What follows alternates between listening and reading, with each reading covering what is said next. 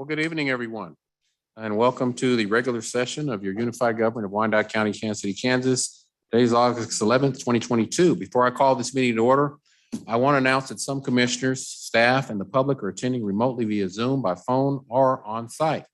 All participants joining by phone should mute their phones when not speaking to avoid background noise. During this meeting, please make sure that you announce yourself by name and title every time you speak, so that the public that is observing knows who is speaking. This is critical given the number of remote participants and is current guidance from the Kansas Attorney General's office. I will now call this meeting to order. Clerk, could you please do the roll call? Roll call. Johnson. Here. Kane, we have an absence memo. Markley. Here. Stites. Here. Commissioner Stites. Here. He is online. Davis. Here. Bynum. Here. Burrows. Here. Townsend. Here. Commissioner Townsend is also online. McKiernan. Here. Ramirez. Here. Garner. Here. Thank you, Clerk. Tonight's invocation is going to be given by Commissioner Harold Johnson of the Faith Deliverance Church of God in Christ, immediately followed by the Pledge of Allegiance. If everybody could stand.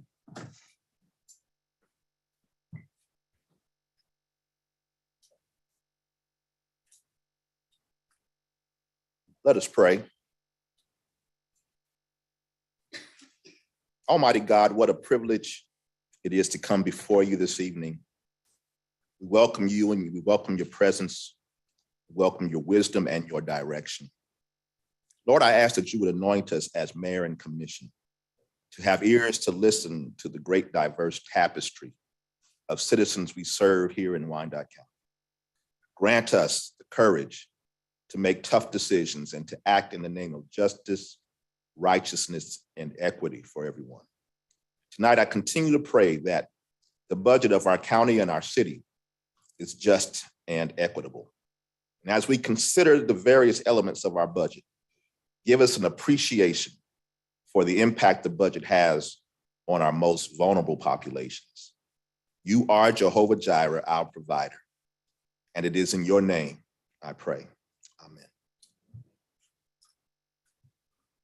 Allegiance to the flag of the United States of America, to the republic for which it stands, one nation, under God, indivisible, with liberty and justice for all.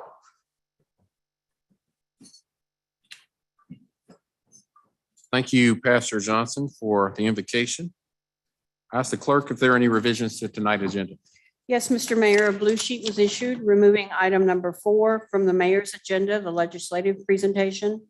Also removing item number 1 from the consent agenda, which is an ordinance resolution amending the code provisions for open burn and remanding the item back to standing committee for further discussion. There's also a change in the order of the agenda. A proclamation for the Week of the Wiz in Wyandotte County will be read first. Those are all of the changes. Thank you, Clerk. That takes us to the mayor's agenda. Clerk, I believe that you have a proclamation. Before you read that, I'd ask that the team from the Wiz come forward. This group did an awesome presentation in Wyandotte County. I believe they were part of the school district. These young people really showed true talent and what Wyandotte County has to offer in their presentation of the Wiz. So, Clerk, as they come, could you read the proclamation? Proclamation, whereas the Kansas Academy of Theatrical Arts since 1990 has promoted positive citizenship through involvement in the arts by generating a sense of positive self-image in young people, creating an appreciation of multicultural arts, helping the current generation become a creative asset to the community, launching youth into the world of work, and building moral character. And whereas Christie's Academy of Dance inspires a lifelong love of dance in each student, and we believe that every student can enjoy the spirit and soul of dance, regardless of body size or image. A whole child approach permeates the dance studio, which has created a family atmosphere full of joy and creativity. And whereas the Kansas City Public Schools is a nationally recognized urban public school district located in Wyandotte County, and the largest school district in Wyandotte County, and the 5th largest school district in the state of Kansas, with just over 22,000 students enrolled, all benefiting from the district mission of inspiring excellence, every grown-up, every child, every day.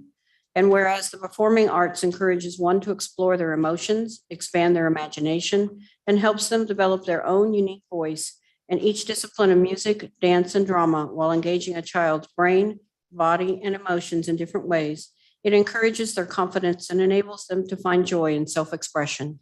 And whereas the partnership the organizations above successfully created to host local auditions and selected talented youth performers, produced the script, and create a display of imaginative sets and clever interpretations on a familiar theme, The Wonderful World of Oz. And whereas their production of The Wiz provided an exceptional display of family-friendly, fun, and inspiring artistic entertainment to over 800 Wyandotte County residents and friends over a 3-day run. Now, therefore, I, Tyrone Garner, Mayor, CEO of the Unified Government of Wyandotte County, Kansas City, Kansas, do hereby proclaim July 28 through 30, 2022 as the Week of the Wiz in Wyandotte County, Kansas City, Kansas, and urge all citizens to recognize the importance of arts.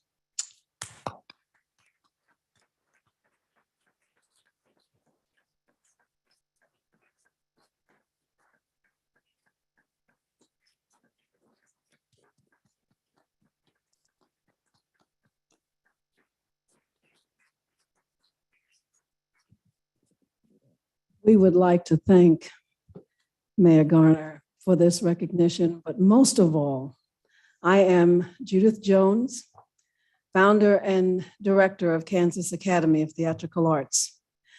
And we have, for 30 plus years, planted seeds right here in Wyandotte County.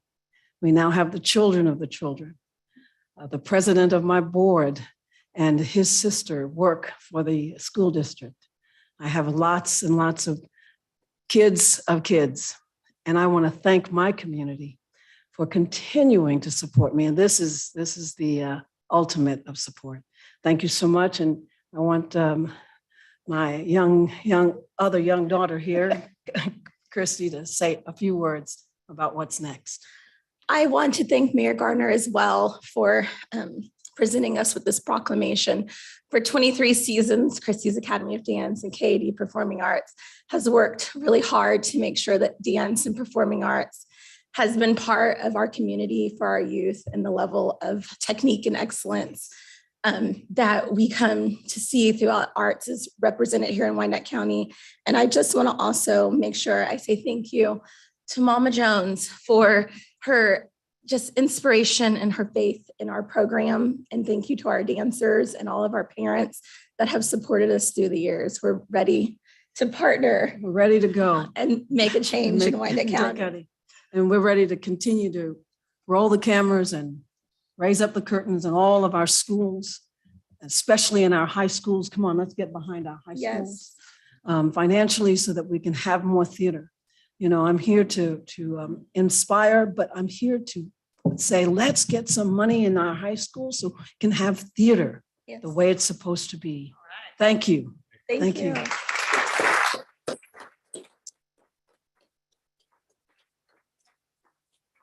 Commissioner Markley. Thanks, Mayor. I just wanted to say that Mrs. Jones has indeed been making a difference in lives throughout this community for many, many years. I still have a yellow brick road suit of tails for performing The Wiz at Turner High School. So she does amazing work, and it's good to recognize her tonight. Commissioner Stites. Are you able to hear me? This is a gift for the mayor. He had to have a costume.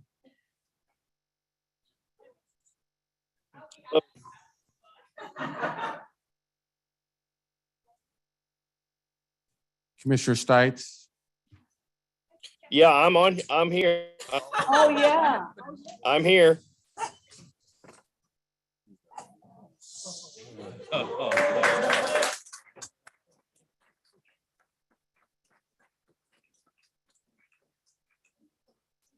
The hat on. There you go. All right.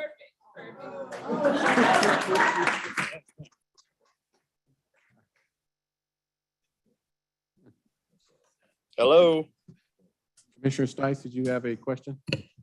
can you hear me? Okay.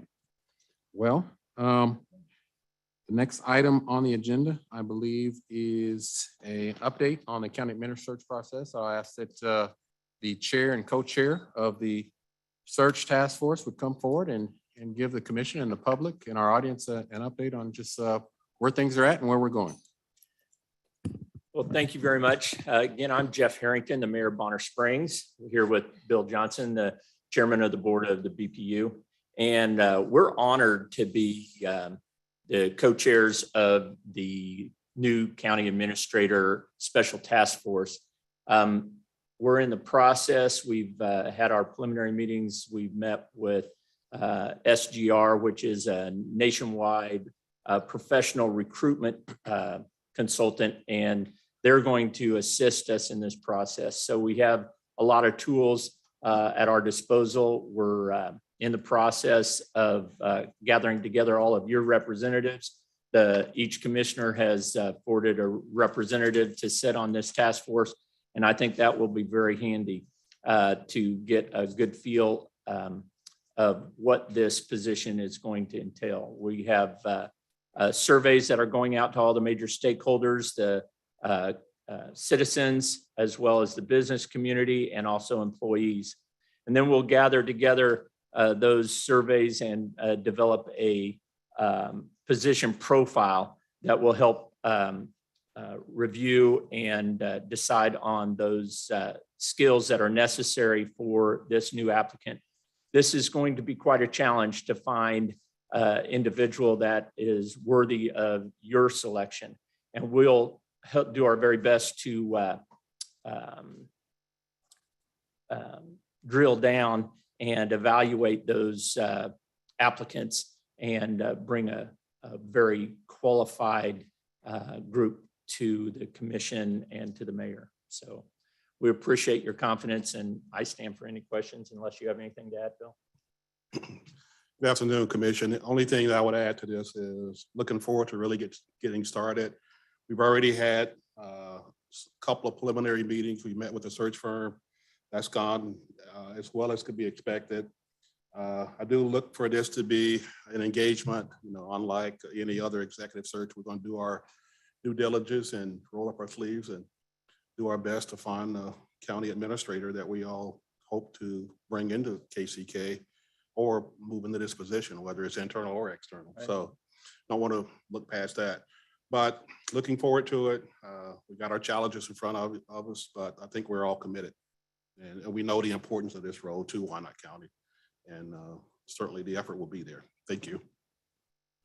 Thank you. We have a question from Commissioner Ramirez. Thank you, Mr. Mayor. Just more of a statement rather than a question.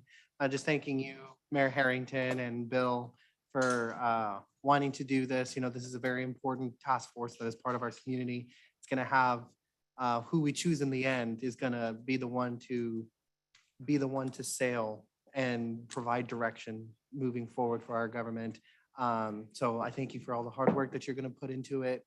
And I know I have my primary appointment. Let me know if I need to get my secondary. Thank you. Yes. Thank you. Thank you so you. much. The next item on the agenda will be an infrastructure bids report. It will be from the Director of Public Works, Mr. Troy Shaw, and it's about the recent bridges closings.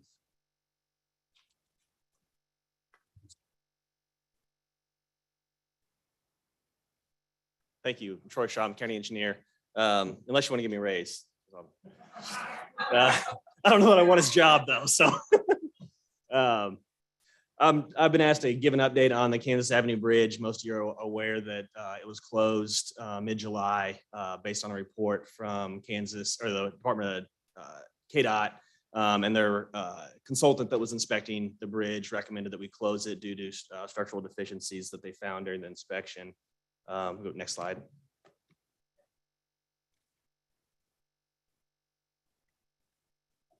Thanks. So for those of you that aren't real familiar with this bridge is shared between Kansas City, Kansas and Kansas City, Missouri. If you look at the slide, the yellow portion of it is the Kansas side, the blue portion of it is the Missouri side. So We have about 40% of the bridge. Missouri's roughly 60%. However, our portion of the bridge is more expensive because it's over the river. So just a real quick update on the bridge. And I will note that this bridge is also just over 100 years old too. So it was built in the early 1920s. So which is a fascinating structure from an engineering standpoint. So next slide, please. This shows a few of the findings that they found, some of the structural issues. The one on the left, you can see the picture top left is a rocker plate that's on our side. That's what a really good looking one, considering it's 100 years old. And then the one on the bottom was right next to it. That's a failed one. So you can kind of see the comparison between the two. There's also a lot of rust issues and deformations that we found throughout, as well as smaller issues like that are on the right, some which become safety from vehicular standpoint. Next slide. So what we've done since the bridge was closed in early July, we've started analyzing it, working with local consultants to figure out what costs would be for temporary repairs to get that bridge open until we can find a way to replace it. So looking at the cost, it's roughly 1.6 to 3.3 million, depending on what all needs to be done once we get further into it. Kind of noted some things that would do. But what I will note with this is if we did open it with temporary repairs, the bridge would likely still be severely load restricted. There may be limit to trucks that can go on it. It may just be passenger vehicles. We don't know yet. You'd have to do a load analysis on it. We'll also note that any repairs we do would be a Band-Aid. It would be what we could do until we can get it replaced. If we did these repairs, I can't guarantee that a year later when they do the inspection, they won't find additional issues that need to be repaired. So that's just kind of some notes as we're looking into it that we have. I also want to note about the replacement side. We had previously started talking to the city of Kansas City, Missouri about this project. I think 3 years ago, we even had meetings with them about this. There was no money available at that point for something like this. However, with the grants that are out there right now, we've even I think a week before this actually had to be closed, we talked to KCMO about the infra mega grant and applying for that. And they their mayor was on board. So we have started down the path of getting an application together for that. I have two notes here. The bridge replacement is somewhere between 90 and 120 million just for the bridge structure between us and KCMO. And then the bottom one is looking at it holistically from 7th Street on our side to Southwest Boulevard on KCMO's side and making a complete project out of that. So we're just pursuing both options because sometimes we have a better chance of getting a grant if we include some of the street and infrastructure in with it and that as well. So it's just part of what we're looking at when we're looking at that replacement. I will note that actually today we found a potential grant through KDOT that may help us pay for the repairs as well. So we're looking into that too. I don't have a whole lot of information on that yet, or if it's eligible, but there's an opportunity there as well. So we'll continue looking into that. Next slide. And that's all I had. I said I'd get it done quick, and I'm willing to take any questions that you have. Commissioner Ramirez. Thank you, Mr. Mayor. I think this question is maybe hard to answer. How long do you think the temporary repair will either last or be in place? We really don't know. So what we repair, if we repair like that rocker plate that was really bad, when we repair that, that's not going anywhere. That will be fine. That'll be fixed. But kind of if anybody's ever done plumbing, if you have a really old water line and you go and a water line breaks in one spot, you fix that weak spot, it finds the next spot. That's the weak one and it breaks. So that's part of the fear when you do stuff that's 100 years old on a metal structure. So we can't necessarily answer it, but there's certainly an opportunity that if you fix it, we won't have to do anything until we can replace it if we are successful in getting one of these mega infra grants to do that. But there's also the possibility that we'll be back in the same spot next year with another issue that we would have to close. So, okay. Well, thank you. I knew that would probably be hard for you to answer, and I'm happy that the Public Works Department, they do a pretty good job of it, of leveraging state and federal dollars that are out there with grants. So thank you for that. Thank you, Commissioner. Commissioner Bynum. Thanks, Mayor. I just wanted to get some clarity for us and the public really around the bridge. And if we were to get a federal grant tomorrow, let's say for upward of 300 million and do the whole thing, we're still looking at 3 to 4 years, I would say. I'm asking you for your professional opinion, and I'm basing my opinion on the 7th Street Bridge over the river that we did jointly with Missouri. And it was a long time. And then now we're looking at the 18th Street Bridge replacement, which is a KDOT project. However, they won't even start that till 2025. So there's a lot of pre-work and then of course, construction, and that's all if we had the grant right now. So can you speak to that for us, please? Yes, correct. So if we had the money tomorrow, let's say, I think what we would look at initially is alternative delivery. Those of you that are around how we did Turner Diagonal, how quick we built that bridge from the time we started digging ground to it being open to traffic. I think there would be opportunities with that, with this project as well. And there would probably be opportunities, let's say we did the whole $300 million from one to the other, that we could phase it so that, all right, well, let's get that bridge done first so we can possibly get traffic moving while we do other work on different areas. So, and the alternative delivery would certainly help us with that. If we went the traditional design bid build, it would certainly take longer because you have to have a full set of plans, 100% done. And then you have to bid it, and then you have to get the contractor on board who has to order all the metal and whatever they're doing. So, yeah, I think construction wise, from the bridge standpoint, you could probably build the bridge in 2 years. But if you had to do the design first, you got a year or two of design and then the bid and then the build. So we will be looking at the alternative delivery would be our first option. Thank you, Commissioner McKiernan. Thank you, Mayor. Troy, thank you to you and your team for this inspection and for taking immediate action when it was time to do that. As important as this bridge is to all of our businesses and residents of Armourdale, I'm just going to tell my fellow members of the commission that I am ready, if we do not find any grant funding, to move every mountain to try to get funding so that we can, as soon as possible, make stabilizing temporary repairs, even if we get this open on a limited basis. I think it's really critical for the folks in Armourdale. I've got a few businesses that I've learned of that get trapped between trains that block Kansas Avenue and a closed bridge, and there's nowhere to go. So I do think that it would be in all of our best interests if we were to get this back open. I support that. Would you say that this bridge failure kind of underscores the point that you and other folks in Public Works have made in our subcommittee meetings recently, that we need to be more proactive and more intentional in funding ongoing maintenance and repair of our assets? Yes, I think, and coincidentally, this makes a great point because we've been talking for the last year about infrastructure needs and bad or good time and everyone look at it. It just, to that point, it really demonstrates the need of the overall system. And I would say to my fellow commissioners, I made this point a couple of weeks ago, you can pay me now or you can pay me later.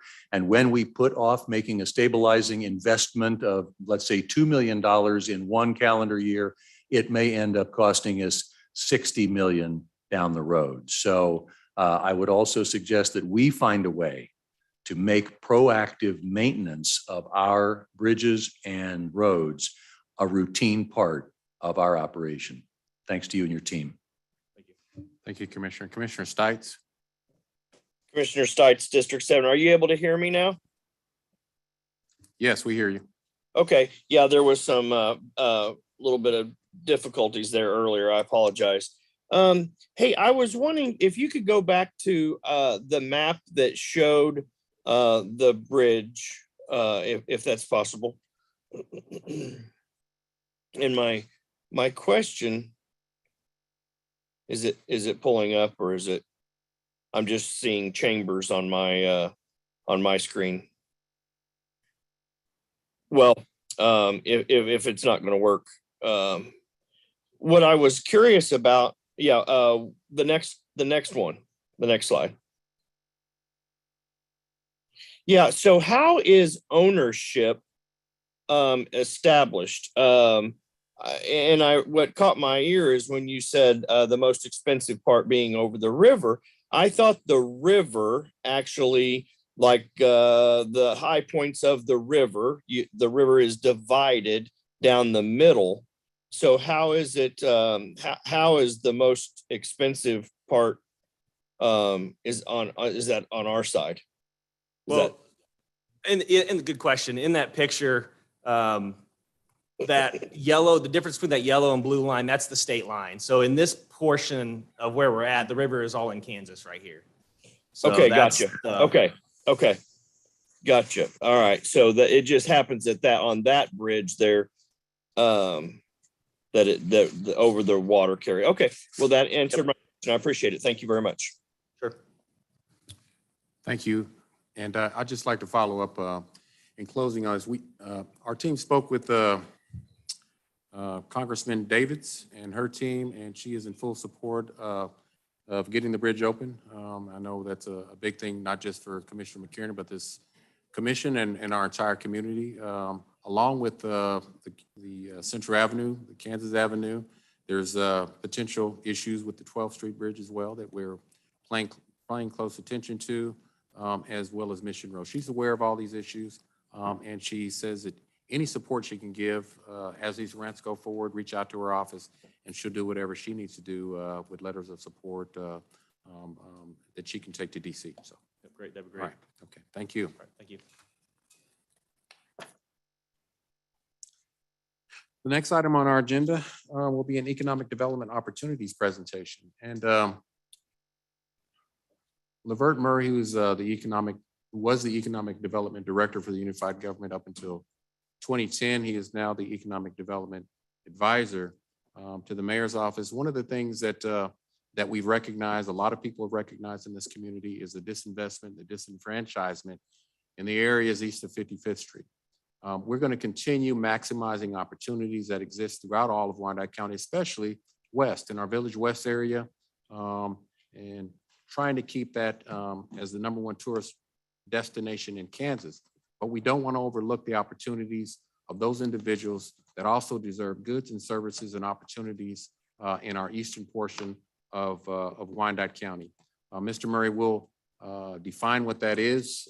He stepped away, but basically that area east of 55th Street is from 55th Street going east, I-70 going north to State Avenue, which includes Indian Springs, and then the northeast, the downtown, Armourdale, Rosedale, as well as Argentine.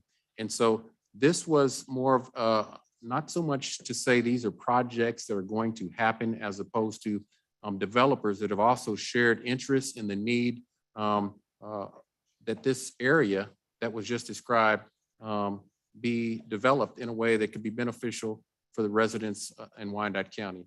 So we can, that whole notion that a rising tide will lift all boats.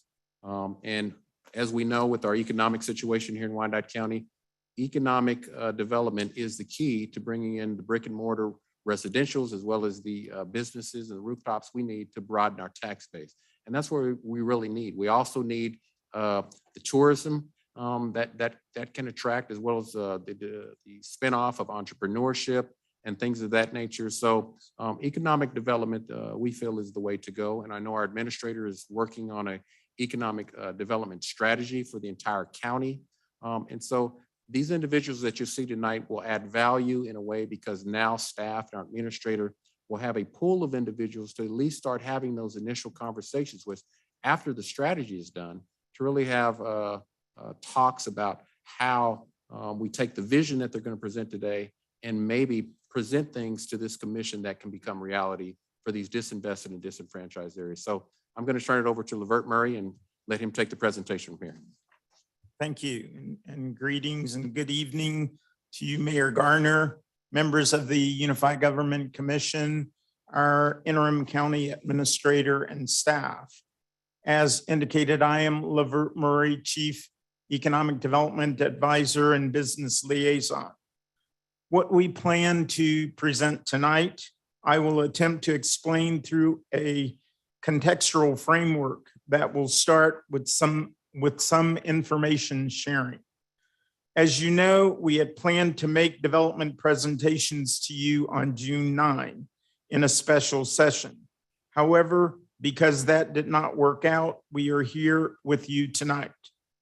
A number of presenters, developers, and builders who were scheduled to present on June 9th had conflicts for tonight. However, that does not diminish or dampen their interest in partnering with you to help rebuild our urban core east of I-635 or east of 55th Street.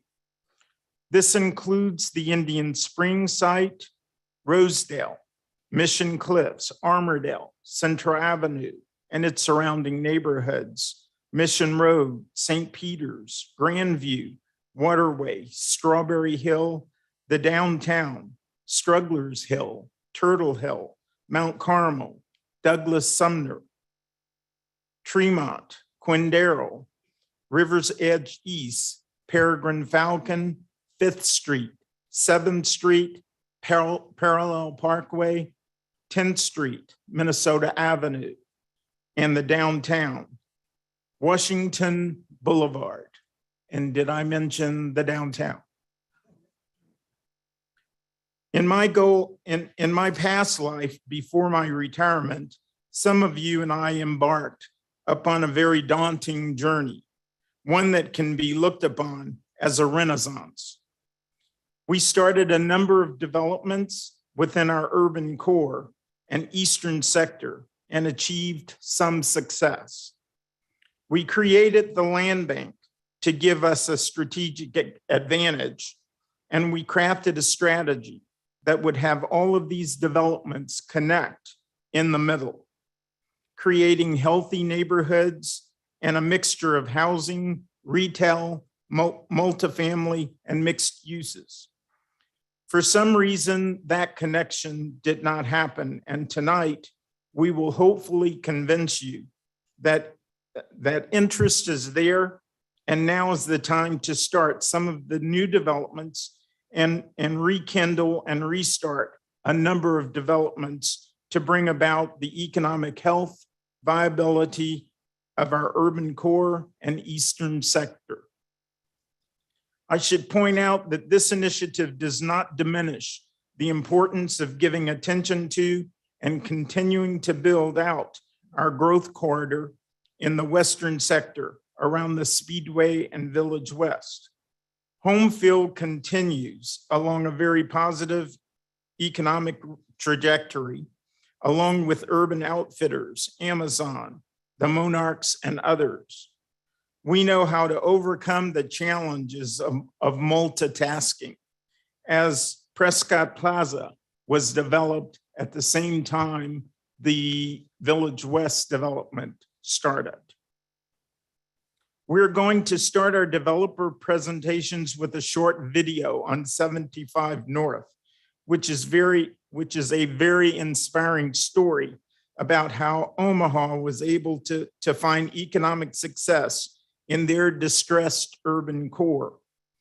The 75 North Revitalization Corporation was founded in 2011 with one purpose: to facilitate the revitalization of a healthy, sustainable, mixed income community in North Omaha. We hope to better that experience, or at least get to where they are within our eastern sector. Mayor Tyrone Garner and I visited the 75 North development and walked away most inspired. You will hear them talk about demographics and data sets that are very similar to the characteristics of our urban core.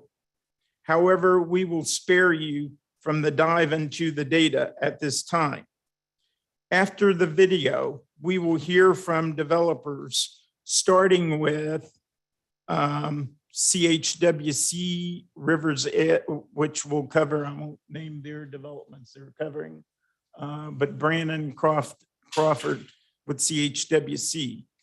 Now, if you'll permit me to do some coordinating here. So after CHWC, because we've been working on this all day on how the developers will come forward, there will be Douglas Sumner Neighborhood Association, followed by Bill Johnson of the BPU. You okay with that? Followed by Dwayne Williams, 12th Street Heritage. Followed by Wyandotte Development or Wyandotte County Economic Development Council, and Greg could not be here tonight, but Monica is here for him. Followed by David Block. You okay with that? Followed by Oak Impact, Eric Murray. Followed by Kansas and Missouri Builders and Developers. That's what I've referred to you. Are you okay with that, Billy? Okay.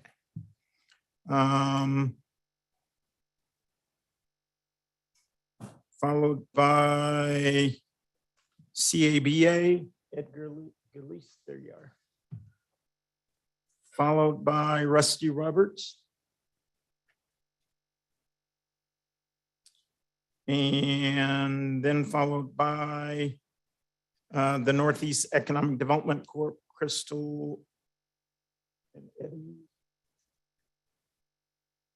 Followed by David Haley. So thank you and forgive me for having to do some housekeeping. But I would ask Monica, can you start the video on 75 North, please? Thank you.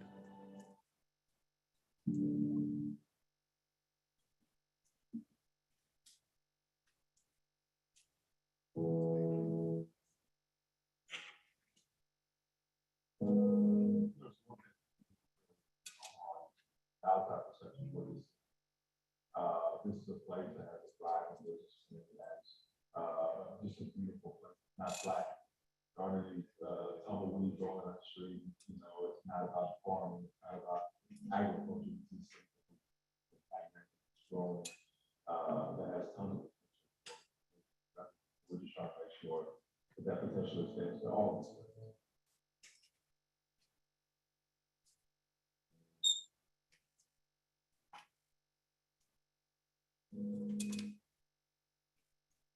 I think the really cool aspect of project is the opportunity that we have here to serve as a development and investment, not only in the high, but also the broader national market.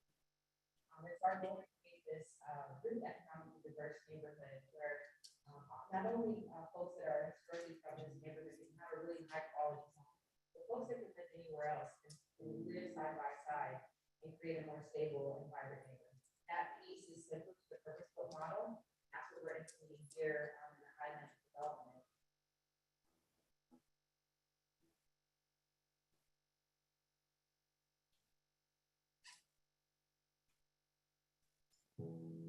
You know, you spend a lot of time a lot of effort and money on the route called a goal project.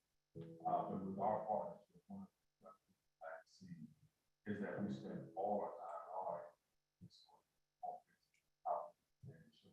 right? So they are in a large public urban school district. Oftentimes that kind of gets off the shuffle with our partnership. Reinstalling all of my phone was that right.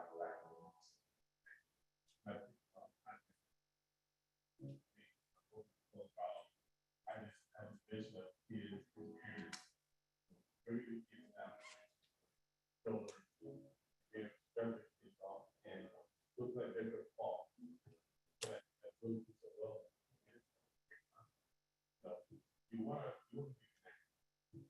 the first school is kind of hard.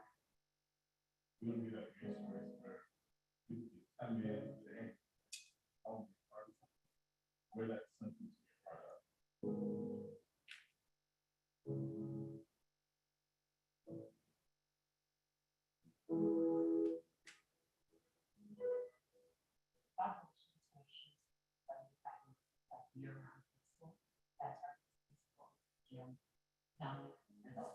We're really targeting people who might not otherwise have access to opportunities like this and also sit at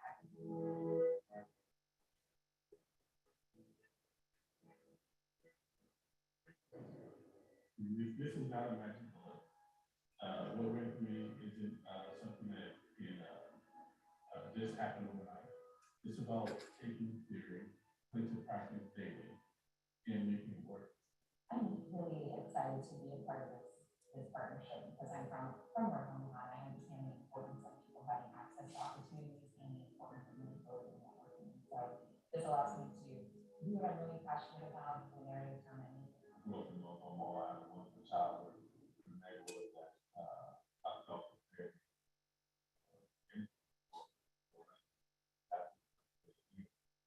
And I feel good that it's happening, that something is happening in North Carolina.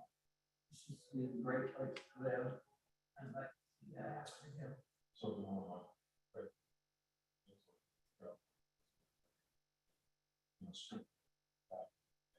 that's a great value for more time. You know, did this place help? So we are.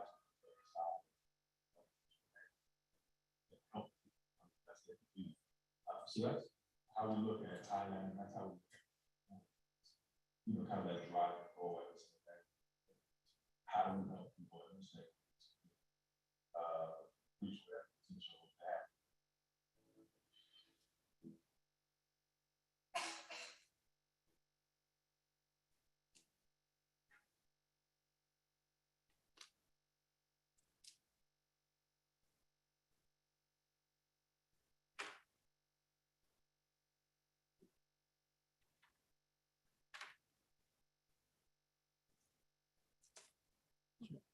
Thank you for watching that video on behalf of 75 North. They would have liked to have been here tonight, but they are committed to assisting in our efforts in any way they can. So you can expect to see them in the future. We now have CHWC. Hey all. So I am delighted to see lots of friends and partners in this room and lots of new faces in this room. I wasn't quite sure what to expect tonight, but when Levert asked me to come and talk a little bit about CHWC's work in Kansas City, Kansas, I never turned down an opportunity to do that. And it occurred to me that while many of you know us well, we've been working together for many, many years, you may not know us well in the last couple of years. We've done a lot of new things over the past 3 years, and we have a lot of new things in the pipeline. And so I really am grateful for this opportunity to talk a little bit about where we've been and where we're going, and to specifically focus on some of our work that's kind of in that boundary inside the 635 loop, which has historically been the bulk of our work that Levert asked me to talk about tonight. I am stalling, obviously, because I'm not sure if the presentation is going to come up. If it doesn't, that's okay. I'm just going to get started. So Community Housing of Wyandotte County is a 20-plus-year-old comprehensive community development organization. We're the product of a merger between the old Catholic housing of Wyandotte County and the even older neighborhood housing services of Kansas City, Kansas. In the past 20 years, we have built, renovated, or repaired about 500 homes throughout Wyandotte County. And just in the last 2 years, we've done about 30 renovated or newly constructed homes inside the 635 loop. Well, I say that with the exception of Meadowlark Valley, which is at like 57th and parallel. So a little bit west of the discussion area tonight. We are a community housing development organization, which means that at least a third of our board is constituted of people who live here. And actually it's closer to a half, about half of my staff lives here. We're a nonprofit organization. We're a HUD certified housing counseling agency. So we deliver, housing counseling services, financial capacity building, down payment assistance and other purchase assistance grants, and other kinds of financial assistance. Basically, all the things that a family needs to sustainably become a homeowner. We good? Sweet. Okay. Now, is this gonna scroll, or how's this gonna work? I don't know how that's gonna work. It's a PDF, so I think it has to scroll. Guys, okay, here we go. So one of the things that's happened over the past couple of years that I wanted to highlight is that in addition to all that other stuff that I just said, We are also in the process of becoming what's called a community development financial institution, which means that we have already launched some loan products that are specifically targeted at existing residents in the neighborhoods that we work in to support either down payment assistance for home purchase. As we all know, the costs of homeownership have been climbing faster than incomes for many, many years. And so we've gotten creative and innovative with ways to help more people become homeowners. And critically, home repair and improvement. We're doing both home repair and improvement grants and loans because we've recognized a critical need in the neighborhoods where we're building and renovating for existing residents to be able to reinvest in their own homes. Over the past 3 years, we've taken in-house, we have a general contracting company. We have taken realty in-house, so we have a brokerage in-house now. I have an architect and a planner on staff. So we have a really broad range of capacities in-house that help us really holistically focus on neighborhood developments as opposed to merely housing. You know, we all know that healthy neighborhoods are more than just rooftops. Just do it from here? Okay. Oh, yeah, there we go. Okay. So this is going to get cumbersome. I'm going to do this. I'm not going to focus on all these bullet points. I'm just going to make a couple of points. In 2021 and just between 2020 and 2021, during the pandemic, we built and renovated about 28 houses. We've got some apartments under construction internally, it seems. We'll get to that. We put out about $200,000 in rent, utility, and mortgage assistance, mortgage payment assistance in the neighborhoods that we served, making sure that all the families that we work with were able to remain stably housed. And we helped about 100 people, even during the pandemic, become homeowners in our community. We'll go ahead and scroll down, Bert. Thank you. So I want to focus on a couple of key, there we go. A couple of key developments that are responsive to the target area that we're talking about right now. We were very excited to get started on a development called River's Edge East, which is right at about 18th and Highway 5. We're working alongside Mount Carmel Redevelopment Corporation to build a couple of houses in partnership with them and looking forward to more partnership to come. We've renovated a fair number of homes in the area that we're talking about, and I'll talk about that a little bit.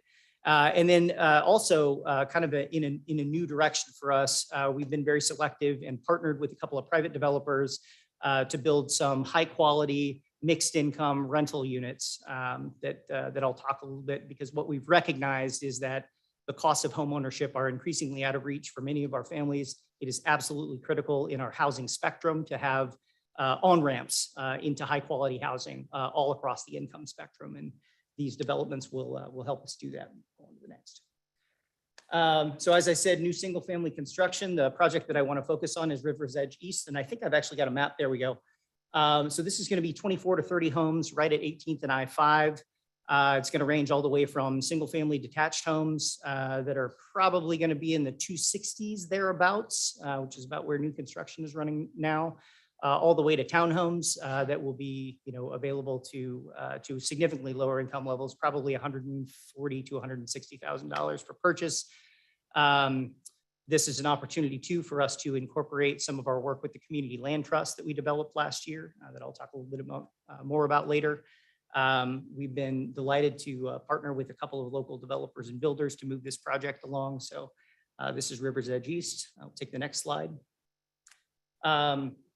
We've also expanded our renovation, again, in response to the rising cost of construction.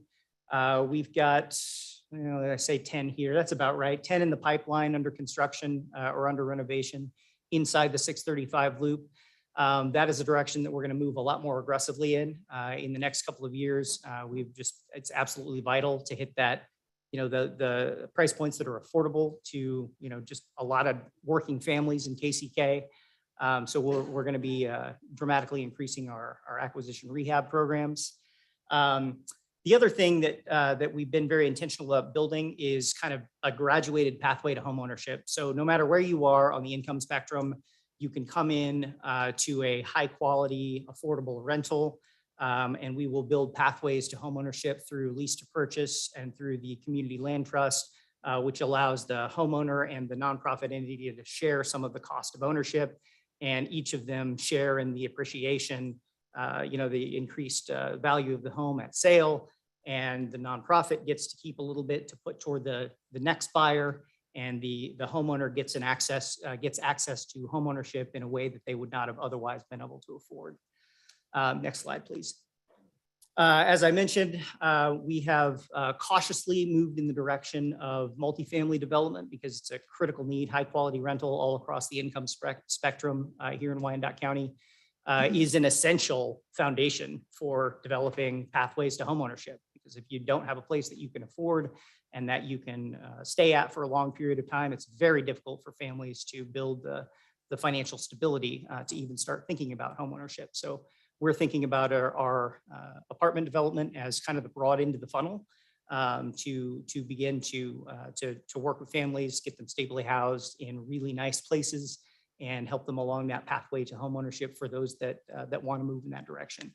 So we've got the Boulevard Lofts, as I quipped. Those of you that know, it's 8th in Washington. It's been under construction for 6,000 years, but it will be finished. I swear to you all, standing here in front of you, it will be finished. It will be beautiful. We are completely leased up already. We actually have been for quite some time, and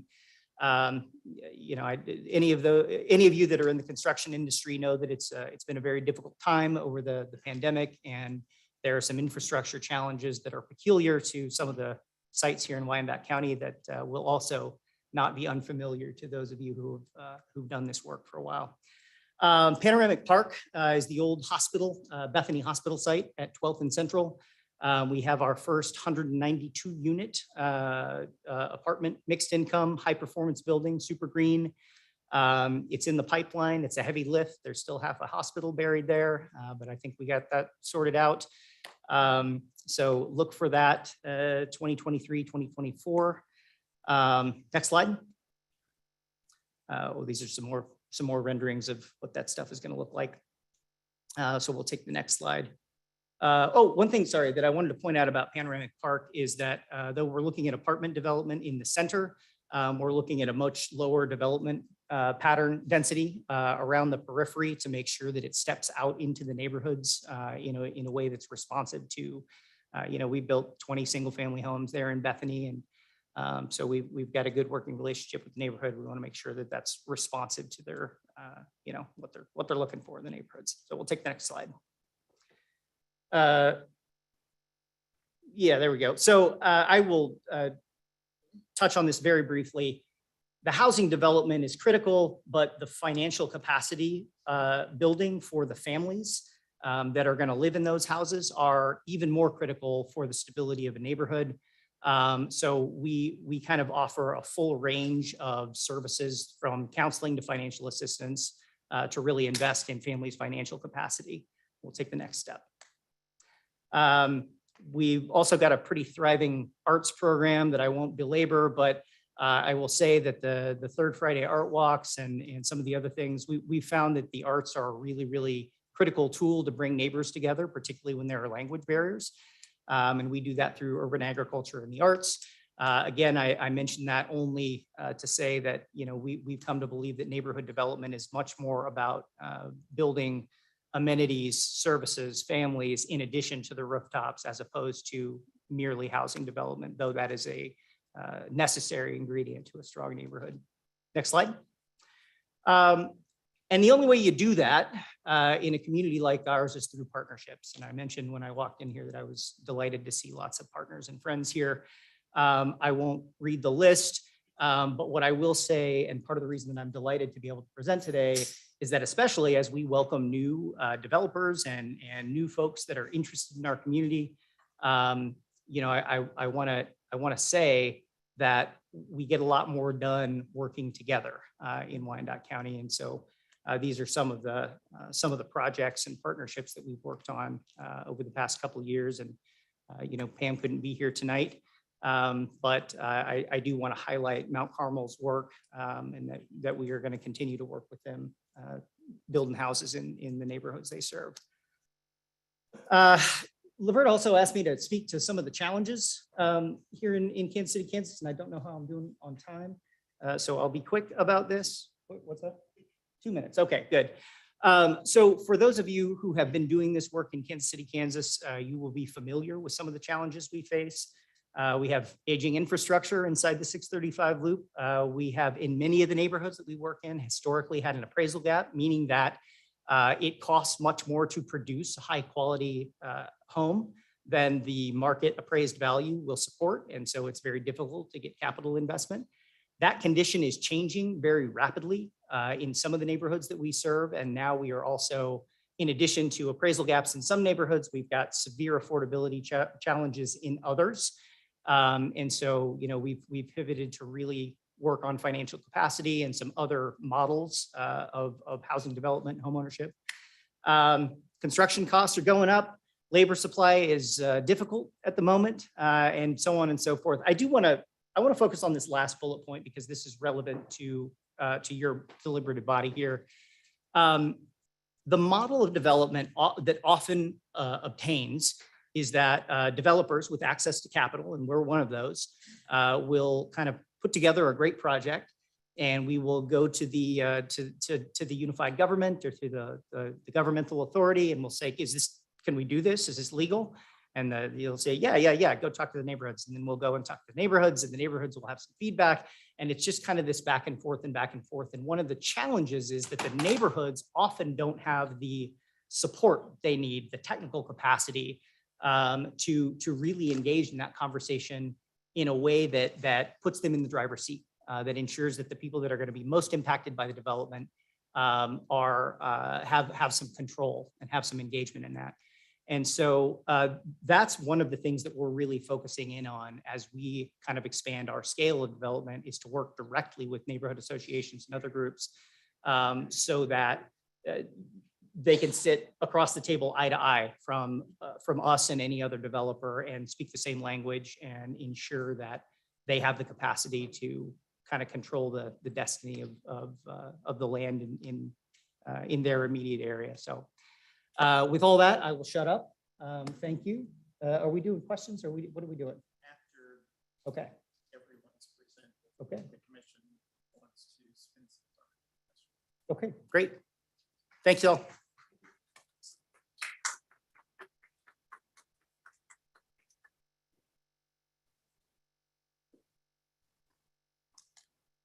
Now have David Block, followed by Bill Johnson.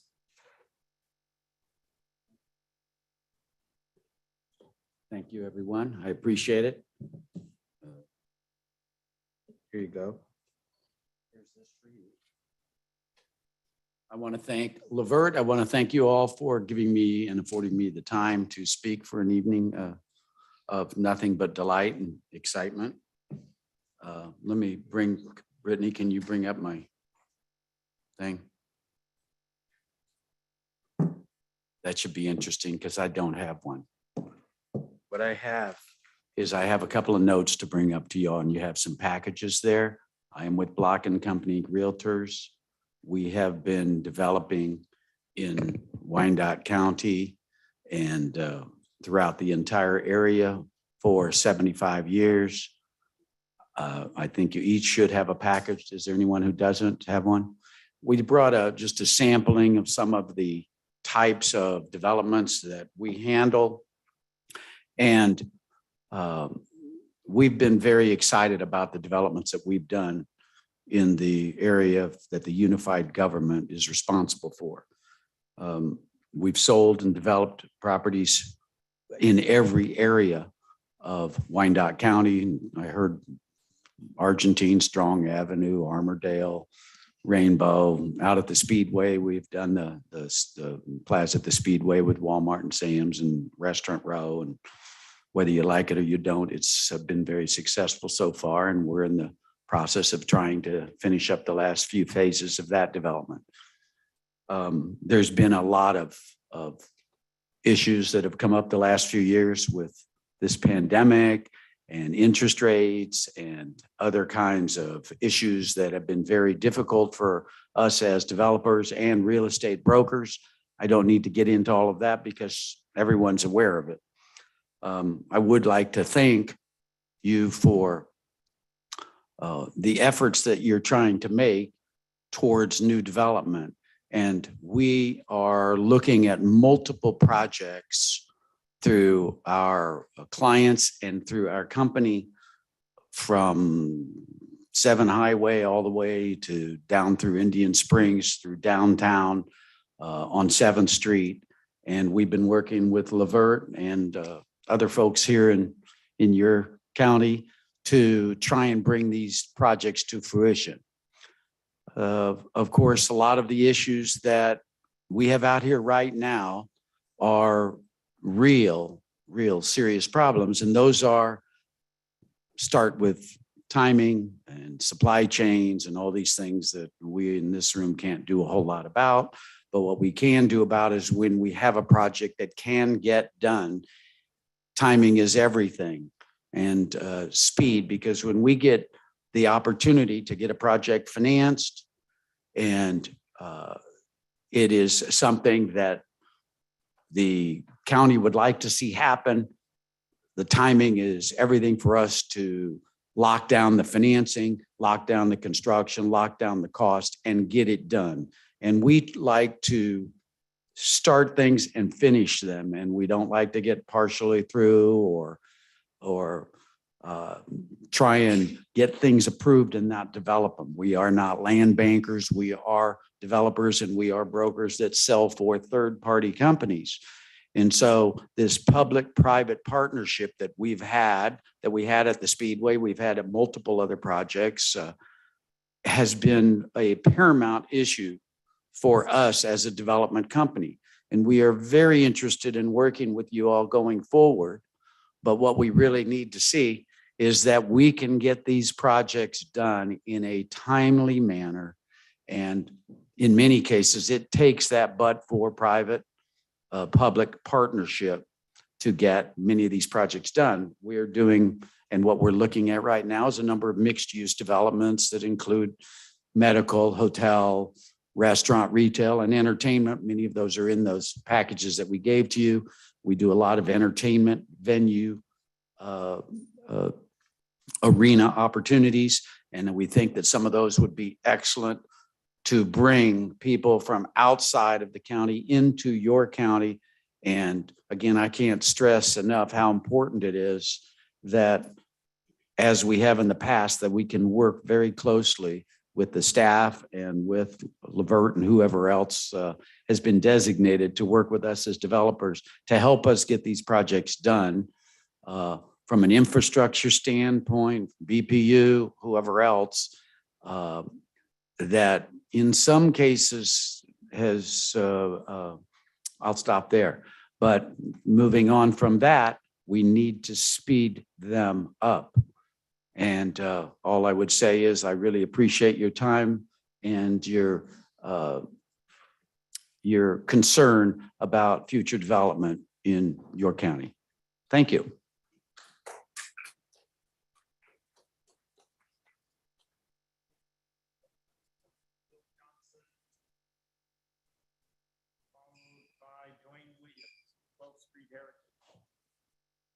Thank you, Levert, and Commissioner, Mayor, County Administrator.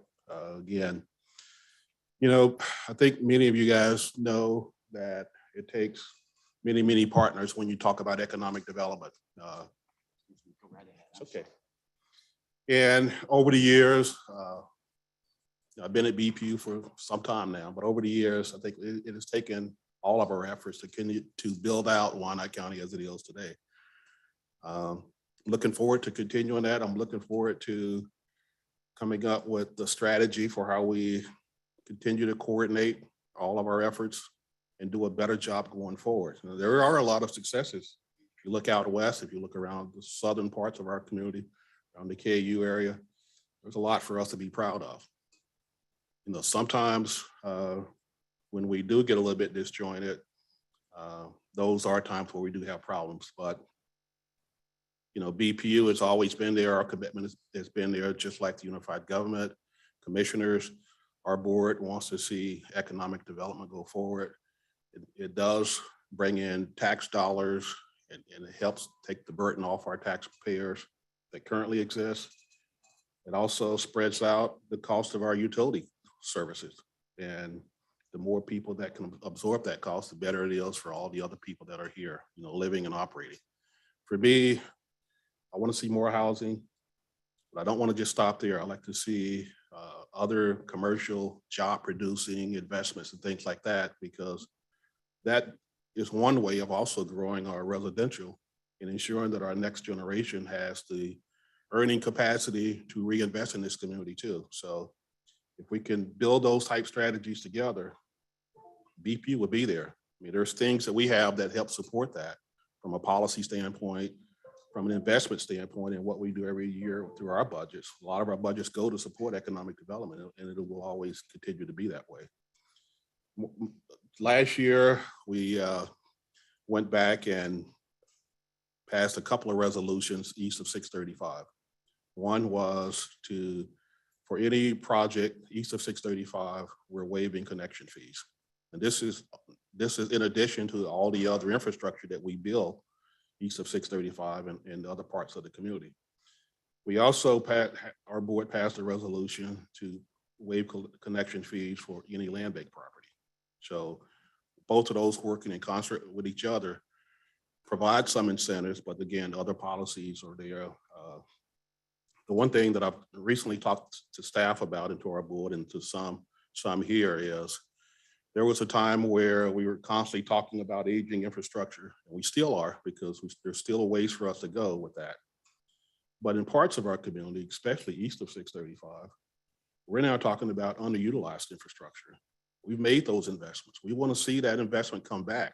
We want to see the utility and the community benefit because of those investments that we've already made that is here today begging for construction and redevelopment in certain areas that are mostly depressed and things that we still want to continue to see develop and grow out to help our community. So thought I'd leave you with that. I didn't have a presentation. Laverne asked me to be brief, so I tried to be brief.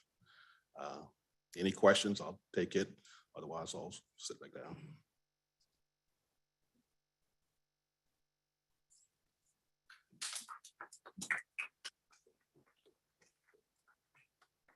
Now have Dwayne Williams, 12th Street Heritage.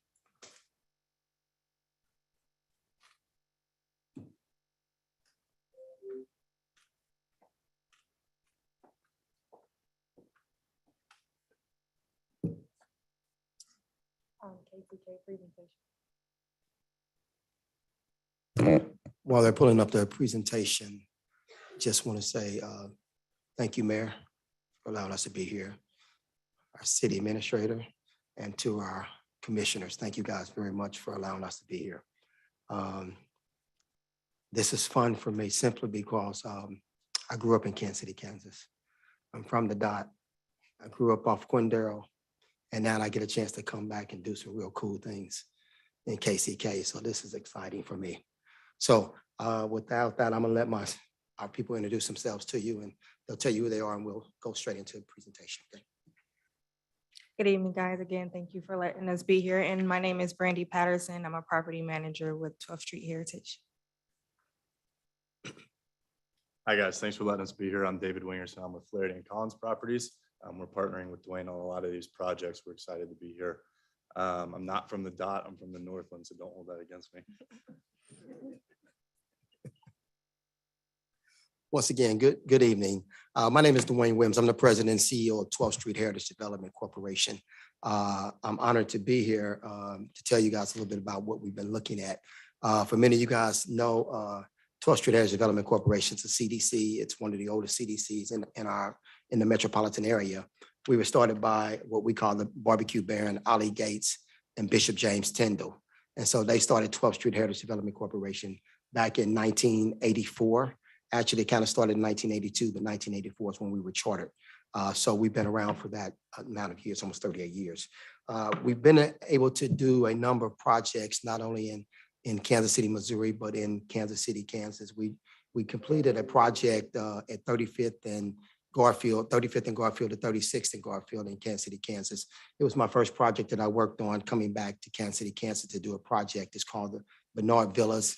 If you haven't seen them, I encourage you guys to go by and take a look at them. And I would definitely love to give you a tour of those villas. It's 24 villas that we built over there, senior affordable housing. Out of those 24 units, we have over 500 plus applications that apply for those 24 units. So obviously there's a need here in the metropolitan area for not only housing, but workforce housing, affordable housing, and market rate housing. So we'll go right into our presentation. We've been looking at, after talking with Levert, we had a chance to do an assessment around the city area, and some of the areas we've been looking at go from 5th and Washington, right there on the corner, starting on 5th and Washington, and goes up to Mason, it's a Mason Temple. Right there, we're looking at putting a development site right there, which would go, which would be some workforce housing and affordable housing, which would go right there on that corner to go up 5th and Washington up toward where the church is right now, right in front of the Old Liberty Douglas State Bank. That's a prime site that we want to do some work on. We're also looking at, and if we can, next slide, please. So just so you know, we are a company that have the expertise and the capability of doing whatever development that's out there. Our partners are Flattery and Collins, who are a $3 billion company who's done over $3 billion worth of development. So those are the individuals that we're partnering with. So whatever project we take, we have an opportunity and we have the availability to complete those tasks and those projects. That's the site, just a quick site plan. That area right there is from 5th and Washington up toward Mason Temple, down toward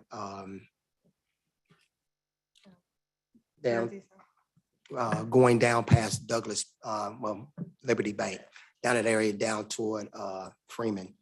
Looking at that area right there, we're looking at then coming from Freeman over to what, down to 5th and Parallel, going over to right around toward the Leavenworth Road area. There's a large amount of land right there that sits on that corner that we've been looking at. We're looking at a total between the market rate and affordable housing. We're looking at a total probably bringing somewhat rooftops, probably somewhere between 700 to 800 units of not only market rate, but affordable and workforce housing to this complete area over here. We visualize a downtown, this a booming downtown. When I look at workforce development and affordable housing, we look at housing that does not look like affordable housing, that does not look like market rate. We're in the midst of your downtown area, and we want to bring something that revitalize the area. We're going to move on, just talk a little bit about a project that we're looking at 4th and Washington. And I'm going to let David give a little talk about that, and then we'll talk about some other areas that we're looking at developing in Kansas City, Kansas.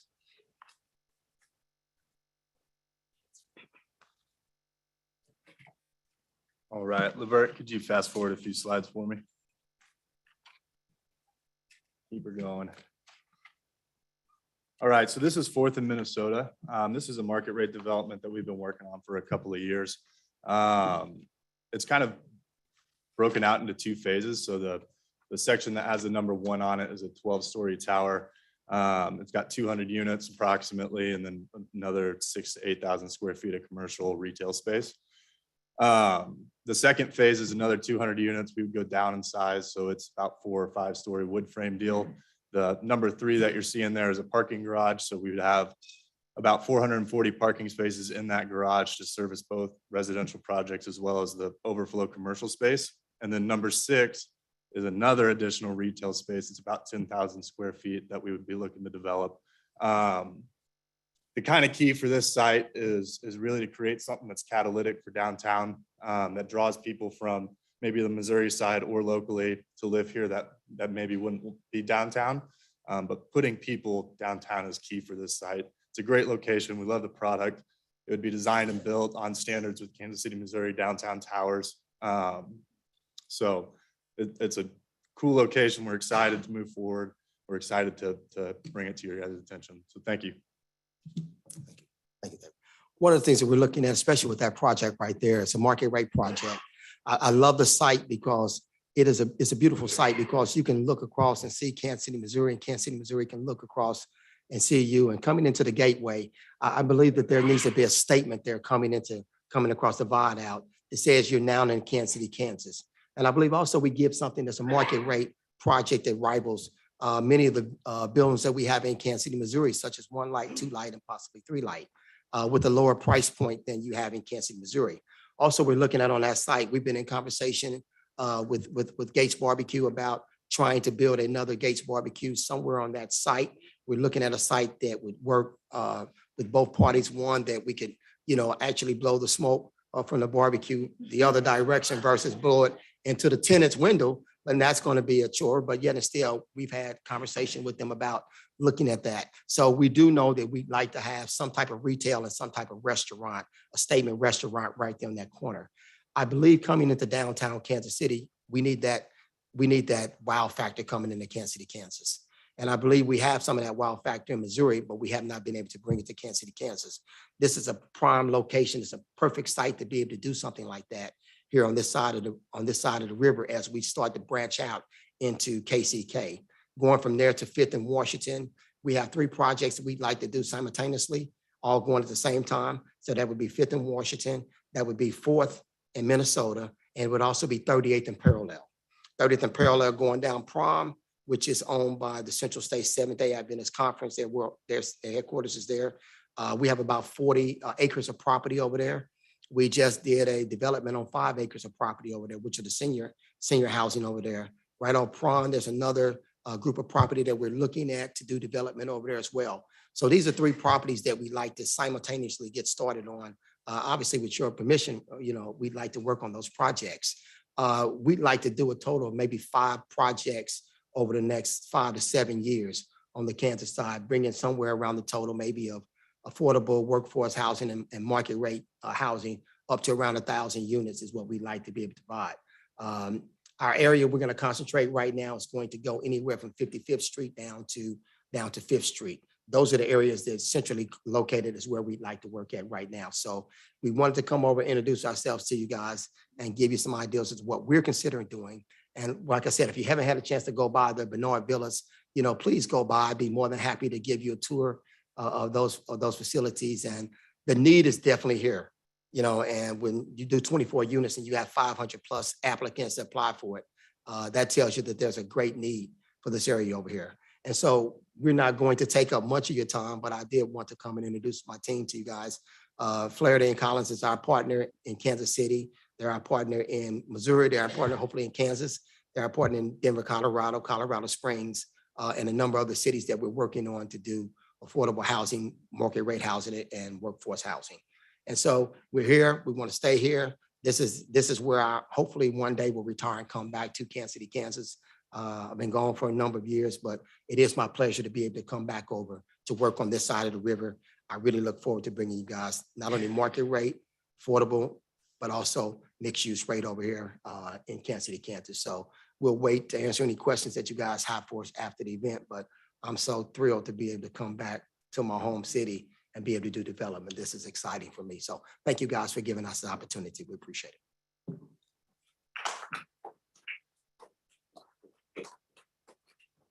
Thank you, Dwayne. We now have Bob Hughes, Peregrine Falcon.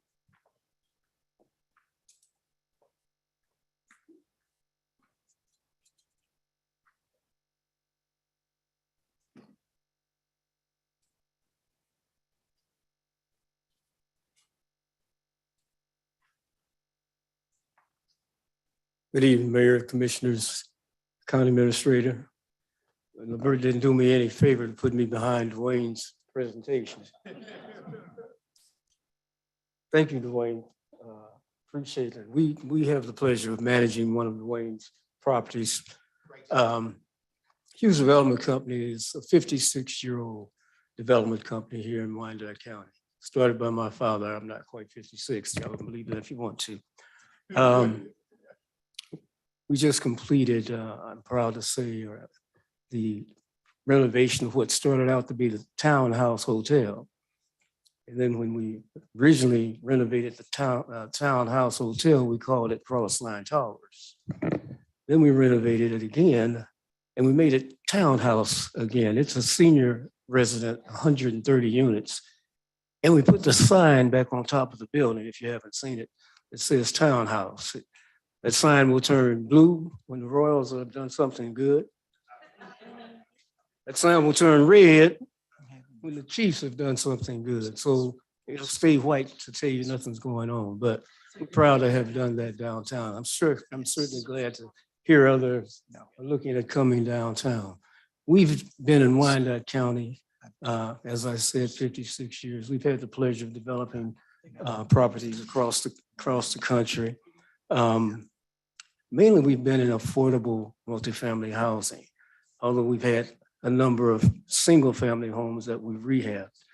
Some reason, Levert and I got together and started talking about Peregrine Falcon some 20-some years ago. And he talked me into doing something I've never done. I don't know if I ever want to do it again, but at that time, if you understand development, you know development has a long runway. And I guess the best way to describe Peregrine Falcon, it had a longer runway than we anticipated. I started in 1998 on Peregrine Falcon.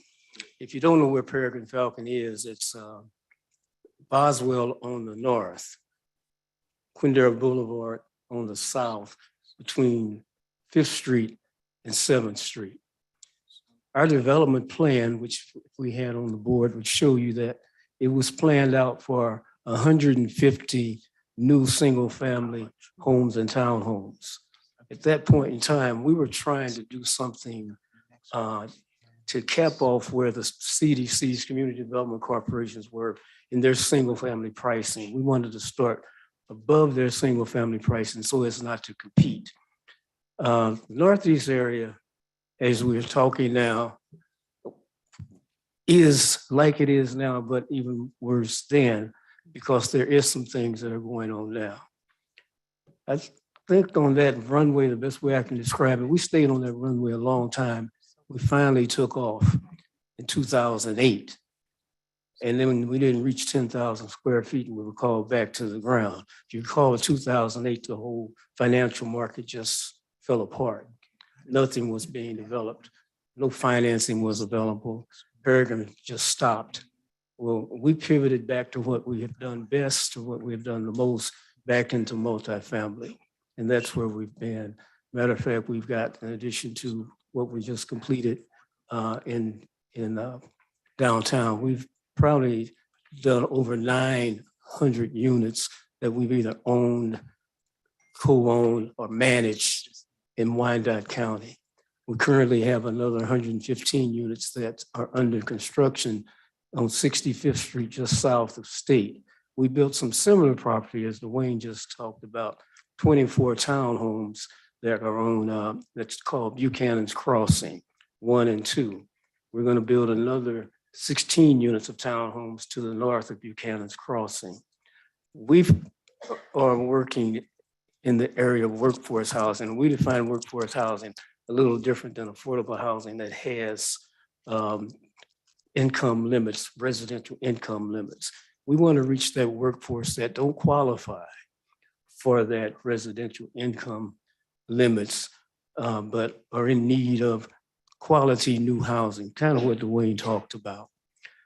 We also are trying to pivot out of having to use government assisted financing, the low-income housing tax credits and others. We think we've hit up on a financing mechanism using 501c3 bonds that allow us to do a more flexibility in reaching that income group that is not subsidized or assisted by any federal or local government. That doesn't mean that we don't need a partner in Wyandotte County.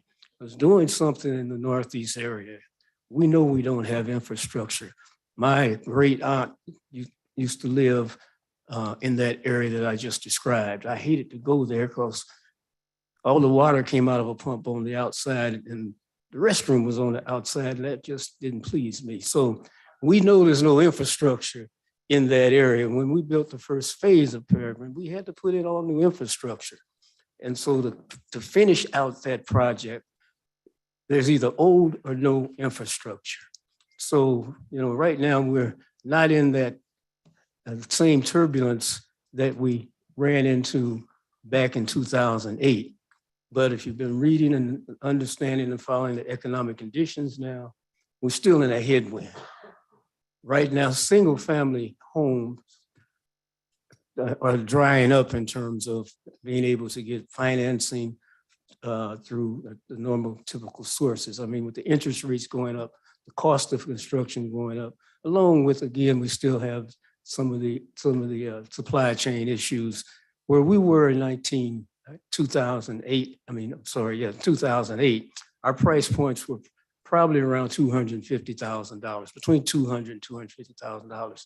That same quality home right now is going to be over $300,000, pushing $400,000. The cost has just changed. The only thing we had to sell back in 2008 to compete with what was going on out west in Piper and other places was try to do the same product. But the land cost is where we tried to reduce and get some incentive. Most urban redevelopment areas, from a single family standpoint, the incentive that the buyer is looking for is some kind of tax exemption. Well, Peregrine was developed, the infrastructure used TIF. Well, that's a contradiction because the city needs the TIF to pay for the infrastructure, but the buyer wants tax exemption. So again, there's that's part of the headwinds in terms of trying to do single family development in an area where infrastructure is desperately needed. How do we get there? I'm not here trying to make an answer to that, but I'm really saying we got to partner. We got to lock our hands and heads and figure this out. And that probably applies to everybody who's getting ready to speak or has spoken. Thank you for giving me this time. Sorry I didn't have a picture to show you. Oh, I grew up in Wyandotte County also. I graduated from Rosedale was still a high school when I graduated.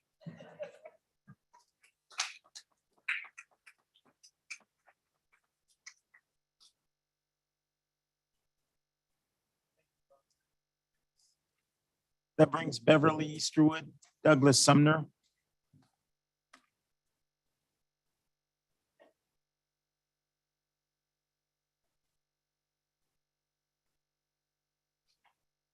Followed by Oak Impact Group.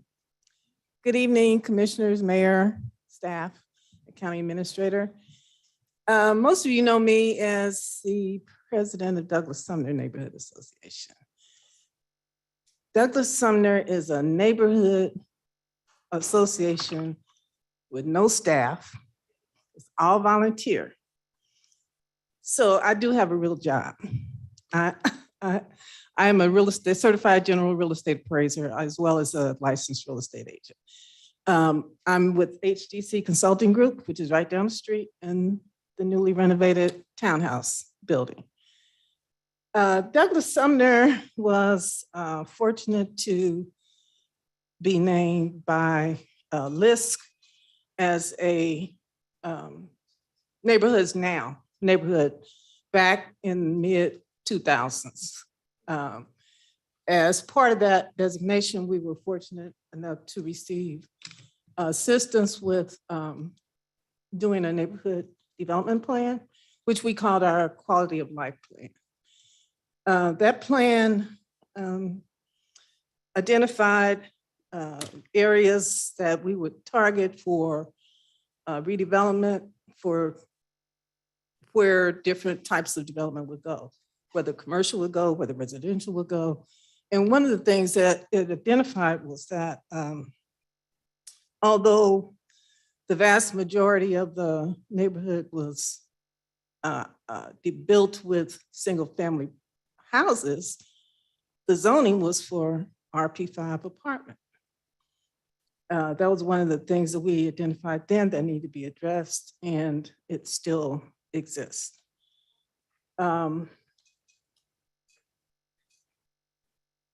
We have Douglas Sumner's boundaries are from 7th Street to 10th Street, Washington Boulevard to Parallel Parkway. And within that small defined area, we have close to 200 vacant lots.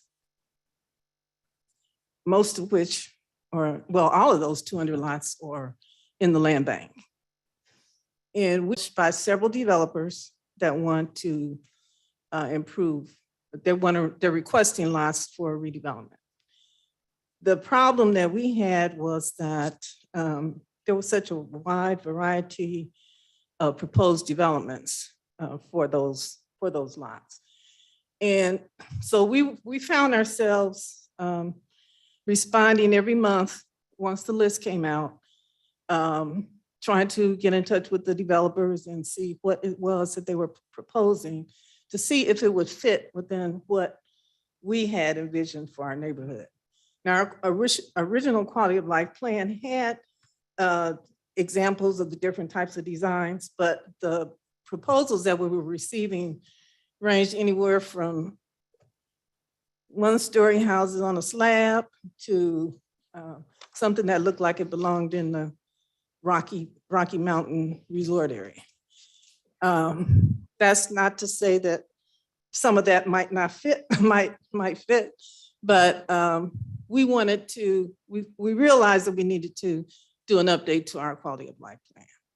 So we have termed that our land bank strategy. And we've had 2 meetings so far. We're going to have 2 additional meetings where we're trying to bring in the stakeholders, all people that have interest in the neighborhood. Our first meeting was with developers and trying to get from them a feel for what they saw as challenges in the neighborhood and what they envisioned, how they came up with the plans that they were proposing for our neighborhood. We're going to have 2 more meetings we're going to have one on August 27th and another one on September, I can't remember what date that is, but whatever the first Tuesday is. And try to push forward with our plan. One of the things that we found out also, in addition to the zoning being a challenge, because since almost the entire neighborhood is zoned for apartments, that was a lot of the proposals were that we were receiving. And because it's allowed by zoning, it's natural that the developers are going to try to get the highest density that they can because that makes them the most money. But we have had discussions with the developers and we're coming to some consensus in terms of them being aware of what it is that we're looking for, as well as what they think that they can provide. Bob Hughes mentioned it in his comments that one of the problems that we have also is lack of infrastructure. There are infrastructure gaps in our neighborhood, and as you know, that's one of the most expensive things that developers will encounter is putting in new infrastructure. But that's something that we will be addressing in our future meetings. And we want to let the commissioners know that that's something that we need and hope that we can come to some consensus in terms of how to provide that infrastructure so that new development can take place. I didn't have a presentation, but I am from Wyandotte County. Grew up right down the street from Sumner Academy. It was Sumner High School at that time, though. But I think Melissa came in the new Sumner institution, and they built it across the street too. So I live right down the street from Sumner. That's when people could drive up and down the street. But anyway, we want to work with all the institutions that are in. We're fortunate to have 9 churches. We have Sumner Academy, which, as you know, is one of the top high schools in the country. And we have Douglas Elementary School.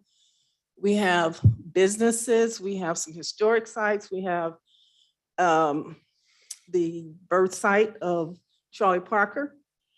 And we want to build on the historic nature of the historic sites that are in our neighborhood. We do have some challenges.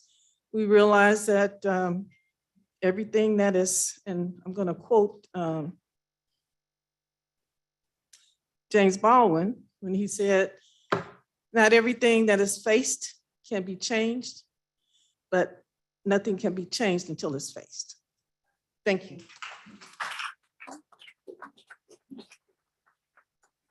Thank you, Beverly. We have representing Greg Kendall is Monica. Good evening, Mayor and Commissioners. Thank you for taking time to discuss growing our community past 55th Street. The focus on the east of 50th Street. I'm Monica Breedy, the Senior Director of Workforce Solutions and Business Retention for Wyandotte Economic Development Council. I want to start with expressing appreciation for opening dialogue, for ideas, for making it clear that all ideas are on the table. Ultimately, those ideas come forward will have to be met with decisions that answer a number of questions. Questions like, is there a market, both from those seeking to invest and by the community of consumers for what we desire to develop? Is it sustainable once it's built? Is the infrastructure and land available made it work, which many people have mentioned infrastructure tonight? And what new policies and incentives may be needed to advance the conversation forward?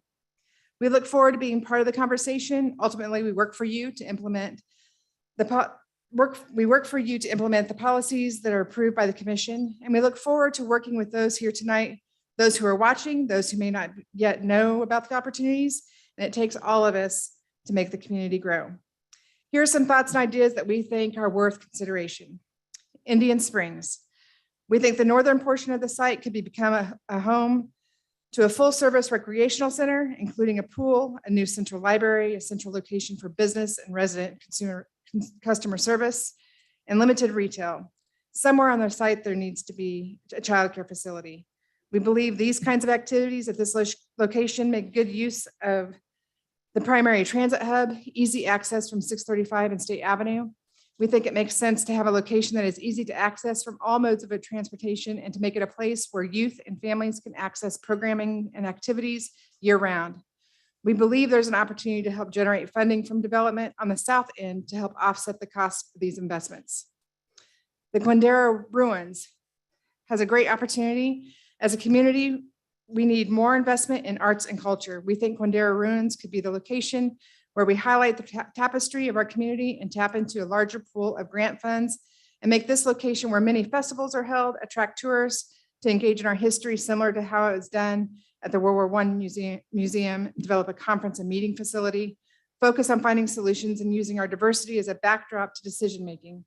Additionally, we think mixed-use development with residential and retail is plausible. We also think there are health-related organizations focused on health equity would be a good partner at this location. One of the considerations we think is important at this location is direct access from I-635. Conferencing and meeting spaces are important to be bringing people together within our community and helping bring external audience into the community. I remember years ago coming here all the time for conferences. So the Reardon Convention Center does not meet today's needs. It has not met our needs for several years. Whether it's the location or some other downtown location, we support having one that is useful, utilizes high technology, and is a place that we can bring pride to our community. We estimate it could take over every bit of $15 to $20 million to renovate and add a floor to the current facility. We think the current location could be redeveloped into other uses, and perhaps a new facility could be built somewhere else, like the Quindera Ruins or Indian Springs. We were very pleased to be part of the discussion some months back involving Juniper Gardens, along with Groundworks, NRG, and the UG Urban Land Institute and Housing Authority, and many others. We support a mixed-use development in that area, and we lean more towards construction of new housing rather than renovating those that are there and including a new business park. We're super excited that the KCK Public School Board approved the moving forward with discussions of the new downtown library. We fully endorse that investment and know there is a need for a new library to help meet the needs of the residents, small businesses, and entrepreneurs into the future. So the library provides so many wonderful resources, and we know the value that people looking into living in our downtown place on the kinds of amenities and programming libraries provide. And honestly, we think it's time to move forward with the new library, since there was a $2 million increase in the property tax rate specific to this purpose that has been collected since 2015. Now is the time, and we appreciate the school board moving forward with this discussion. Central Avenue is one of our county's best kept secrets. There's a great opportunity to build on the organic investments that have been made and fully recognize that corridor and its potential from one to the other. We know there are others represented that have some specific ideas, and I think there is more alignment with those ideas than most might suspect. We are also advocates for seeing Central Avenue as a true connector to this side of the Kansas River. The area beneath the Central Avenue Bridge is not utilized to its fullest potential, and we know that the work done by the KC design team shows how that area could be utilized. We see the connection to the trail system along the river and that location being an opportunity for additional investment and to supporting the existing businesses already in that corridor. In the interest of time, we won't go into every project or neighborhood where there is opportunity, but we do want to make mention of the University of Kansas Health System and what that means to this community and their location on the state line with Missouri. We think that we have to take steps to improve Mission Road, which was also mentioned earlier, from I-35 to the county line and identify an east-west connection back to KU. The hospital is a unique asset to the region, and in that number of patient tourists coming into the community for treatment is astounding. We have an opportunity to develop housing, retail, hotels, biomed facilities in support of what KU does, in addition to their own investments, as they gear up for a future cancer institute. Having the infrastructure and plans in motion to accommodate these developments are important. To be complacent on this means those investments most likely go to Missouri or Johnson County. There are a multitude of specific areas that we could speak to in Armadale, downtown, the Northeast, and even Fairfax. But in the interest of time, I want to focus my remaining comments on a couple of overarching thoughts. We need a comprehensive housing strategy that leads to policies. Those policies will provide developers with certainty about what the UG wants and will allow to be built on a myriad of lot sizes, rehabilitation versus new construction, and handling old infrastructure. It must be the UG that creates these housing policies. We can build a lot of things in this community without disposable household income. Much of what we would like is unsustainable. Raising the median household income is critical to attracting retail development, and it's imperative to making new home construction attainable. This is a group effort, and while WYEDC, and our partners like Workforce Partnership and KCKCC are actively trying to figure out the best ways to connect our residents to the jobs in our community, we need more help. There are more than 6,000 open jobs in Wyandotte County every day. Some of them do require more training, and that's why the new downtown KCKCC campus is so important. Not only do we have an immediate need, we also need to be connecting our next generation to the opportunities available here in Wyandotte County, growing our own talent pipeline with our current students. As many of you know, Wyandotte County wages paid are the second highest in the state, but our median household income puts us at 82nd. The jobs we are creating in this community support the kinds of developments we seek, and the key now is connecting our residents to those jobs. These are just some of our thoughts around specific areas and corridors, and we are happy to engage with you all and the team here at the Unified Government, and we appreciate all that you do. With that, we thank you for your time and consideration of these ideas. Thank you. We now have Oak Impact Group, followed by Kansas Missouri Builders, then followed by Edgar Galicia, then followed by Steve Oaks. Are you able to? All right, well, he's working on that. Good evening. Thank you all for having me. Mayor Garner, Manager Harrison Lee, Commissioner Davis, all of you commissioners, really appreciate this opportunity. Friends, neighbors, fellow citizens, really appreciate the opportunity to come back to my hometown. You'll hear that common theme throughout the night, but come back to my hometown and talk about a project that I'm really passionate about. So I want to thank Mayor Garner for how he set the table for this, talking about the disparity in East Side communities. And I think that we have to recognize that that disparity was by design, right? And without going too far into kind of the science and nerding out on it, there's a good friend of mine in East Palo Alto by the name of Stephen DeBerry. Stephen DeBerry is a cultural anthropologist turned real estate developer. And he said, you know, the reason why East Side communities exist is actually really simple. It's the wind. And the fact is, in the Northern Hemisphere, due to the Coriolis effect, the way that the earth spins, the pollution coming off of factories blows to the east. And so think about it like a campfire. And effectively, East Side communities have borne the brunt of of that smoke being blown in their face. That's why communities of color, unfortunately, have higher incidences of asthma and other health disparities. And so this is a social justice issue as we talk about climate justice. Those areas then got less investment. And that's why we're here today to talk about reinvesting in those East Side communities. So again, thank you, Mayor Garner. Thank you, Levert, for the opportunity to talk about that. That's a great segue into what we do at Oak Impact Group.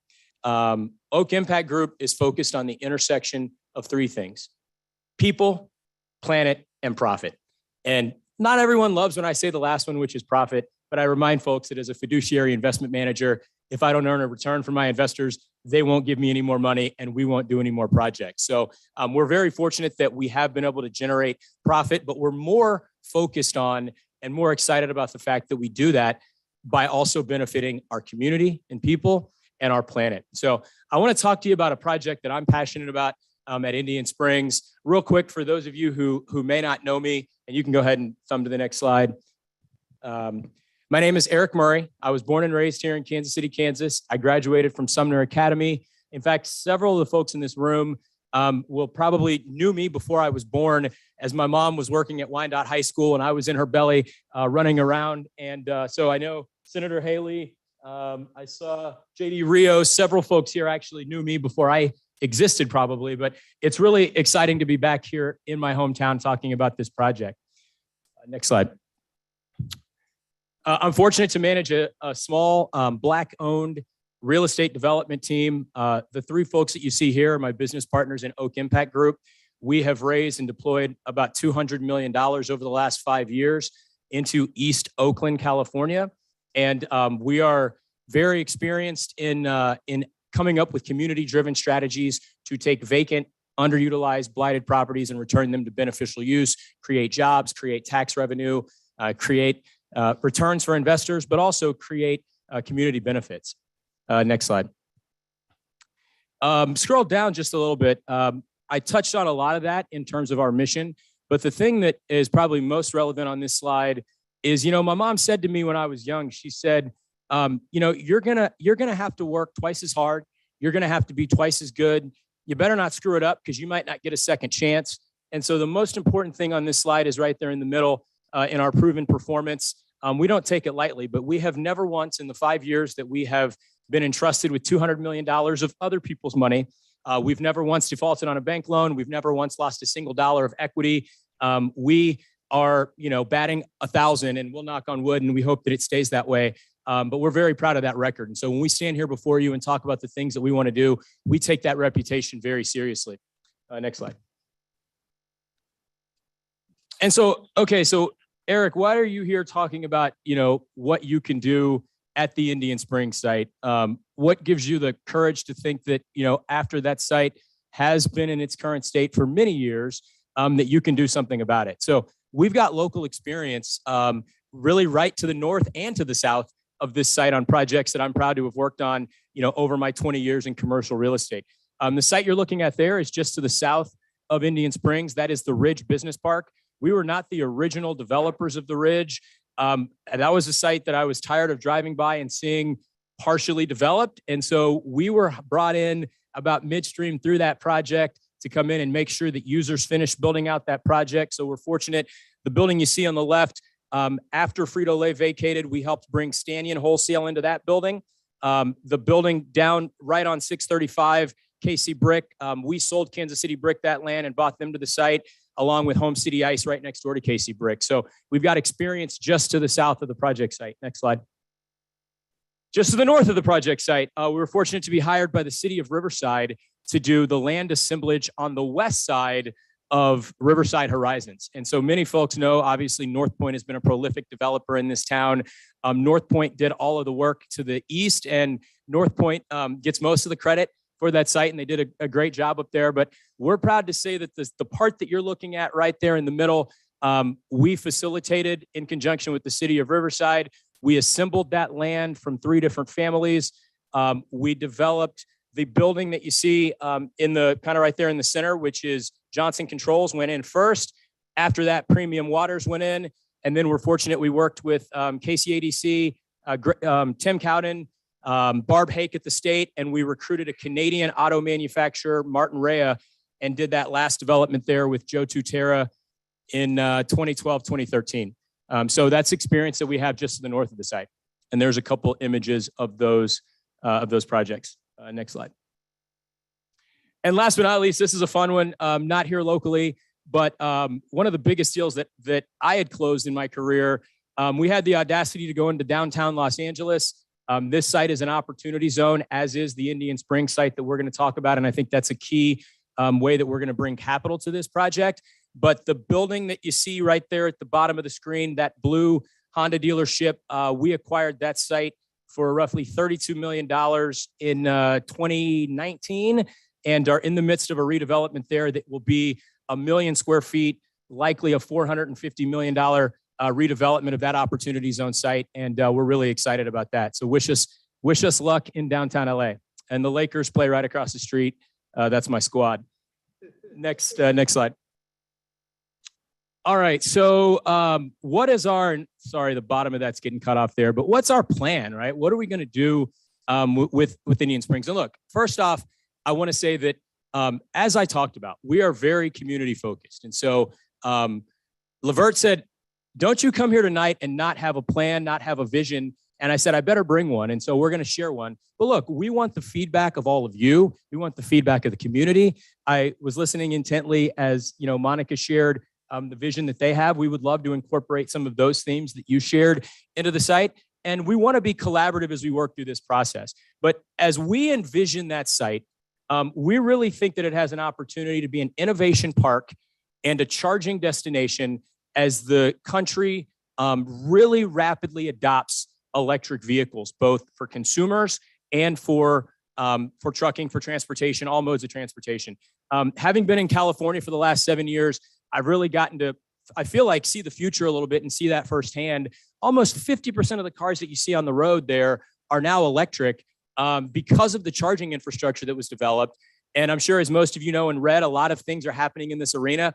Obviously, our region just won a $4 billion battery plant. So that's a hint. We've always been a leader in automotive manufacturing with Ford and General Motors, et cetera. They're a little late to that party, but they're going to come on strong and pump out a ton of EVs.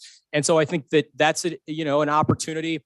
And just for all of those reasons, we think that this is a really viable plan. And so we're envisioning a mixed-use development on over 80 acres. Again, it's in an opportunity zone. This does need to be an innovative partnership between the unified government, between Oak Impact Group, Eastside Innovation, which is a subsidiary of ours that focuses on charging development. We're fortunate that we have a capital partner already identified in this project in Nuveen. Nuveen, just a quick side story, Nuveen's one of the largest investment managers in the world. I think they have $150 billion of assets under management. Nuveen's parent company, TIAA, is led by one of the first and sadly only Black women to be the president of a major bank. That is Tashonda Brown Duckett. And we had the opportunity to work with her in East Oakland through their Advancing Black Pathways program that Chase did. Tashonda, or T as I call her, now runs TIAA. And we're thankful that Nuveen, a TIAA subsidiary, has said, Eric, yes, you can go in that meeting and say, we'll back you from a capital perspective. So I'm thankful for that. And last but not least, obviously, we've got a number of local partners. We'll work with the state of Kansas. Excited to work with BPU. As I was sharing with Bill, a lot of what we're talking about here requires infrastructure. And that's a real benefit to this community. The close relationship that the unified government has with its own municipal utility and BPU, don't squander that. I work with PG&E, Pacific Gas and Electric, every day, and it is the bane of my existence. It takes them 2.5 years to do anything. And the fact that as the world transitions into electricity is going to be for the next 100 years what oil has been for the last 100 years. And that is a tremendous resource that can get Kansas City, Kansas out at the forefront of this. So we're thoughtful about that as well. So there's a couple of images of things that we envision on the site. The image that you see in the center is a next generation. You can actually go to the next slide. It'll talk more about that, but here we go. I'll come back to that in a second. So first off, again, I've talked about it, EV charging innovation. I think that this site, as we know, it sits at the nexus of two transcontinental highways in I-35 and I-70 essentially. And so what better site to be at the heart of ensuring that those transportation nodes, have the charging and infrastructure that they need. So I think EV charging innovation will be a big piece of it. As you see, it's covered with solar canopies and other things like that. Because again, we remember that history of why East Side communities exist. And this is how we are intentional by design to fix that for our next generation. Additionally, next generation last mile distribution, you see high-tech now warehouse and distribution facilities, again, powered as part of that EV and green infrastructure. Hospitality, I understand that hospitality is a need in this community. I'm very fortunate. I had to twist some arms here, but again, unlike developers who will come here and say things hypothetically and, oh, I can't tell you who my partners are, it's confidential. We don't roll like that. I'm thankful to John Lancaster at Choice Hotels. Choice Hotels has said that they will commit to 100 key comfort inn and suites at the site. Another cool thing that Choice Hotels is doing, Choice Hotels launched a program focused on getting more African Americans into hotel development. And so we certainly hope that there will be an African American and hopefully a local franchisee who runs and operates that hotel. And so thankful to John for that commitment. And then last but not least, affordable and workforce housing. On the west side of 47th, you'll see that there's a spot that really works well. And you'll see this in our plan here in a second for some affordable and workforce housing components. And that's a key part of the plan. And then, of course, highway retail. So quick serve, fast food, coffee. These things are symbiotic. As folks come in to charge, we'll be able to generate, keep them there, have dining options, have coffee options in the 15, 20 minutes it takes to charge. Folks will be spending dollars in this community, generating tax revenue. So this is a site plan of what that could look like. And I apologize, I'm probably over my time. I'm kind of long-winded, so thanks for bearing with me, but I'll try to wrap this up briefly. Again, though, this is a first draft and this is round one. We certainly look forward to community stakeholder input, commissioner input, partner input, Bill, Monica, and others. And yeah, without further ado, thank you for your time. I really appreciate the opportunity.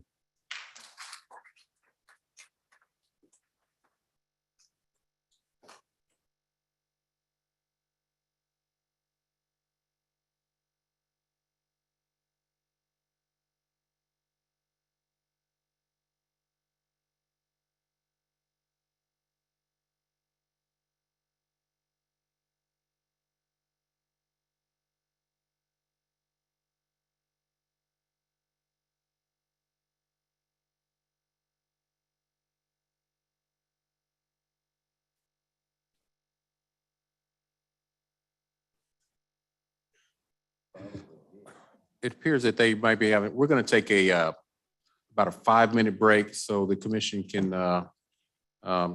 take care of some needs. So we'll come back at 9:10. 9:10 on the dot. We'll start back. So.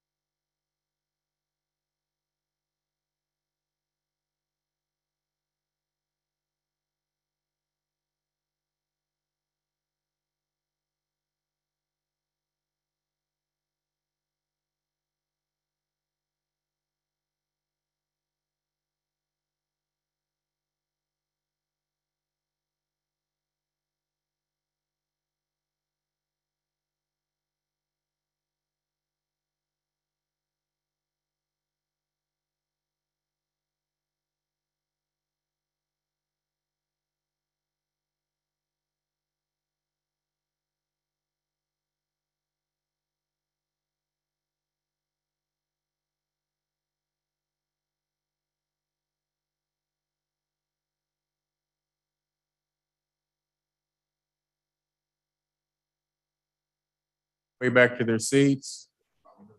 As soon as we get UGTV back up, we will begin the rest of the session. We're good. All right, I'm going to call for order within the chambers at this point so we can get back started. You can take your seats.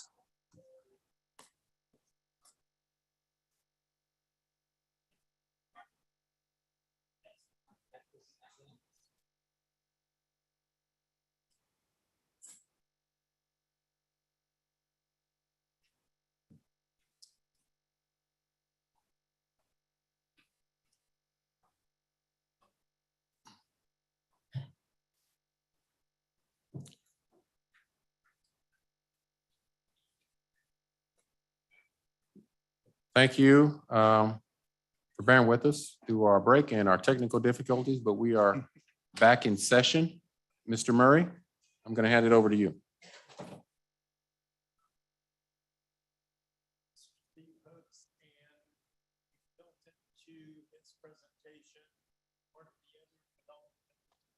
Team.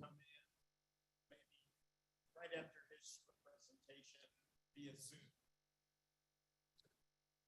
Good evening, commissioners, mayor, and county administrator.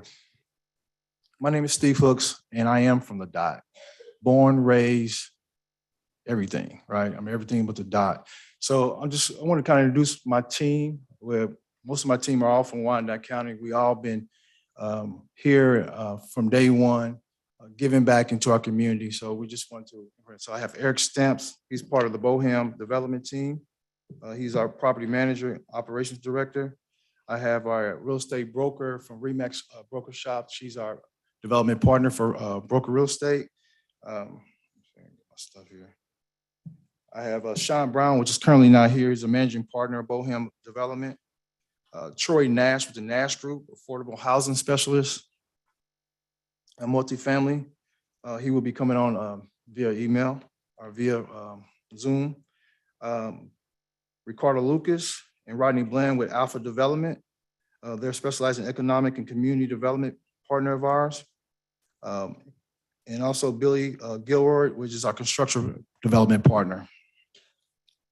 You guys should have a package on your desk. That's correct. Condor Phase 1. You guys should have it on your desk in front of you.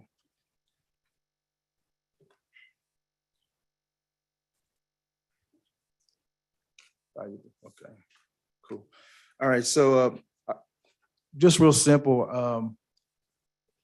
I've been invested in Wyandotte County for 27 years. I've been in real estate for 26. I ran mortgage companies. I ran property management company, title, escrow, development, construction companies. So I've done a lot of development in Kansas City from rehab. We rehabbed over 100 plus homes in Wyandotte County in the last 26 years. We have put over $22 million of financing into Wyandotte County through loans and finance and refinances. And so when you say Wyandotte County, I say the community is my community. It's our community. Together it's our community that we build. So Boham Mocan Group would like to consider this area in Wyandotte County, KCK, Unified Government, as a target area for the redevelopment of the northeast area of Kansas City, Kansas. We believe that this area is great with a traffic flow from K5 going north and south on 7th Street as a daily basis that would be excellent for bringing the single row townhomes, single family, multifamily, rehab homes, and senior living and commercial spaces. Our target location map view, go to the next slide, starts, as you can see, starts on 7th, north of Sanford, 7th to Kimball Avenue, west to 8th Street, east to 7th Street, Trafficway, and south of Quindaro, all within these boundaries. Within those boundaries, there are over 100 empty lots and 15 plus homes that need rehab. Streets are between these boundaries are North Alice, 7th Street, Tremont Avenue, and Sherman Street, all on the northeast corridor. Also between these boundaries are Georgia Avenue, Roland Avenue, Cleveland Avenue, Haskell Avenue, and Winova Avenue. We plan on first phase of being single row homes. Our single row homes will bring community out in many ways from the outside view. It brings families and people together to have more neighborhood energy and togetherness. There will be anywhere from 2 to 3 bedroom units, baths, 2.5 bath, entry, front and rear entry. All homes will vary in square footage. Sorry. The multifamily piece are 2 to 3 bedroom with 2.5 bath with multi-levels for families to grow will have space. And there'll be garages from 1 to 2 garage, entries from front and rear. And also those square footage will vary. Taking the old vacant homes and turning them to remodeled beautiful gyms. That's maybe the first time home buyers and personal trying to rebuild the credit can get into and make them their home. So rehabbing homes and vary from each house redesign. So what that means is that we don't know what actual houses that we need to rehab there based off of what is available. So we're doing assessments on that as we speak. We also have a senior living partner, which is going to come on and speak later, but also a multifamily affordable housing expert. Our senior living is not just a hotel for seniors. We see them still living as a 2-bedroom with garage on single level floor plans, no stairs, and wheelchair accessibility. That concludes our Bohem development. Next will be Troy Nash and the Nash Group speaking on affordable housing. Thank you all very much. Can you all hear me okay? Yes, we can hear you. Thank you very much. To you, Mr. Mayor, congratulations again on your election. Having spent time in public life, I know the sacrifices that you're making on behalf of your community. And I wanted to say in a very public way on behalf of our team, thank you for your willingness to serve. Also want to recognize the other members of the commission who are there and to thank them for their service as well. These are not easy jobs. And I appreciate you all's willingness to do so. And also to the city administrator and to the others gathered there. From a background standpoint, I hold a bachelor's degree in economics, law degree, a master's degree in economics, a master's degree in political science, an MBA in finance, a doctorate in education, a master's in urban planning from the University of Southern California, and completing a master's in Georgetown University in real estate. I served 2 terms on the Kansas City, Missouri City Council and lorded over $10 billion worth of economic and community development. I also chaired our city's TIF commission and served for nearly 10 years on our state's housing commission, the Missouri Housing Development Commission, 6 years on the Congressional Black Caucus, 4 years as a member of the National Speakers Association Board of Directors. And the list goes on and on. Why do I share these things with you all at this time? I do so not to impress you, but to impress upon you, even having all that and checked all the squares that society says we should check, as minority developers, can you believe we still have trouble accessing capital? We do. In our case, we've been fortunate enough to make relationships such that we don't have that particular problem. But I wanted to set the stage and to frame it to say that you all looked at a bridge earlier, and it was a bridge linking both KCK to Kansas City. That's really what this team represents. When Hooks and Stamps approached myself and our good friends, Rodney Bland and Ricardo Lucas with Alpha Development and Billy and others, and my daughter, Era, who serves as president of our company, the real boss, we were all over it. Now, let me just get one thing straight here. Every single person that has spoken to you all espoused all the positive virtues of being born and raised in Wyandotte County. And so I understand that. I know why people do that and why that's important. But I will say this, my folks came over to Wyandotte County all the time. In other words, I practically growed up over there. So I just want to get some level of respect, some level of recognition that I too have this connection with Wyandotte County. And as for Hooks and Stamps, every single time we would meet to talk about working together, they would let Rodney Bland, Ricardo Lucas, and my daughter Ariel and I know that they were from Wyandotte County. They would work it in every sentence we would have, but we appreciate them very much. it was Albert Einstein who said, logic will get you from A to B, but imagination will take you everywhere. And that's really what this presentation is designed to achieve, is to really partner with you all, partner with the unified government so that we can unleash our collective imagination. The reality of it is, having been in government, we can tell you what we think we know about Wyandotte County and what we think these communities need. But until we really solidify a partnership based on trust and mutual respect, it's really very difficult to achieve anything. And so in our presentation, you all are going to see, and I think I'm going to share my screen here with you, the approach that we feel is most applicable to what it is we're trying to do. So very briefly, we're going to talk about the problem. And don't think that we're so bold as to have a prescribed solution, but we're going to say, here are a series of things that we think you ought to think about. Brother Hooks showed you all a map. We're going to talk about a little bit about why us and the concept of feasibility and who we are, and talk about the basis of a true public-private partnership. And we're going to do that very quickly. There is an affordable housing crisis. We know this to be the case. And one of the things that we see around the country, that there are 7 million rental homes, affordable homes, to extremely low-income renters whose household incomes are at or below the poverty guideline of 30%. In other words, we live in a time today where people are having to spend over half their income on housing. We see that as a problem, and that is something that is plaguing Wyandotte County and frankly, Kansas City and other areas across the country. In most areas, a family earning no more than $26,500 can afford monthly rent of $663,000. The national average fair market rent for one bedroom home is $1,061 per month for two, $1,295. These things are putting housing out of reach for many people. And so when Brother Hooks talked about our role with respect to affordable housing, this is something that we want you all to know that we recognize and are willing to address. Kansas statistics are no better than the rest of the country. And you can see there, we won't go through the entire presentation. I know that Murray will pass it out to you guys, but we recognize that there is a problem.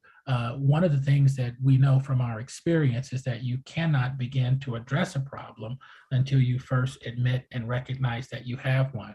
Other factors that we see that are unique to Kansas City, Kansas, and the research confirms this, crime deters economic development. That's no big surprise. And one of the things that we do is we look at what the world sees and thinks about KCK. And when you Google KCK, you'll see one of the highest crime rates in America compared to all other communities. And when you begin to talk about development, economic and community development, these are things that have to and should be addressed, along with our education system, the lack of private investment. Again, all of these disparities are things that we feel are necessary and need to be addressed, talked about, discussed before any prescribed solutions can be made.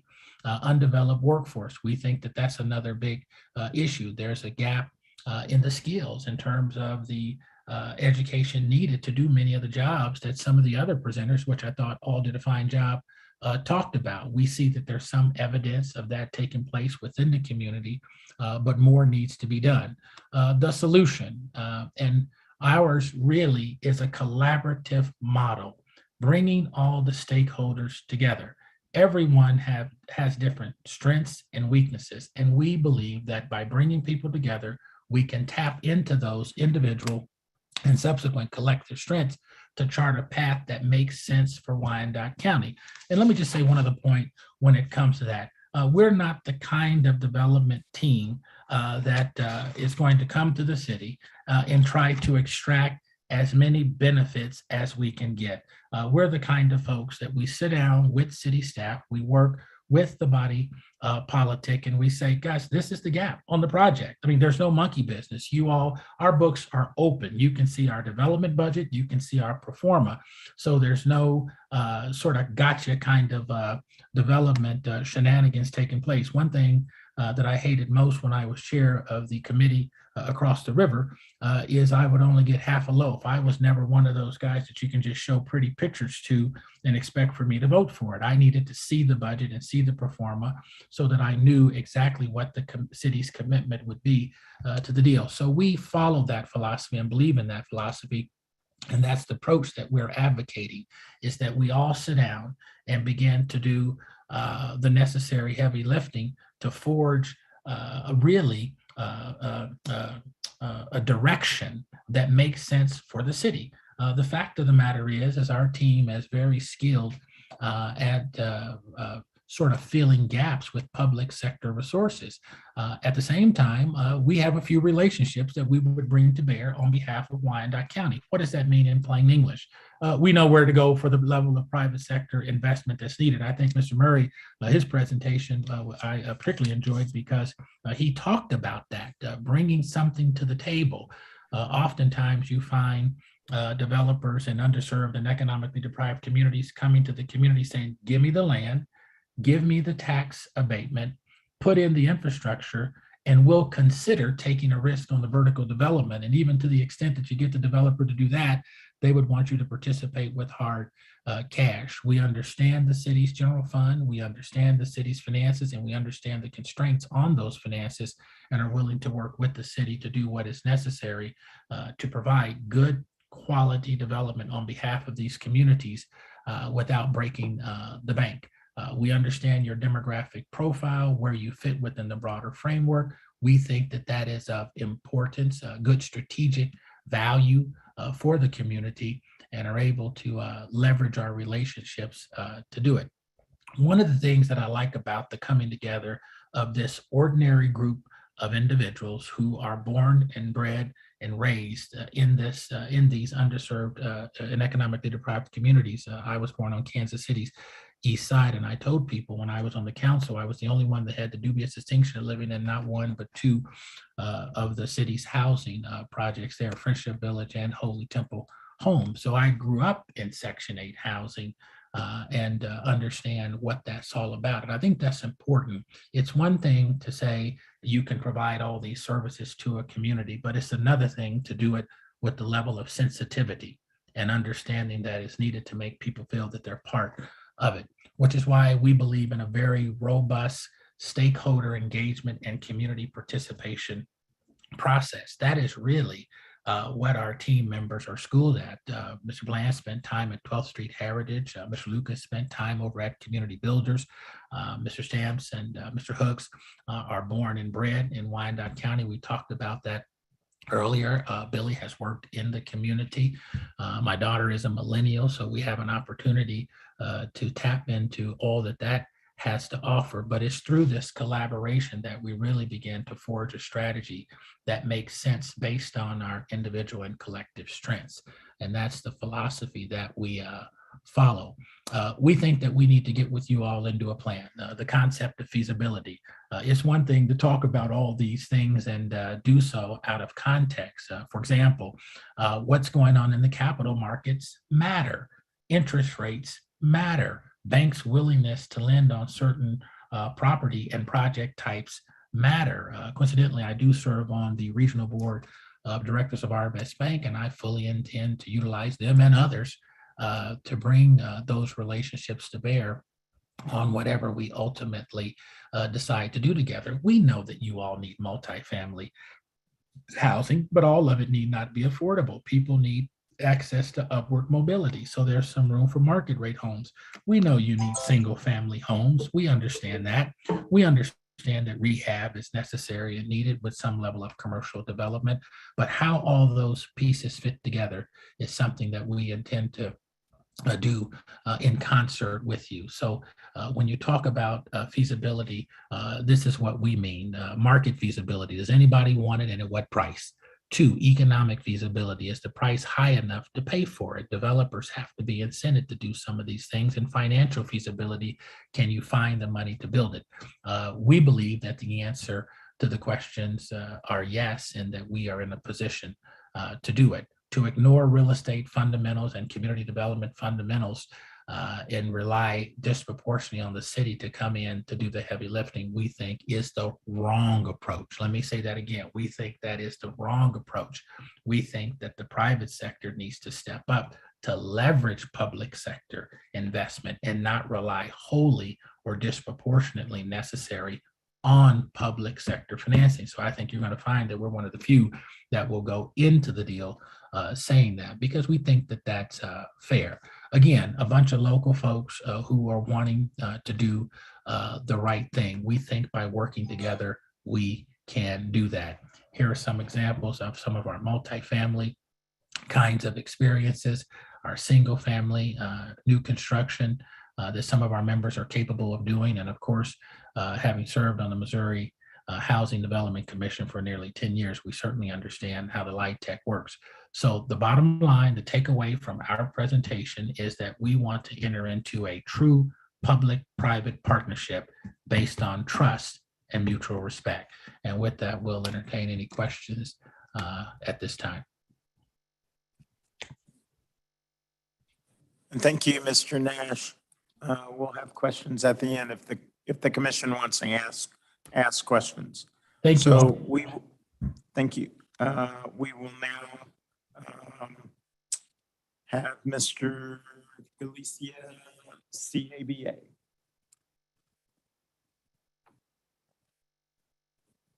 Followed by the Northeast ECDev Corp, Crystal Watson Eddie Gwynn, followed by Dr. Greg Mosier of the Community College, and with closing remarks, Senator David Haley.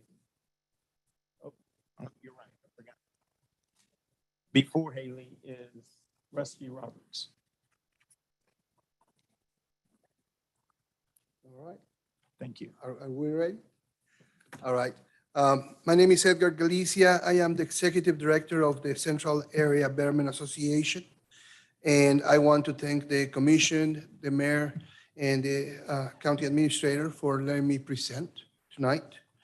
I want to thank you for the opportunity, but I also want to share the fact that I'm not from Wyandotte.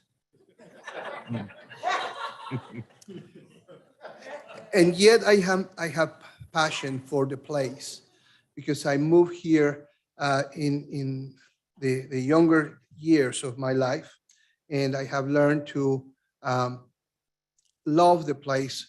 I've never married a city until I came here. So thank you for having me. In the past, I have shared the vision via email and via our YouTube channel to the Commission and the Mayor's office. The video that you're seeing, it's this vision altogether. And I'm sure you have seen it, and if you haven't, shame on you. CABA has met with several of you guys and several of the unified government officials to discuss possibilities. We must be clear, we're not builders, we're not developers, we're an organization dedicated to bringing betterment to the community. And as such, we have become strategic for betterment. Playing devil's advocate, asking questions, measuring possibilities, promoting activities that enhance the base of the community we want to help grow.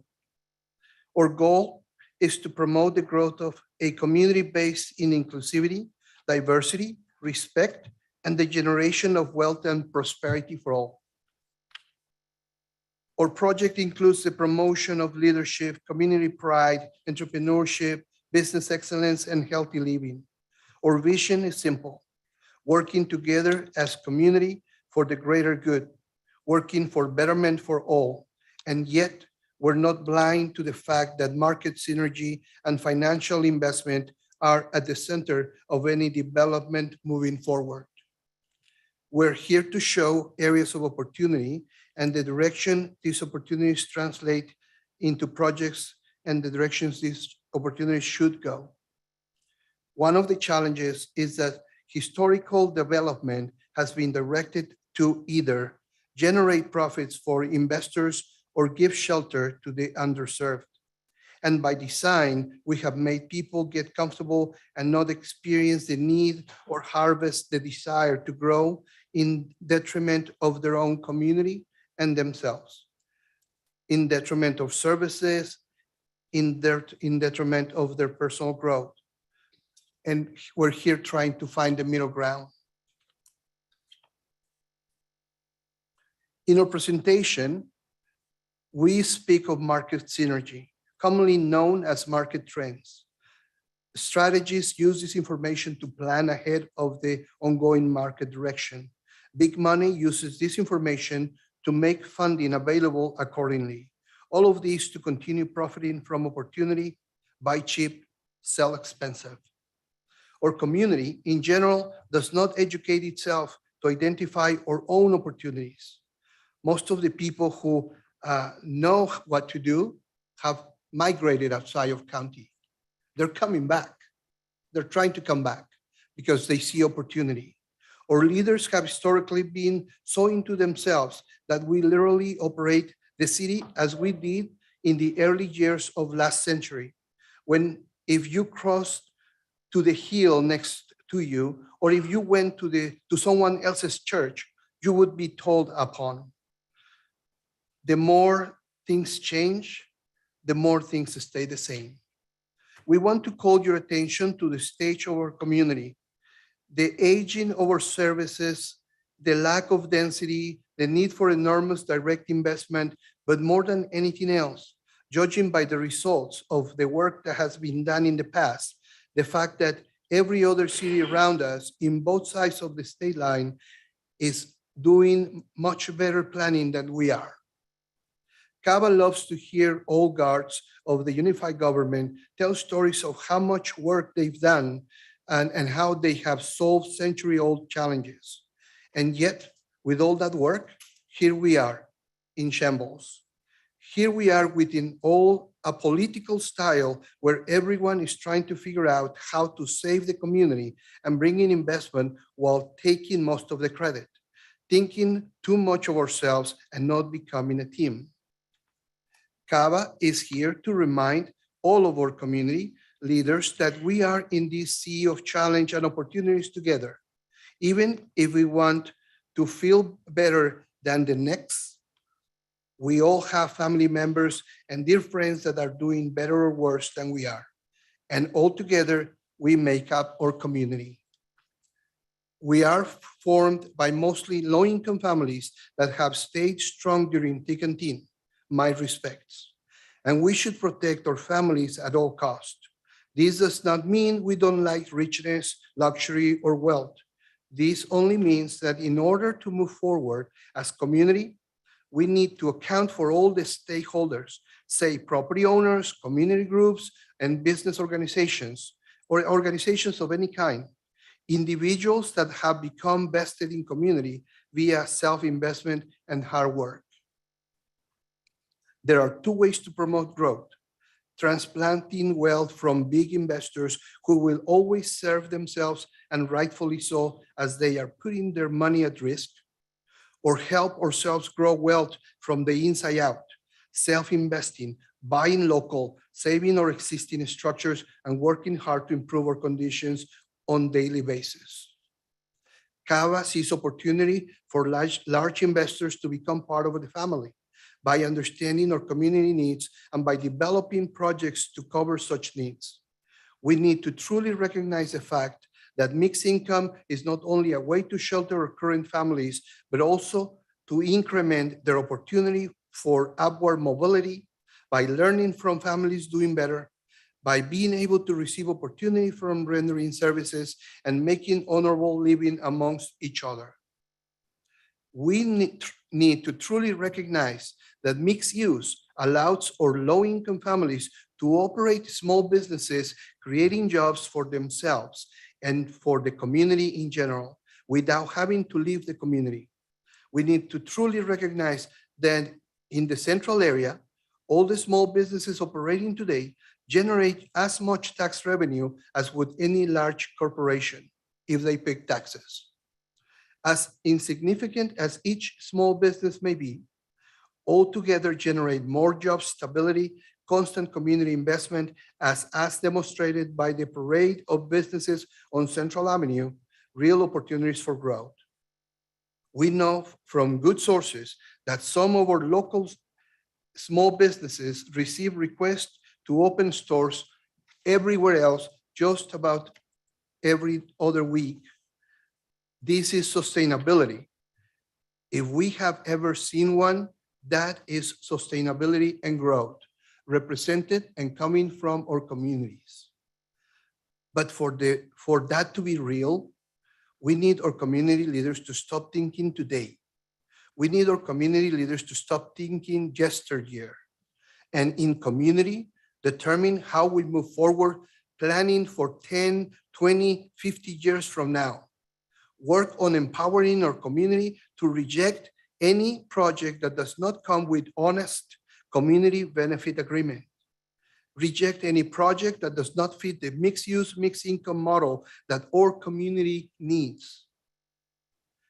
And work on empowering the community to promote the growth of density as needed, empowering our community to reject and project that does not, and to reject any project that does not fit our master plans.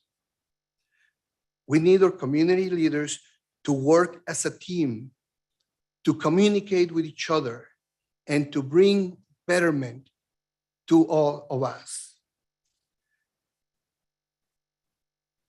Working with and strategizing ahead of market trends. That is a need.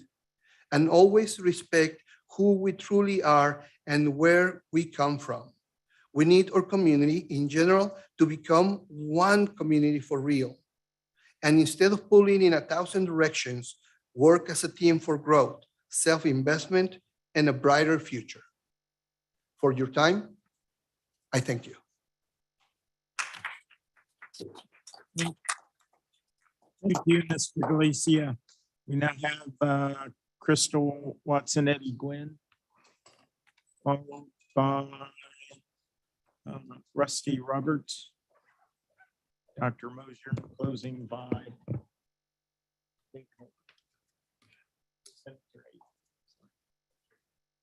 Good evening, commissioners, and to our mayor.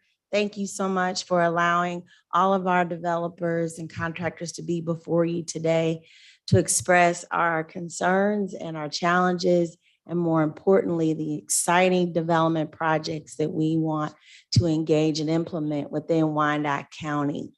God bless you, commissioners, to listen to all of these, but I think we're in some exciting times because have you seen so many local developers come before you today, like today, and other minority contractors? I just want to applaud. I feel so honored to be in the presence of all of you. So I just want to applaud you all. We are before you for the Northeast Development LLC Development Group. And we are before you about a project on Parallel Parkway. We believe this project is very catalytic to future development projects in the area. So we're very central to the Northeast area and its growth, and we think it has so much potential. So I, again, am Crystal Watson. I am the Community and Government Liaison as a part of the team, and I'm going to turn it over now to Mr. Eddie Gwynn. Thanks to Mayor Gardner, to the commissioners. Thank you for having us. We'll be before you very briefly. Levert, could you go to the next one, please? Okay. The development project that we are here to kind of reintroduce, we have taken this development through and it's been approved on by all of the commissioners. So this is just kind of a reiteration, again, of what we are already proposing to do. From 13th to 17th, we will be having a banking facility. Community America Credit Union will actually anchor the corner of 13th and Parallel. They will be putting a freestanding facility there, approximately 3,500 square feet. In additional conversation with them, they have also agreed to incorporate a community room that the community groups, other agencies could also utilize in the community to have better relationships just with the community at large. Also, we will be putting a 50,000 square foot office and medical plaza, which Vibrant Health, I believe we have the president of Vibrant Health here, Mr. Patrick Saley, here joining us. They will be actually moving office there and healthcare facilities. Can't speak to the full spectrum of what that will look like, but they will be occupying there about 50,000 square foot of space. In addition to that, we will be looking to add 20 townhomes just adjacent to there, going from about 15th and Parallel up to about 17th and Parallel. Northeast Development has already taken this land down under an option agreement with the unified government. We're into kind of a final design stage for what those buildings will actually look like. We did make a proposal to the commission earlier on. We did have two particular buildings that would occupy the office and medical space. Those buildings will now be condensed down to one proposed building. So we won't have two there, just be one actually office and medical building there in the middle, as you see. And then the Community Maker Credit Union there to the right. The townhomes, we've talked a lot about affordable housing. We'll use the term market rate affordable because as all the developers and builders have pointed out, affordable anymore, if you're not getting incentives, if you're not getting things to help offset that cost, to make it quote unquote affordable will be somewhat difficult to do, but we will put 20 townhomes there. We also have acquired the land on Lafayette just behind that development from about 15th to 17th and Lafayette, and we will put freestanding homes there. We also have control of that land. I guess just to kind of finalize what we're proposing on, we took a little bit different approach with this. Our development group, we went to the neighborhood groups first. We did meet with NRG Groundworks to initially talk about what we're going to do. We spoke with Brennan Crawford to kind of give us some direction on how we need to move forward kind of through this process. We also spoke with Ms. Beverly Easterwood, Douglas Sumner, just kind of sharing some ideas, bouncing some things off just to get that community feedback. So our ultimate goal, obviously, to do the development, but we took a little bit different approach by at least going to those community groups first to get their input and their feedback. And we've kind of continued to do that so we've gone forward. So I don't think that we have anything else. The other one, oh, okay. At 10th and Parallel, we had proposed this. This does sit and reside in the Douglas Sumner area. And let me stand on record and saying they did not say that they agreed necessarily with this project, but this is something that we did propose. There at the corner of 10th and Parallel, we have a Phillips 66 fuel provider that proposed on putting, I call it a little bit more than a convenience store because this particular operator also owns 9 grocery stores. We could not convince him to put a grocery store there. But in return, what he said he would do if he put a convenience store there, he would do an expanded grocery selection to also offer or have a hot food offerings, which we thought that would be ideal for the community. I took the privilege of reading the Northeast Master Plan, which is about 400 pages. And in the Northeast Master Plan, 4 of the pillars that they had identified in there was 1, economic development, which I think our project does address, housing, which our project does address, access to healthcare, which our project addresses. And I can't remember the last thing. Oh, access to food. So our project really kind of encompasses at least 4 of the 5. The last thing was maintaining a rich history. Kind of hard for us to maintain a rich history, with this particular development, but we're at least addressing 4 of the 5 pillars that the community has already said that they wanted. So again, thank you for your time. If you have any questions, we'd be more than willing to answer any questions. Thank you. Just in closing, I want to just say one thing in the challenges that we have. I consider us really to be like kind of the new kids on the block, even though, and I guess I have to say this, we're dots. And I'm gonna give my dignified wind-up bulldog shout, woo, woo. But as a small developer, the time that it takes to go through the process within UG is debilitating. We can have everything in place, the finances and everything, but if it takes 8 to 10 and 12 months before decisions are made, then as small developers, we can't afford to wait that long. We'll lose those investment dollars and then we're out of the game. And so while it's easier for larger corporations or larger business development groups to, withstand the time it takes, we really do need to see some improvement in communications and what our process looks like. We need the departments talking to each other, land bank and planning and land use and vice versa. That would help us as developers. And we're still small business. And I love what UG has done and what you're doing with small business, but we're as developers are small business too. And so we just ask that you be considerate of that.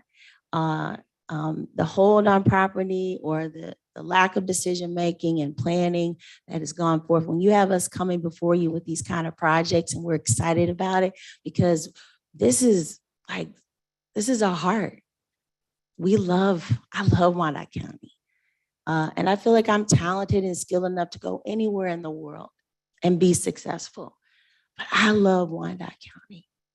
And so I want to be able to give back and use the network and resources that I've gained over my career, bring that right here in my hometown. But I need your help. And again, there's the messages all day this evening have been about unity and partnering with UG, and we want to do that. So it's really not about money for us. It's really about what can we do to help our community. And so I just ask that you think about that because those are the challenges that we face that we need your help with. Thank you again for your time. Appreciate you. Thank you. We now have Dr. Mosier, Kansas City, Kansas Community College, followed by Rusty Roberts, then close out by David Haley, Senator Haley.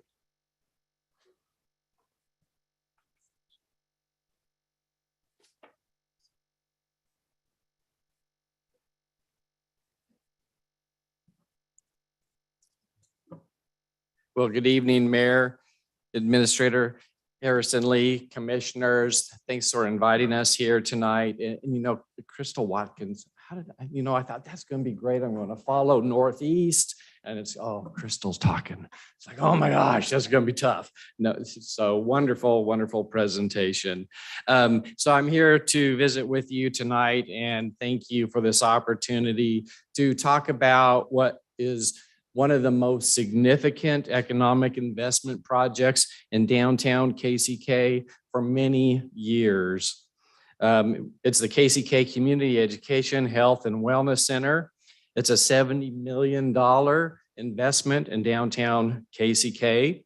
Instead of talking about the whole project, though, I really want to focus on education. And the KCKCC development will really set the bar also for future building design for downtown KCK.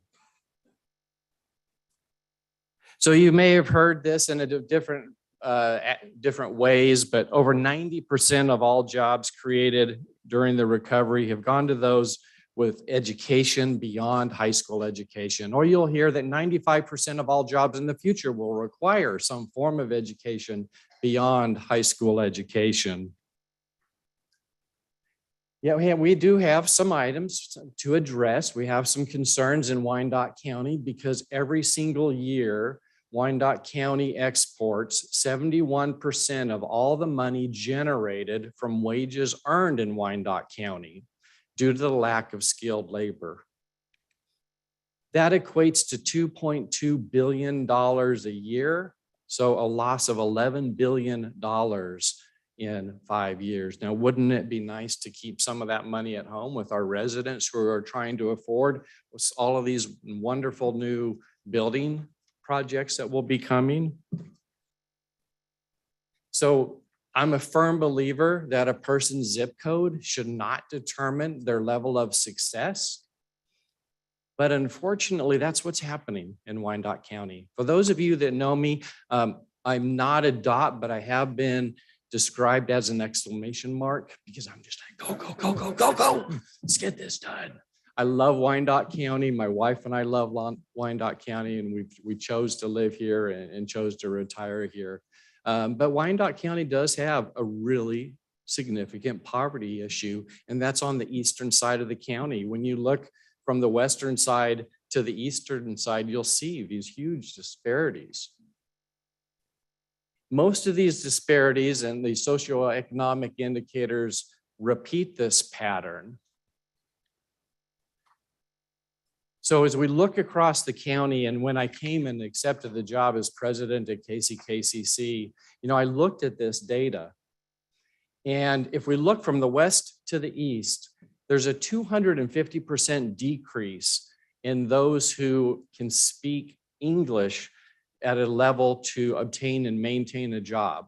So from 2,500 on the west to 20,000 on the east. Full-time employment, living in poverty, age 25 and above, less than 4,000 on the west, 18,000 on the east, 200% increase. It gets worse. And these are the people that I'm concerned about.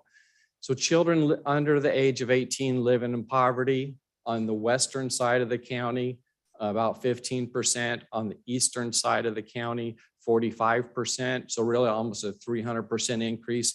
In yellow, you see the difference between zip code 66109 and 66104. So 66104, 54% of the children are living in poverty. Post-secondary education, as we described, is one of the most important indicators for economic and social mobility. It's low on the west at 25%, but it's only 10% on the east. Not your typical developer speech, right? But this is why we have to do what we're looking to do. Median household income, it has gone up. On the west, though, it's about 63,000. On the east, it's about a 40% decrease. So we want to help be a solution. So I had the pleasure to be at the Wyandotte Economic Development Council last night, and Administrator Ms. Cheryl Harrison Lee provided some of the information about the Wyandotte County's economic strategy. And that's exactly what we're looking at doing. We want to increase equity and access. So bringing the community college and our partners downtown into the heart and the core of KCK is something that we're doing. The community benefit to that is huge. And I'll show you the overall impact here in a little bit as well. So we have an opportunity with the $70 million investment in the downtown urban core of KCK to replace the blight that exists. And this is the property that we're looking at. It's State Avenue and in between 6th Street and 7th Street and Nebraska. And we're going to replace it with an engine for multi-generational economic prosperity. And then they can afford those mid-level homes. They'll skip the low-income homes. They'll go right to the mid-level homes. And then they can keep moving up from there. So put another way by Kevin Rudd, Prime Minister of Australia, education is both a tool of social justice as well as a fundamental driver for economic development. And that's what we're talking about here tonight. Education also defers crime and recidivism, and it reduces the need for social services and the correctional systems. So this is some salary information by industry sector in Wyandotte County. This is December 2020. So at the end of the year, manufacturing is at the average wage is $74,667 per year. And if you look at the top, healthcare is only $70,420. So the manufacturing industry on average is paying $4,000 more per year than healthcare. And construction has an average of $67,706, and it has been mentioned by Monica and others. We already have 6,000 to 6,500 unfilled jobs in Wyandotte County. So how are we going to fill those jobs? Well, right now we're importing 71% of our workers. That's not the answer. So economic opportunities abound in Wyandotte County. I cannot tell you how fortunate and blessed Wyandotte County is with the economic investment and the capital that is being invested in Wyandotte County every single year. So I'm listing a few. So Urban Outfitters, the new global headquarters, who we're already working with and training needs, 2,000 new jobs. Panasonic, which I serve on the Lieutenant Governor's Business Attraction Team, 4,000 new jobs for Panasonic. Their suppliers, another 4,000 new jobs. That's going to be a regional approach to create people with the skill sets for those jobs. Hill's Pet Food, which we just got about 6 months ago. I worked with Leavenworth County on that. It's just to our west of Wyandotte County. That's 300 new jobs, and we're working on training programs for them. The new Amazon Center is 500 new jobs. And these are jobs that are pending. And some of these are very, very likely to come to Wyandotte County. That's probably about all I can say. So Project Big House, 3 facilities, $350 million each, 300 new jobs at each facility. And I think Wyandotte County is going to get 2. That's just Greg Mosier talking, but I think we'll get 2. So there's 600 new jobs. Premier 2, a high-tech, high-wage manufacturing, 300 new jobs. Nova is a different company, to be unnamed. They make lithium-ion batteries, just like Panasonic. They're actually looking, all around in the area. So if they come here, that's another 8,000 new jobs. And the American Royal Nanotech Company, $362 million and 125 new jobs. Every single one of these jobs takes a skilled workforce. And that's what KCKCC offers. So we can have as many of these great paying, high paying jobs in Wyandotte County, but I'm here to express to you tonight, if our residents don't have the skills and are not prepared to obtain these jobs, they will continue to live in generational poverty. We're seeing it now. We're going to have our residents working the low-skilled jobs. We're going to import talent from Jackson, from Johnson, from Leavenworth County, and Wyandotte County, especially the east side, is going to continue to live in poverty. And that's something that we should just not stand for. As Monica touched on, we know we do have thousands of jobs being added annually. She did mention we're second highest wage in all counties. We were 3rd last year, so we just surpassed, Johnson County, that little county to the south, 3rd richest county in the country. So we have a higher annual wage than Johnson County, and we follow Leavenworth County. So think about that, 1, 2, 3.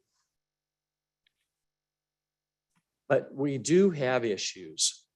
Healthcare, we're 104th out of 105 counties in the state for healthcare. 1 county doesn't report. You can put those pieces together. As I mentioned at the beginning of the presentation, only 29% of the workers in Wyandotte County live in Wyandotte County.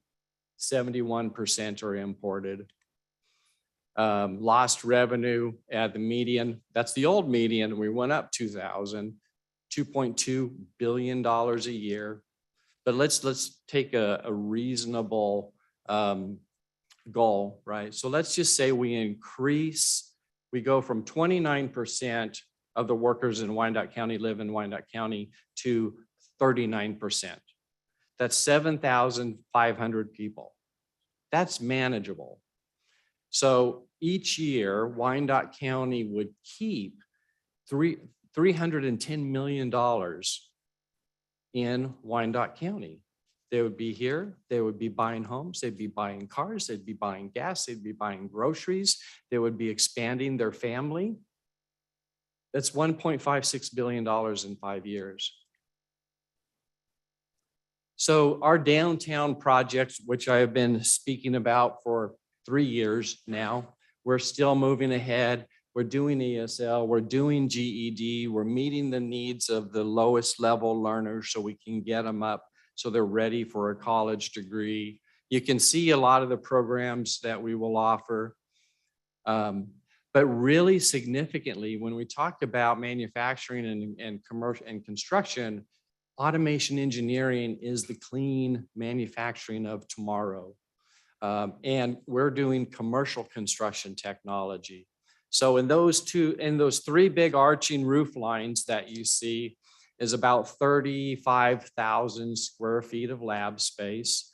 We'll serve about 400 students per year as we're up and rolling in customized training in commercial construction technology and credit and non-credit students, and about 400 students in automation engineering.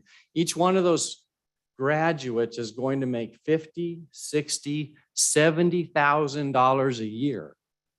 Now, if you want to decrease the tax burden on Wyandotte County residents, create more taxpayers. This is the answer.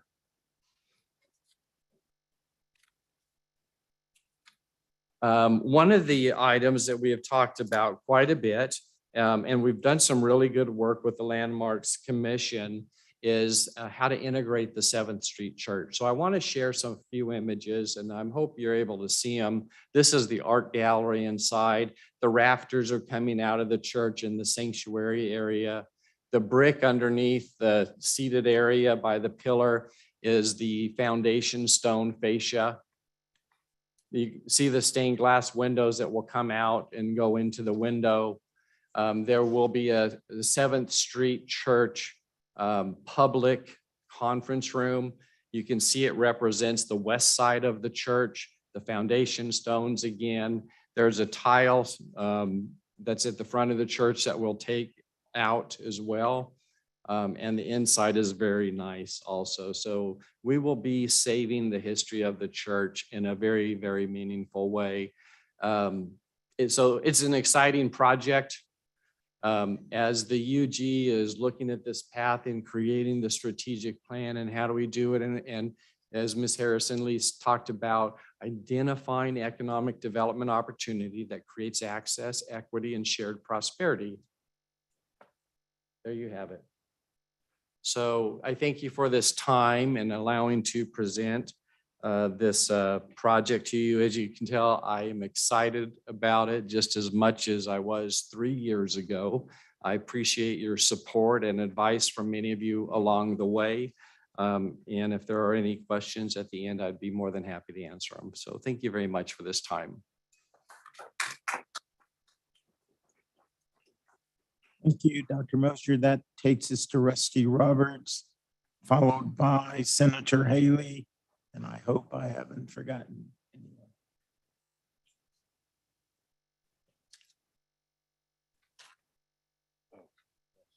Sure.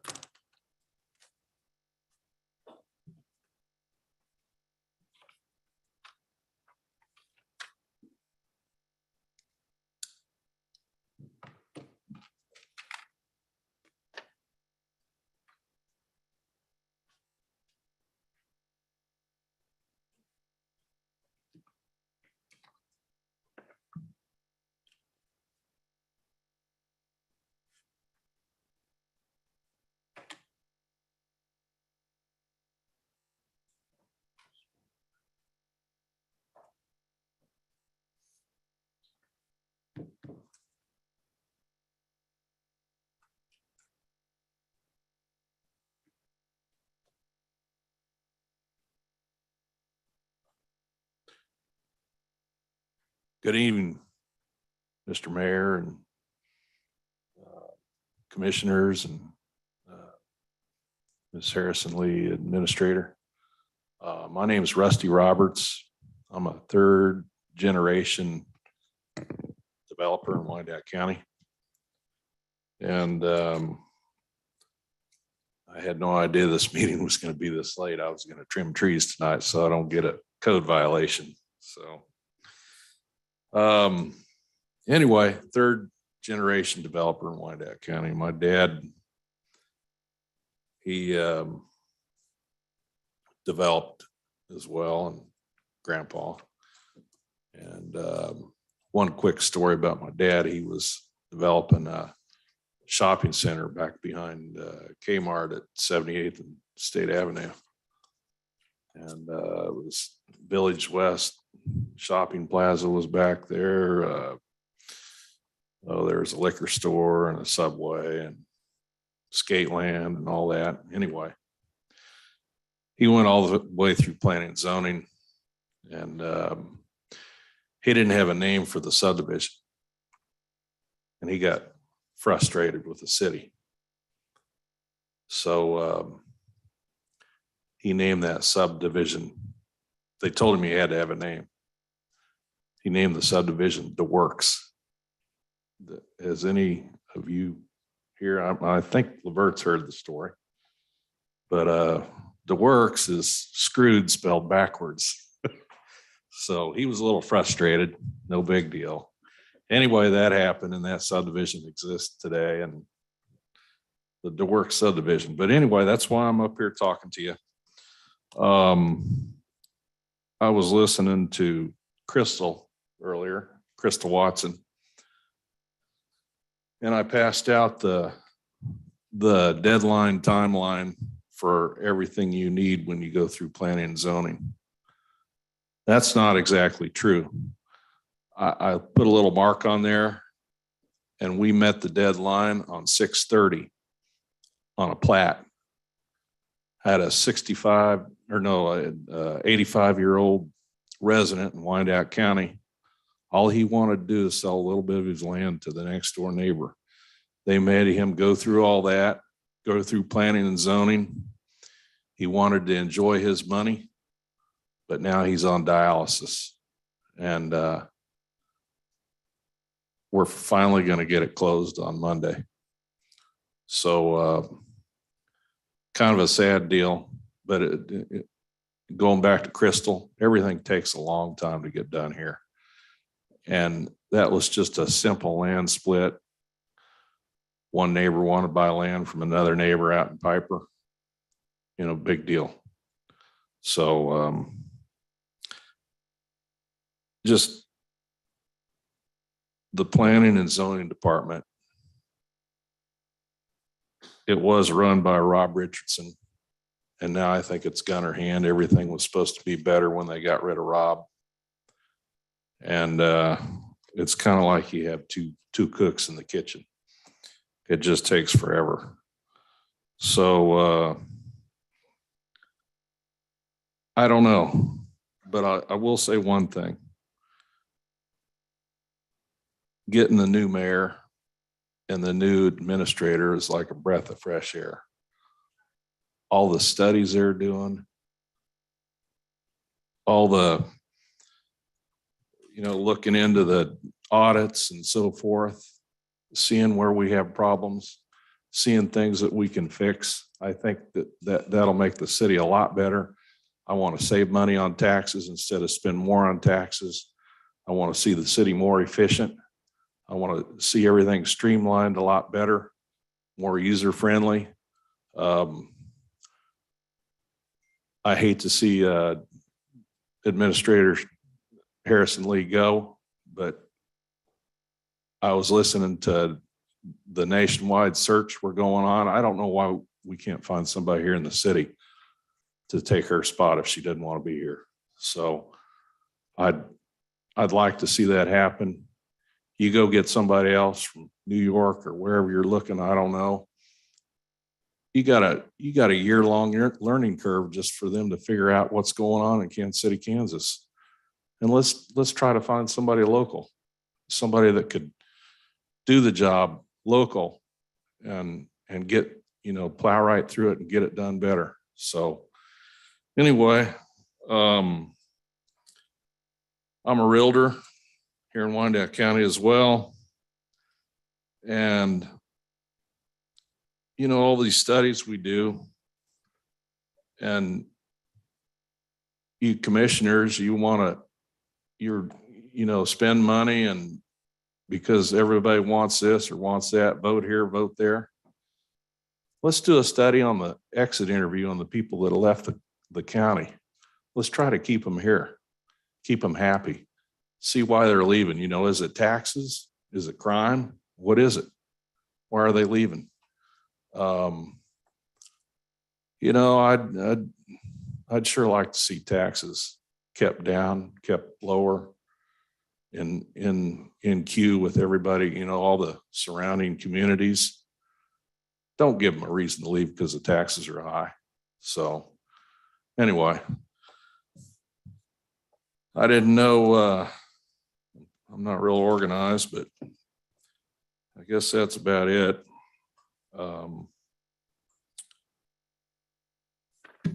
Anyway, thank you for your time, and you guys, let's get out of here, and we don't want to be here all night, so thank you. Thank you, Rusty. That brings us to closing by Senator Haley.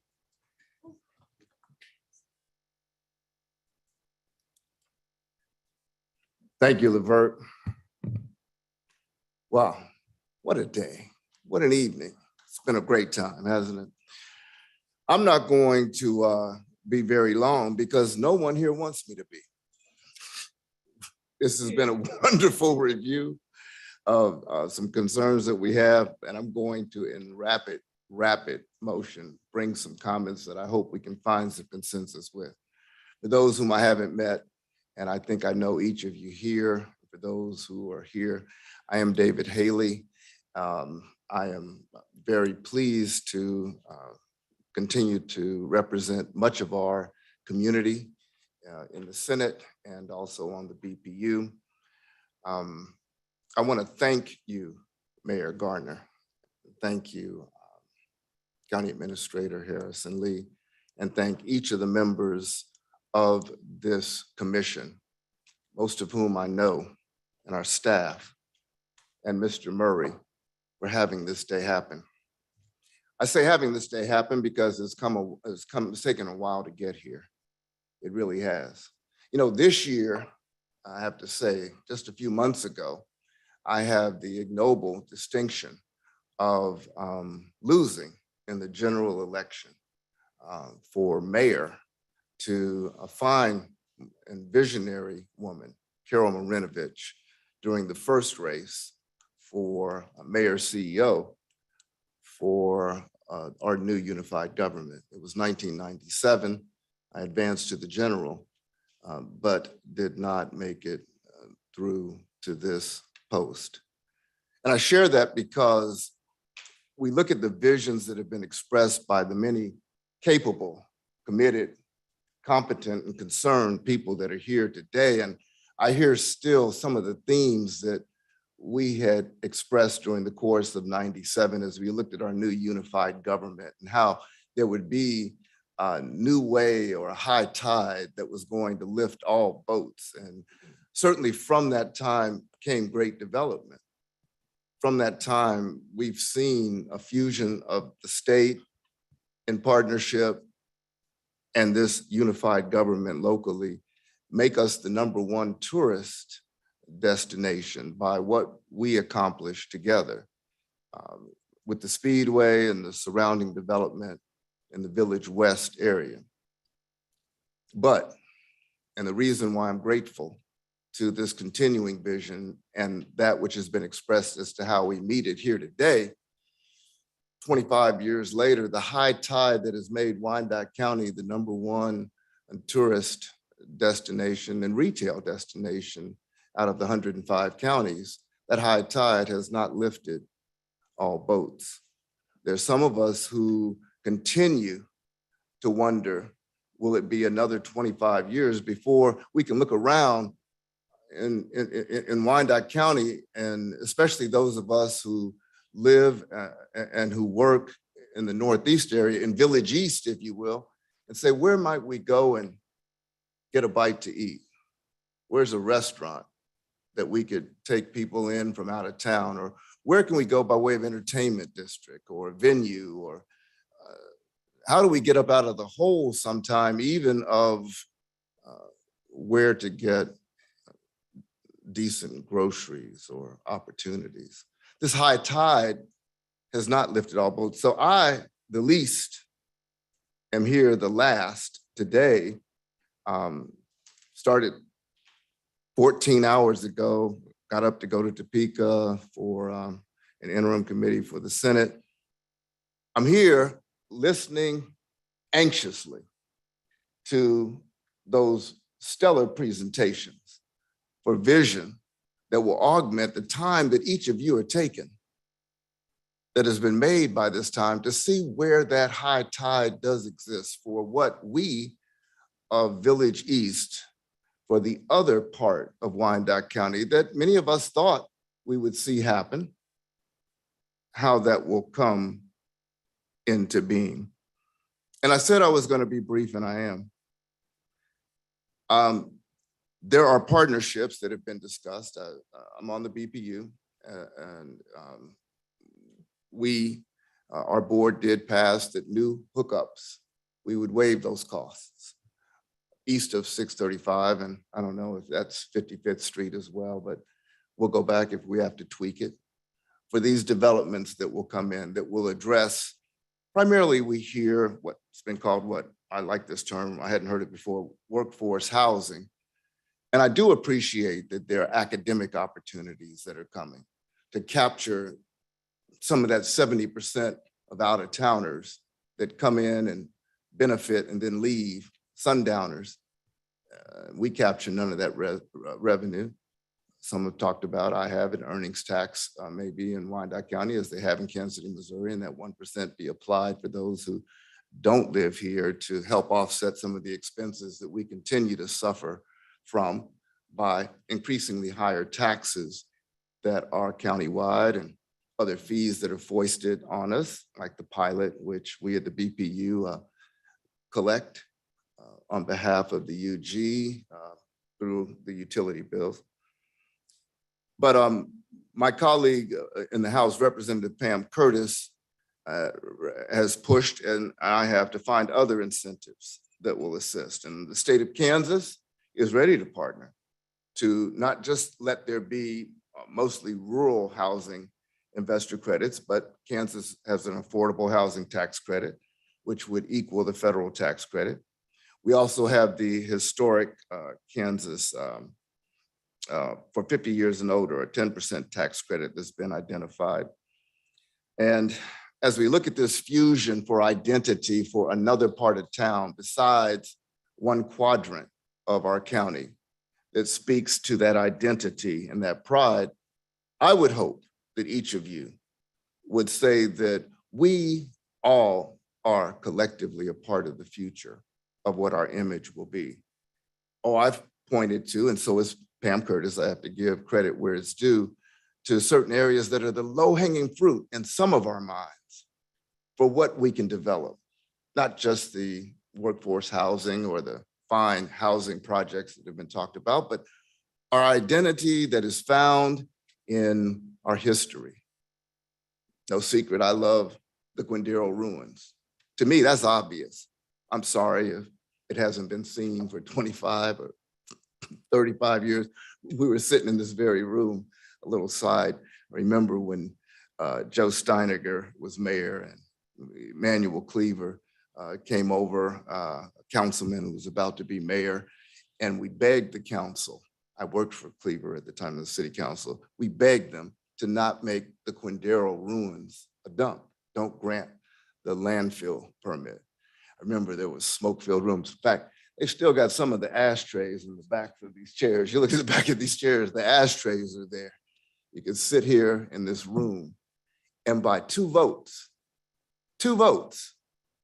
that landfill permission was denied. But here now we are 30 some odd years later, and that ground is there. There's been a gazebo put out there. There are people coming back and forth to see the Quindaro ruins, and there's no infrastructure, no support whatsoever from this city, from the unified government. The state has put it on the state historic registry. Your Senator David Haley did, and now the national has. Low-hanging fruit. And we haven't built on that. We've created out of whole cloth the #1 tourist destination out there with the Speedway. Farmland is now what has generated this revenue, and we can't capitalize on what is our greatest treasure, at least in my mind, the Quindaro ruins, by having some public-private partnerships. Call Point, still on the east side. If you haven't been to where the two rivers, the confluence, thank you, Doctor. It's a beautiful point and so many opportunities that sit there.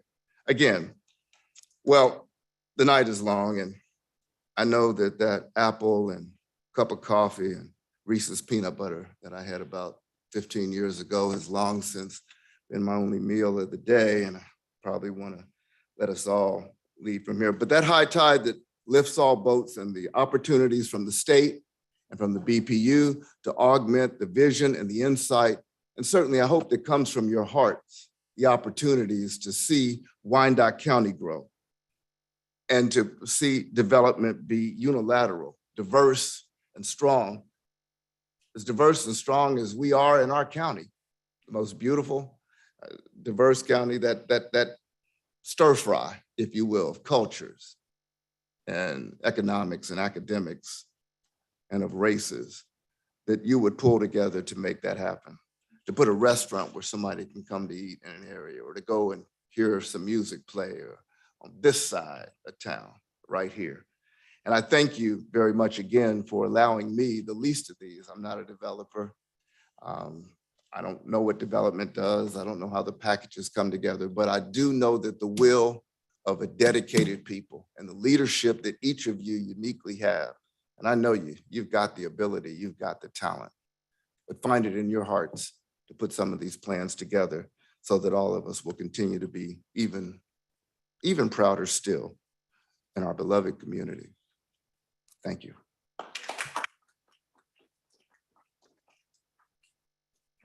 Thank you, Senator Haley. And I want to personally thank the commission for hearing our developers tonight. And of course, we know you have a full agenda left.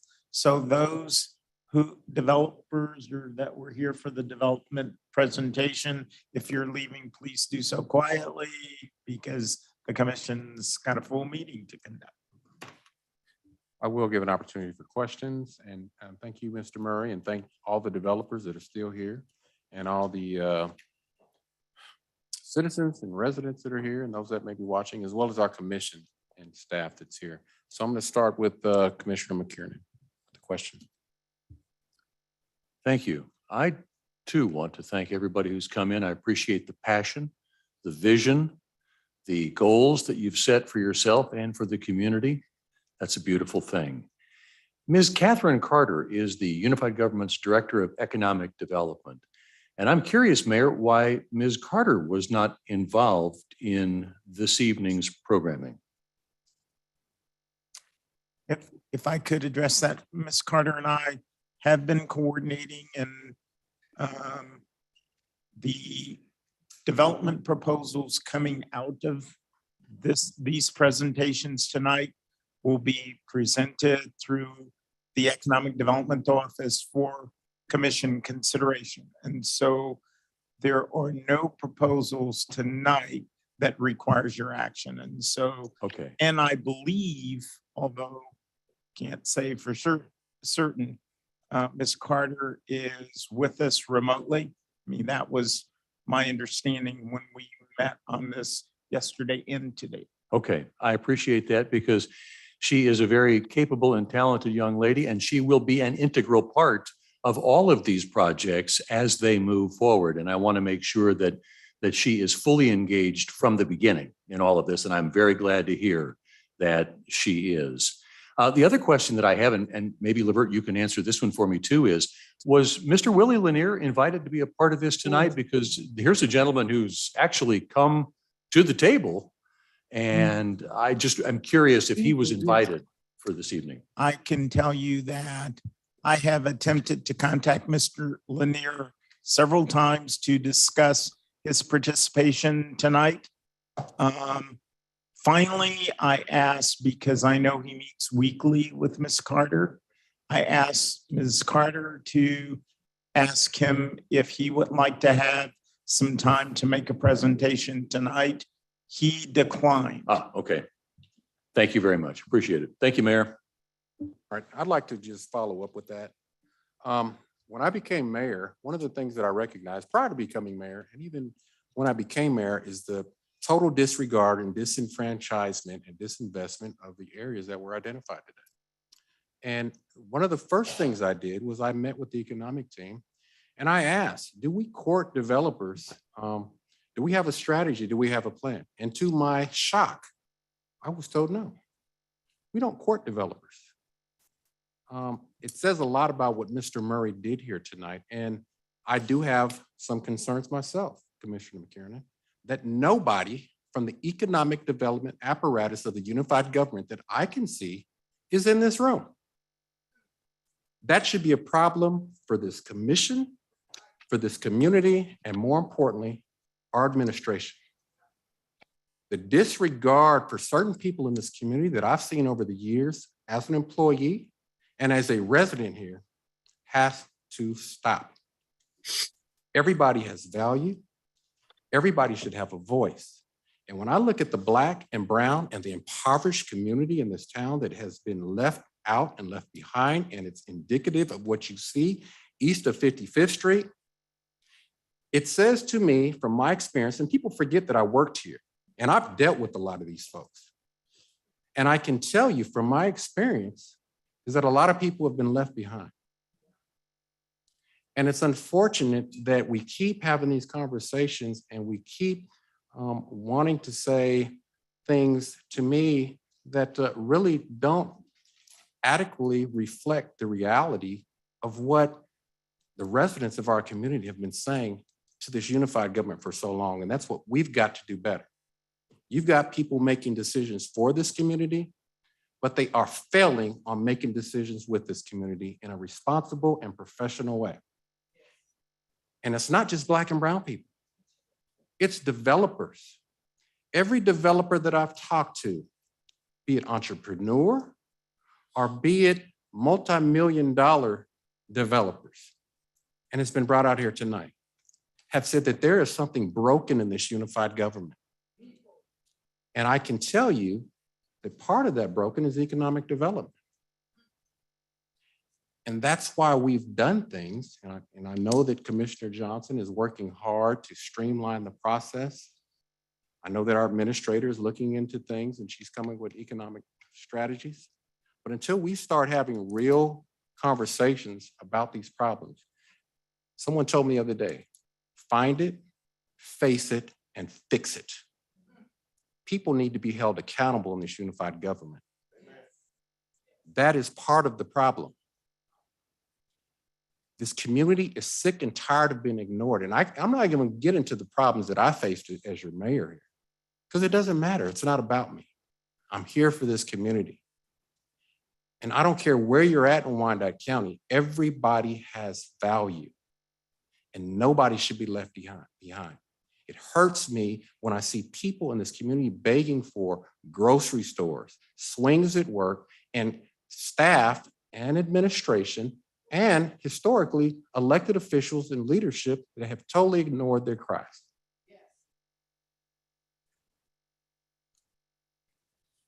I know there's been a lot of stuff spun on me, but that's okay, because people should have asked me if I cared before they spun it, because I don't.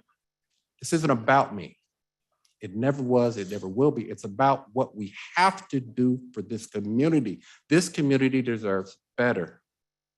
And so when I hear things like that, we're so-and-so involved. Yes, Levert Murray does a great job. And people forget that he was the economic, you could hold your applause, please.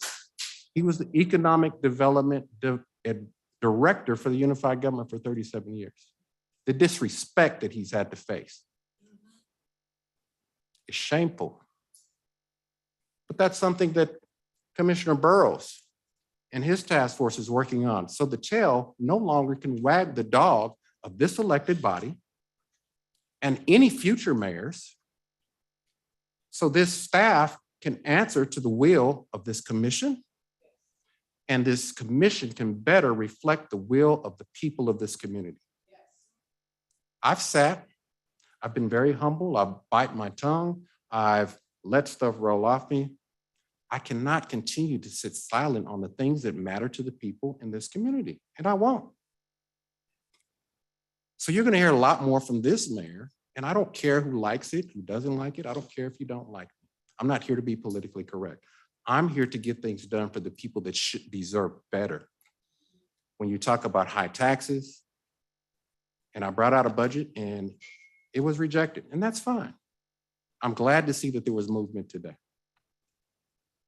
I've said it before, it's not what I can do, it's not what this commission can do, it's not what this community can do, it's not what staff can do, it's what we have to do together. That's what's important. I'm not going to be mayor forever. I have no desire to. But we've got to set the foundation for future generations of people that want to call Wyandotte County home. When you talk about $1.7 billion worth of debt, we're on the verge of bankruptcy. This meeting tonight was to bring about opportunities and proposals and vision that I've never seen occur before. Because that is the way out.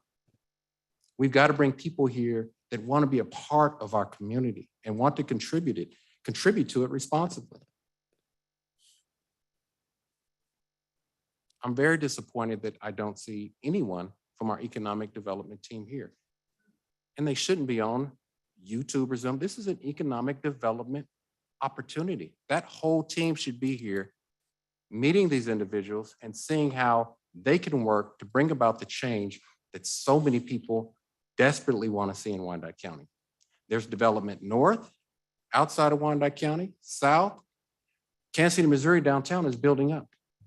They're even building out west, outside of Wyandotte County.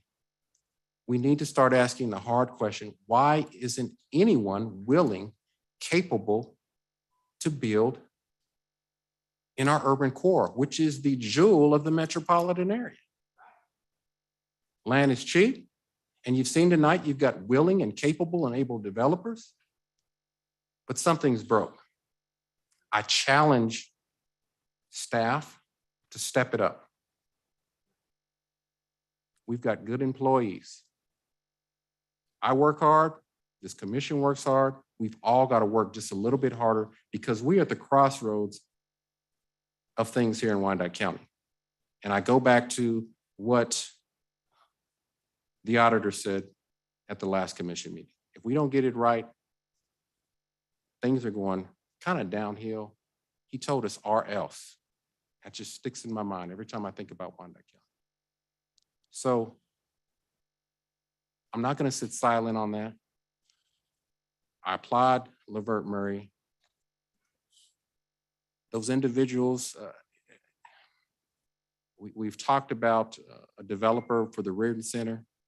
We've invited those individuals to the table throughout, just like Mr. Murray said, along the way, in spite of all the misinformation and the rumors that may be out there. We do not want to leave anybody behind because we can't afford to. We've got a huge crisis, and the data that Dr. Mosier brought forward was really revealing. And hopefully with the audits, what Dr. Mosier said about the statistics, and where we're at with our finances here in Wyandotte County, we've got a lot of work to do.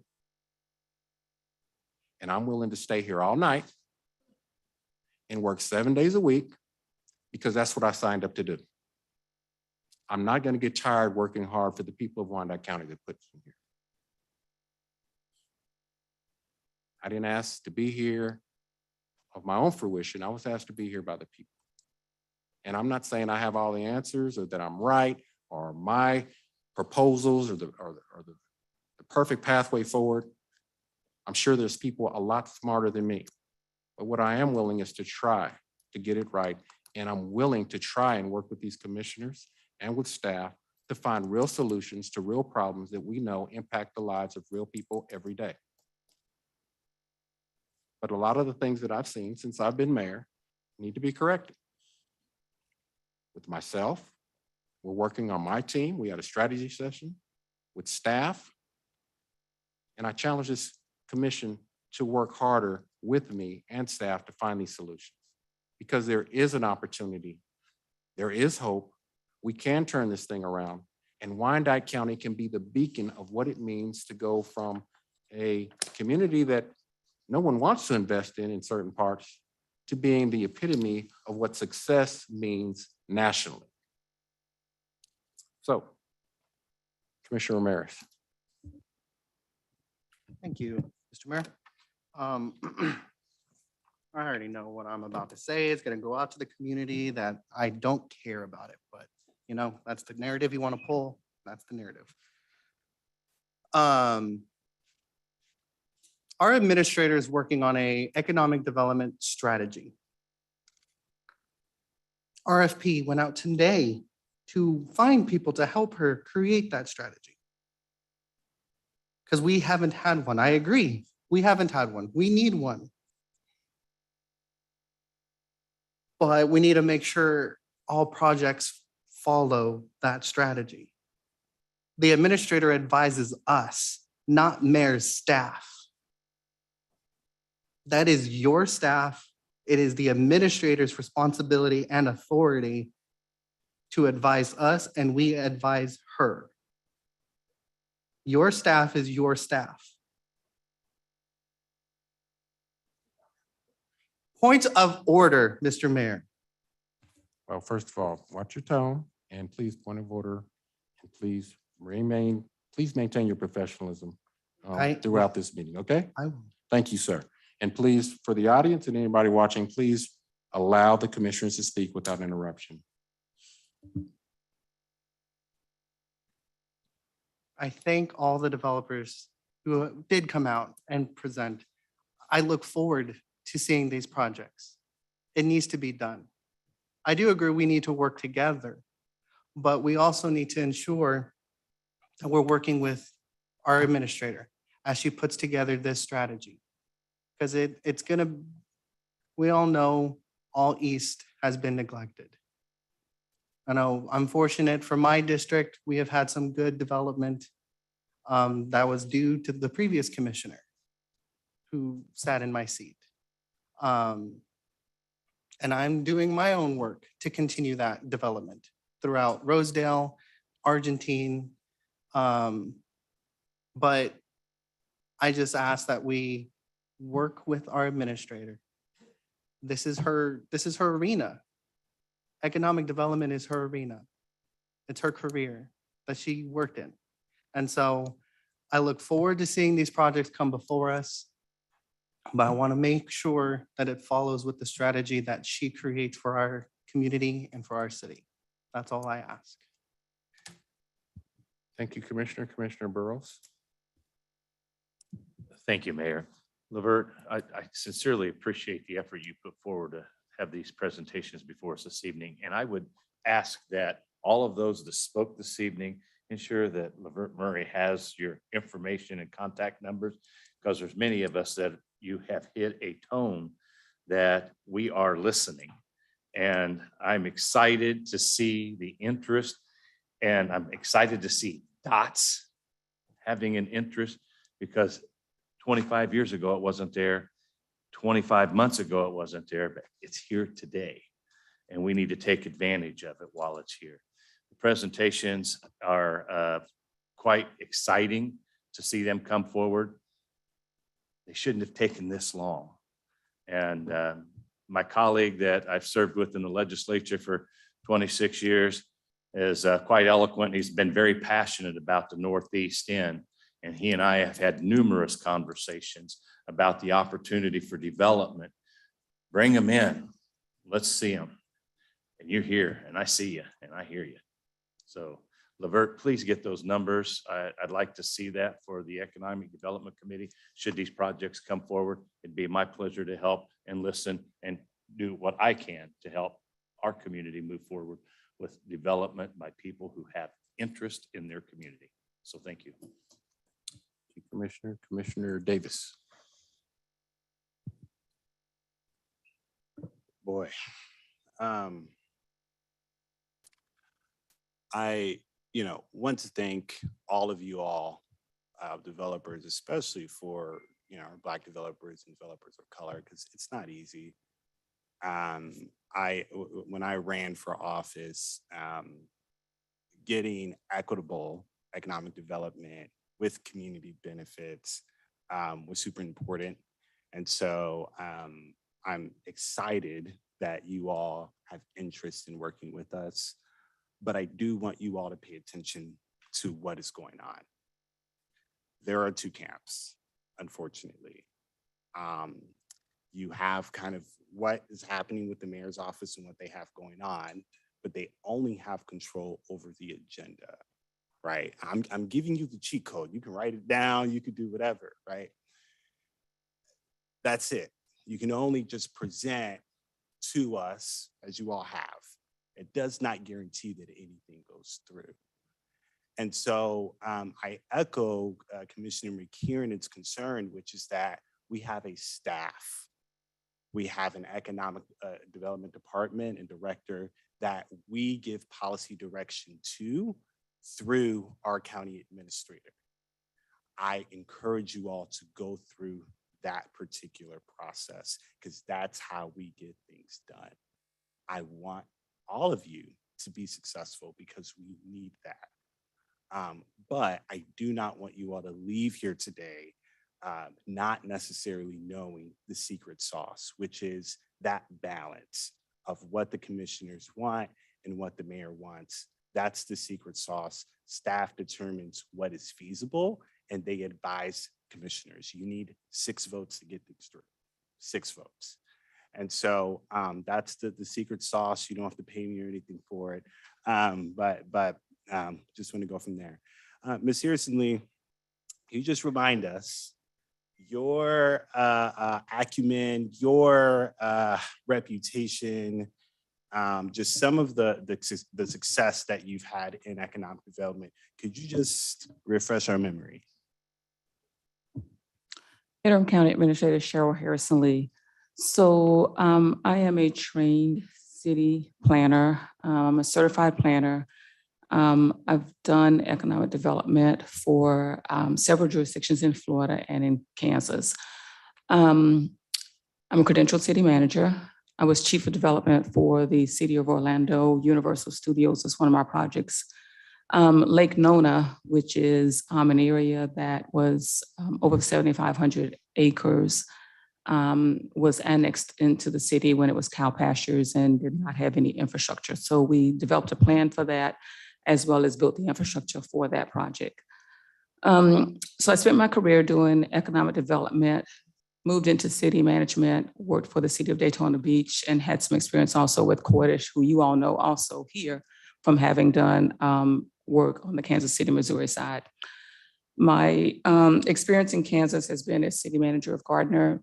When I went there, they had de-annexed the intermodal center and no one was looking to go to the city of Gardner. We developed an economic development strategic plan and implementation policy plan.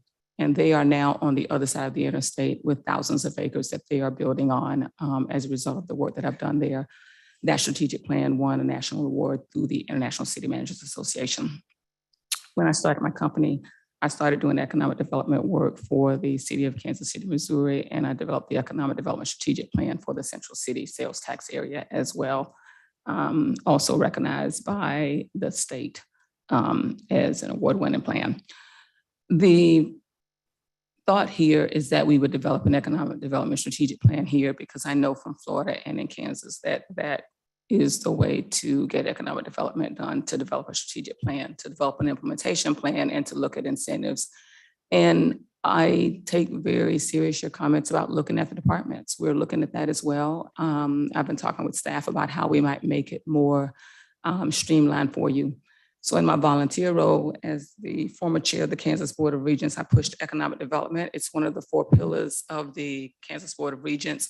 And we have worked with our higher ed institutions for Panasonic here with the community college, community colleges in the area, as well as Scorpion in Manhattan with K-State, as well as with KU Innovation Park. So I push economic development in every capacity that I can, be it a volunteer or be it in my professional life. Yeah, and so the reason why, and thank you for that. So obviously you're very much qualified. That was one of the big drivers. And did you see these presentations before? Was this your kind of first time? You had not seen any of this stuff beforehand. Was there any conversation between, staff or administration, the mayor's office, kind of putting this stuff together? Was there anything that's there? Well, we didn't put the presentations together, coordinate the presentations. Okay. Well, the only reason why I'm bringing all this up is because there is a disconnect. And for you all to be successful, that can't happen. It doesn't matter. I understand there's a lot of mayor supporters and they want to send emails and yada, yada, yada. But for us to get 6 votes, we need the connection. And we're counting on you all, right, in many ways to incentivize that and bring us together. Dr. Moser, I do have a question for you. So if you want to kind of come up to the podium. Upstairs, we had a very lively conversation on another form of economic development, which is tax relief. And it's my understanding that about 16% of every dollar for property taxes goes to the community college. We have been talking about and wanting to have conversations on property tax relief because folks are coming to us, the unified government, saying the taxes are too high. However, we are not the only entity. So you just happen to be in the room. So I thought, well, why not ask? Could you, provide some sort of just your thoughts on property tax relief? And then B, would you all be interested in at least having a conversation with us so that we can get real tax relief for all Wyandotte County citizens? Sure, thank you. And I'm always happy to ask that question. So we are one, except for the library, we're the lowest taxing entity in the county. Prior to a few years back, when the county was not economically prosperous, Kansas City, Kansas Community College, the facilities have degraded. The equipment has degraded. We have buildings that need R&R. We have classrooms that our community members of Wyandotte County, our residents, they deserve better than what they currently have, right? I'm brought here as a developer. Well, I'm a college president, but yet I am a developer. We just finished a $20 million, beautiful, state-of-the-art student housing facility. And I invite all of you to come out and see it. You will not see one better in the entire state of Kansas. I will guarantee you that. That costs money. People said, why is Dr. Moser spending so much money on that student housing?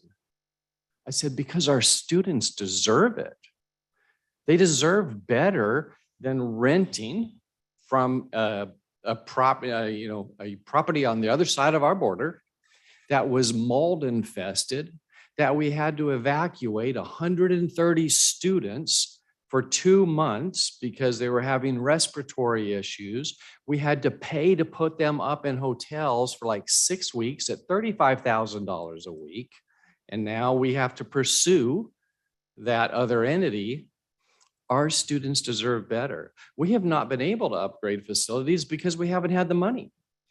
We haven't been able to plan for the future because we haven't had the money. So I'm a very conservative, frugal economist. One of those words. So it's late. I very closely look, and we have tightened our belt straps. Eastern Wyandotte County has been forgotten for 30 years plus, right? So what would it do to Eastern Wyandotte County to have a facility, state-of-the-art, that teaches them the very best in commercial construction technology, not just residential technology, that teaches them the very best in automation engineering, not old school manufacturing?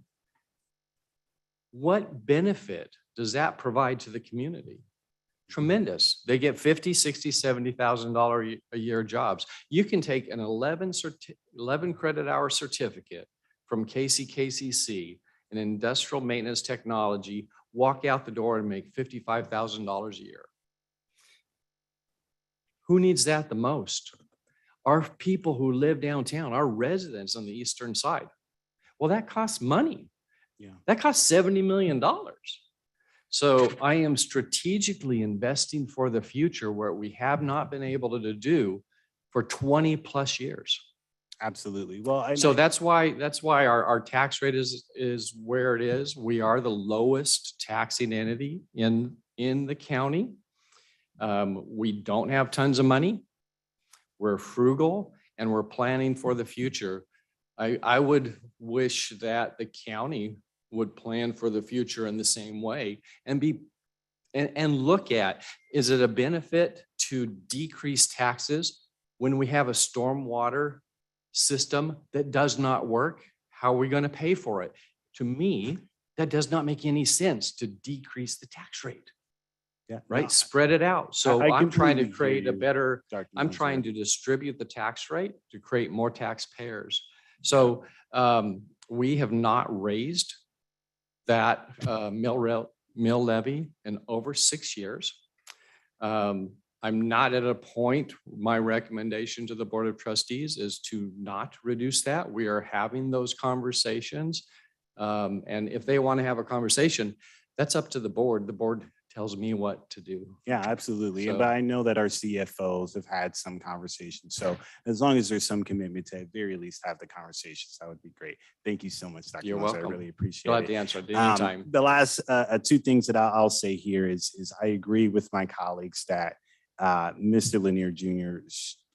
should have been here. For many of you who do not know, Willie Lanier Jr., his dad played for the Kansas City Chiefs. He actually had a project that I thought was really cool that was going to kind of be very new for the Reardon Center.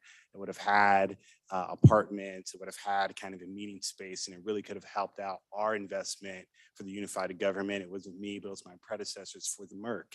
And his project was completely axed. We did not hear about his project being axed until March or April. I hope that never happens to you all. I sincerely, I hope what happened to Mr. Lanier Jr. never happens to you all, because he put in a lot of his own money and could not for the life of him figure out why his project was not being put on the agenda.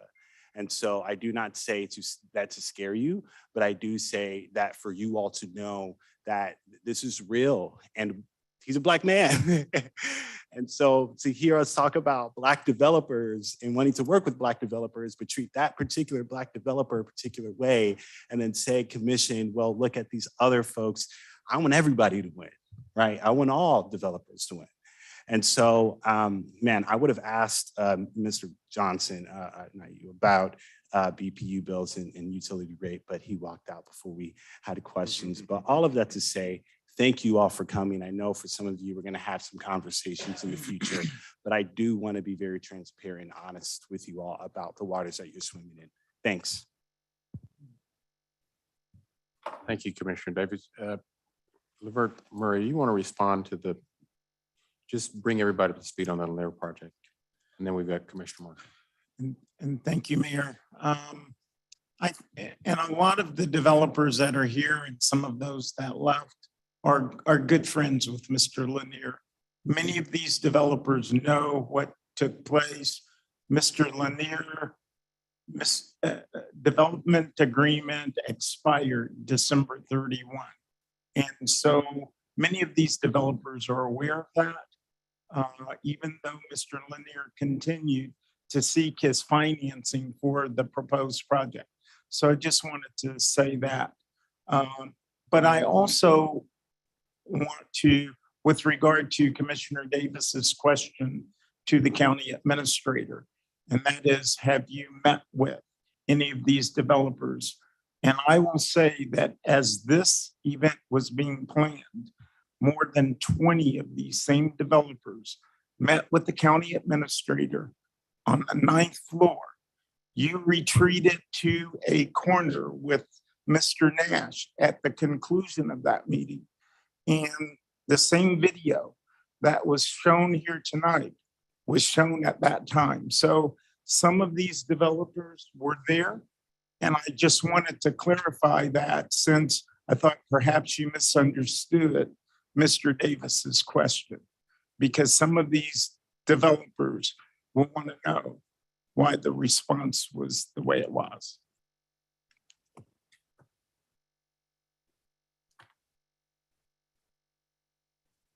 Thank you. I believe we got Commissioner Townsend has been waiting for a while, and then we have Commissioner Murphy.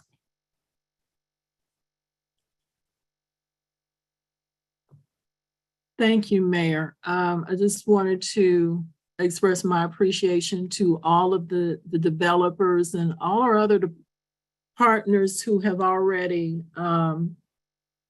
put forward projects, CHWC. I look forward to personally speaking with some of the persons that appeared tonight that I've heard their names before, but never spoken to them, because they mentioned several projects tonight that would be directly in District 1. So I'm appreciative of them. A lot has been made about people who are from the dot, and that's great. I also want to give the respect and acknowledgement to Dr. Nash and let him know from my perspective, and I believe a lot of my colleagues here, those people who want to work in Wyandotte County with us, come on. You know, we want to see people who can bring resources to us, and I personally don't care where they come from. So if you come and work with us, you're an adopted dot. That's the thing. If you are moving toward the betterment of our community, that to me is the important thing. It's already been addressed that Mr. Lanier was asked. I would ask that he be asked again. It could be, and all of us have had these situations where one particular date is not good for either party. So I would request that we continue to give Mr. Lanier the opportunity to come. It's been mentioned that the date of December 31st was the sunset date on his project. But what I am not sure about is what could have happened to prevent that. I mean, it's not unusual for us to give developers extensions. So while that may have been the drop dead date on the contract, I'm interested in really going forward to see, because there probably was an opportunity for an extension to be given before that drop dead date. So my request and hope is that we will continue to engage with Mr. Lanier, as his was one of the few projects that had been before this commission, even though several of us, you know, there's a different iteration. And also I was happy to see Mr. Gwynn here tonight, because again, that is one of the only projects we've heard about tonight that there has been some traction on. In fact, it's been a year, I believe, since the option agreement was let. So I'm looking to see how that project is going and look forward to its actual culmination. As Mr. Nash said, he mentioned imagination. I'm looking forward to realization of a lot of these projects.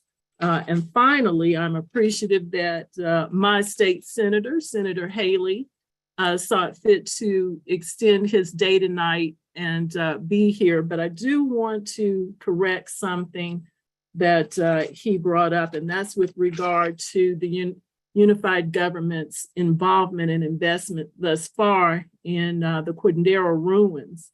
And on July 15th and 16th, I would estimate that at least anywhere from 250,000 to maybe, 450,000 of manpower and equipment usage was put into play at the Quindaro ruins to clean that area up in coordination with one of the foundations that's working with the unified government and the AME Church.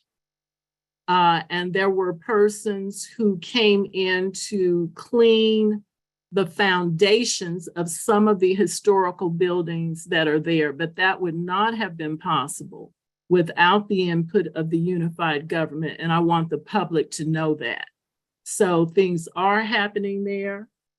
There's still some foundational work that needs to be done. And I mean that from a legal perspective. We don't want anyone going down there and having an accident or running into some kind of difficult circumstance.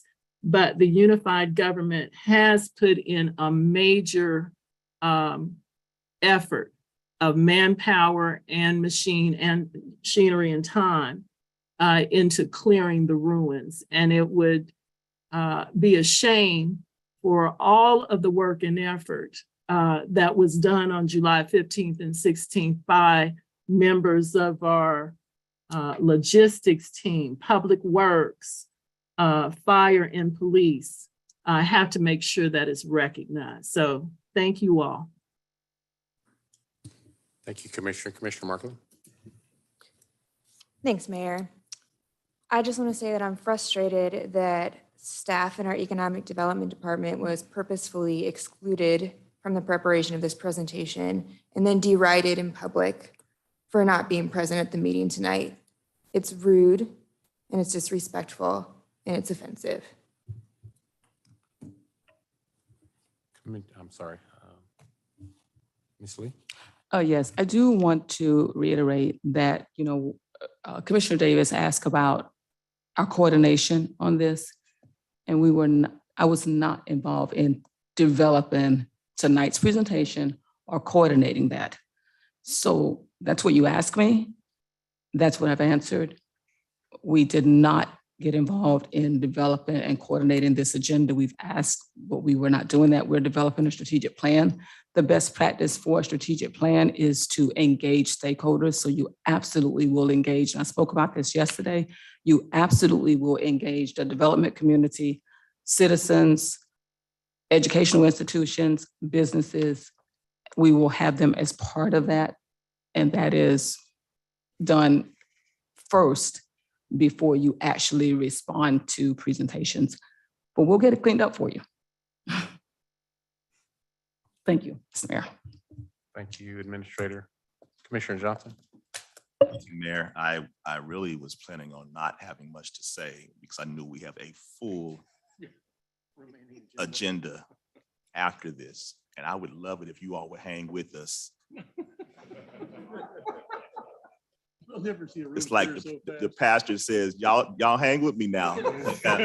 I want to ask y'all to hang with us as we conclude the remainder of this wonderful agenda. On last week, today, a week ago, I had the distinct honor to sit in the presence of Miss Cheryl Harrison Lee, Dr. Mildred Edwards, who is the Chief of Staff for the Mayor's Office, and Miss Bridget Cobbins. Mr. Murray was there and he can testify. When you talk about Black girl power, it was amazing to see them. And I basically told them the direction I wanted to go with our business and economic development task force. And when I tell you those ladies begin to talk about how we can collaborate, and I'm glad we are having this conversation because I do think that there has to be a synthesis between the administrator's office and staff and the mayor's office and staff. And that was the reason why I called those ladies together. I told my wife how excited I was to be able to sit in their presence. And so I do think that through Ms. Harrison Lee's work in coordination with Dr. Edwards and certainly Bridget Cobbins to help us to coordinate that will help us to be able to bring about some change. And some of the frustrations that we heard tonight, I'm hoping that we can speak to those very things going forward. Because we cannot afford to have a chink in the armor right now. We have come too far to turn around. and we've got to continue to move forward. Yeah, there's some things, other things I could say, but I think that right now we need to be looking forward, moving forward. And I do appreciate my colleague for kind of putting poor Dr. Mosier on the hook tonight. But it's been something that we have been talking about, and it's good to hear what what direction the community college is planning to do. That helps inform me as we consider as to whether or not we should reduce meals and things of that nature. And I totally agree with your perspective. In fact, I shared that same perspective earlier today, that we have to make sure, well, let me not get into all that. Let me not open that can of worms. But I am glad to be able to hear your perspective, and that helps to inform me as I begin to look at how I want to engage with regards to those conversations. So I probably could say more, but I'll leave it at that, Mayor. The hour is 11:15. Thank you. Thank you, Commissioner. We got Commissioner Stites. Commissioner Stites, District 7. First off, I want to apologize that I'm not there in person this evening. Had a medical procedure yesterday, and so I had to do this remotely. But to something that I think back on here, when I ran for commission, my district is out west. It's west of 78th Street, basically, all the way out Edwardsville, Bonner Springs. But when I ran and won, I was elected as a commissioner for all of Wyandotte County. I have a district, but it's for all of Wyandotte County. And I appreciate each and every one of the developers that came forward this evening. I had the honor of meeting Mr. Hooks. I believe Steve Hooks, is, if he's still there in attendance, I'm not sure, but at one of the Wyandotte EDC meetings. And we had a great conversation about development that he's looking forward to doing. So I, as the Commissioner of District 7 and Wyandotte County, stand ready and poised to work with any developer that is wanting to bring development to any part of our city. That's all, and thank you. Thank you. And I'll just close it out. Commissioner Davis is right. And I don't think that was misconstrued. I would hope not, but I want to reiterate, because I'm sure that Mr. Murray relayed that to all our developers tonight. We do have a process, and everything that was presented tonight is just reimagining, visioning, and really outlining opportunity that exists for Wyandotte County. And so Commissioner Davis is right. You will have to work with staff and our administrator on that. And I believe that that is something that will occur. I'm really optimistic and confident of that. There was a question about Ms. Harrison Lee. Ms. Harrison Lee does bring a broad range of expertise, experience, and credentials, unmatched from what I found. And it's just unfortunate that she chose not to put in for the permanent administrator's process because of the information that was given to me to do a national search. So we can recognize her for her credentials and who she is and what she's done. But I remember back 2.5 months into her term, I was asked to do a national search, which said to her, there was no vote of confidence. So she chose not to apply. So make no doubt about it. I'm not here to engage in politics or play politics. I'm here to get things done for the people. And I know people are starting to watch these commission meetings, and I encourage people to watch even more, because it would be really revealing when you really look at when I came on as mayor in December and how these conversations got us to where we're at today. And then my history here, and I'm so proud and elated of the work that these developers put in, because I've never seen anything like this in my 32 years as an employee here. I've never seen the level of interest with purpose put into having a real conversation about investing in the disinvested areas of Wyandotte County and finally paying attention to those that have been disenfranchised. And that doesn't have a color on it. And I know there was a question about Mr. Lanier. I have the utmost respect for Mr. Lanier. I spoke to him. We want him to bring forward a proposal, and we've asked him to. And I know Mr. Murray invited him. So I would agree with my colleague, Commissioner Davis, about Mr. Lanier, but unfortunately, if I did, we'd both be wrong. So I'm going to leave that there. Now I'm going to go to the item number 4, and thank you all so much. I just want to thank you again for your hard work and everything. So thank you. We're going to move this conversation forward.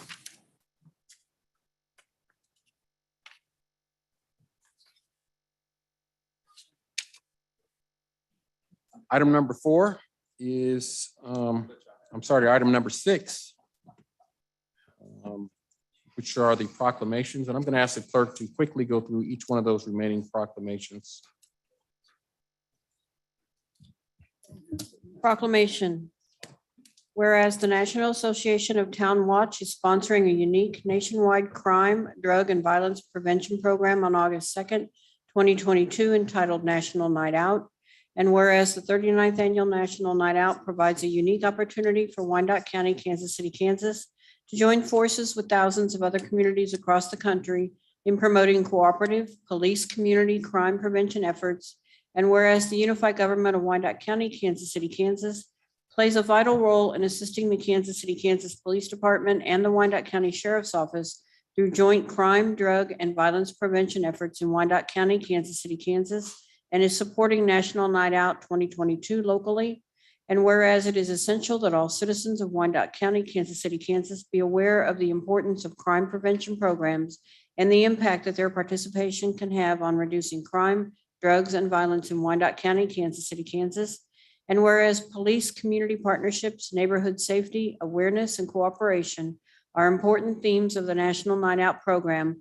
Now, therefore, I, Tyrone Garner, Mayor, CEO of the Unified Government of Wyandotte County, Kansas City, Kansas, do hereby proclaim August 2nd, 2022 as National Night Out in Wyandotte County, Kansas City, Kansas, and call upon all residents to join the National Association of Town Watch in supporting the 39th National Night Out. Proclamation.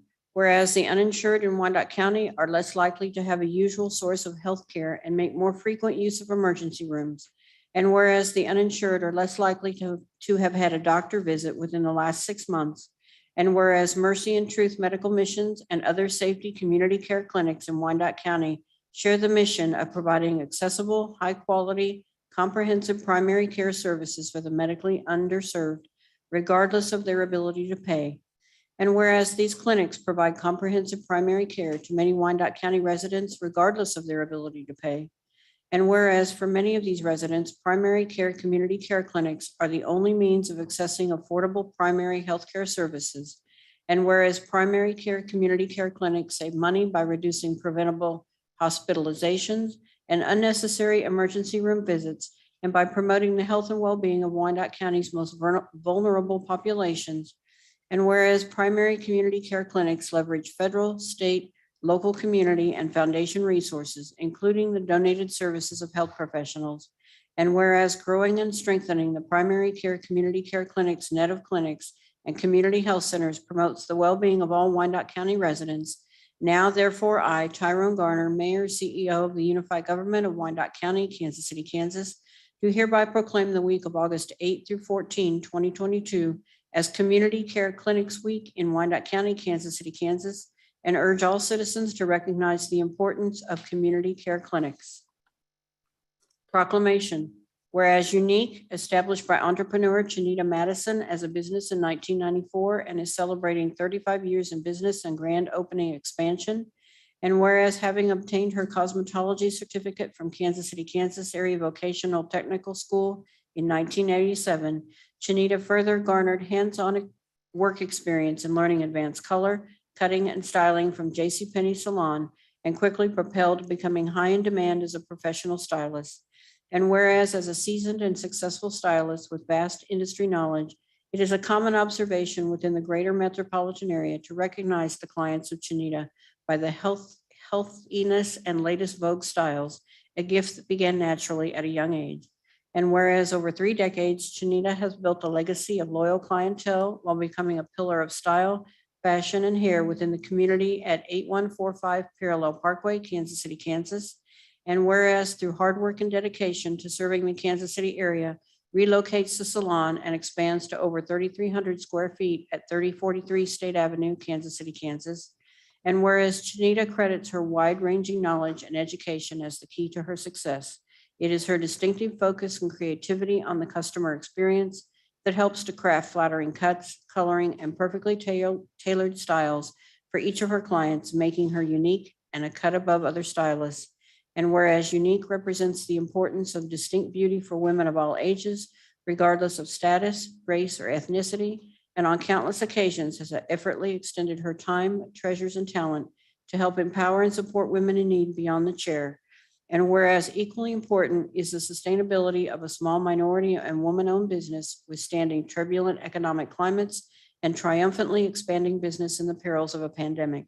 Without question, Chinita Madison, who once received the who's who among American high school students, would still stand 35 years later, bigger, better, and more vital than ever. Now, therefore, I, Tyrone Garner, Mayor, CEO of the Unified Government of Wyandotte County, Kansas City, Kansas, do hereby proclaim August 14, 2022 as Unique Salon and Boutique Day in Wyandotte County, Kansas City, Kansas, and urge all citizens to recognize the importance of Kansas City, Kansas Unique Salon and Boutique Day. Proclamation. Whereas 2.6 million homes can be powered by clean energy generated in Kansas, and whereas clean power projects provide extra income to farmers, ranchers, and other private landowners, and in 2022, these drought-proof land lease payments total $49 million. And whereas the clean power industry is an important job creator in Kansas with a clean energy workforce of 3,300, and whereas our state's commitment to clean energy has already proven to be a key component of our economic growth, and whereas clean power invests in local Kansas communities providing property, state, and local taxes in 2022, totaling $22.2 million. Now, therefore, I, Tyrone Garner, Mayor, CEO of the Unified Government of Wyandotte County, Kansas City, Kansas, do hereby proclaim August 15 through 19, 2022 as American Clean Power Week in Wyandotte County, Kansas City, Kansas, and encourage its citizens to learn more about the benefits of clean energy in our community and celebrate Kansas's leadership in renewable energy production. Thank you, Clerk. This takes us to our regular consent agenda. Do any members of the Commissioner and County Administrator wish to set aside any items on the regular consent agenda? If an item is not set aside, all items on the regular consent agenda will be voted on by one vote.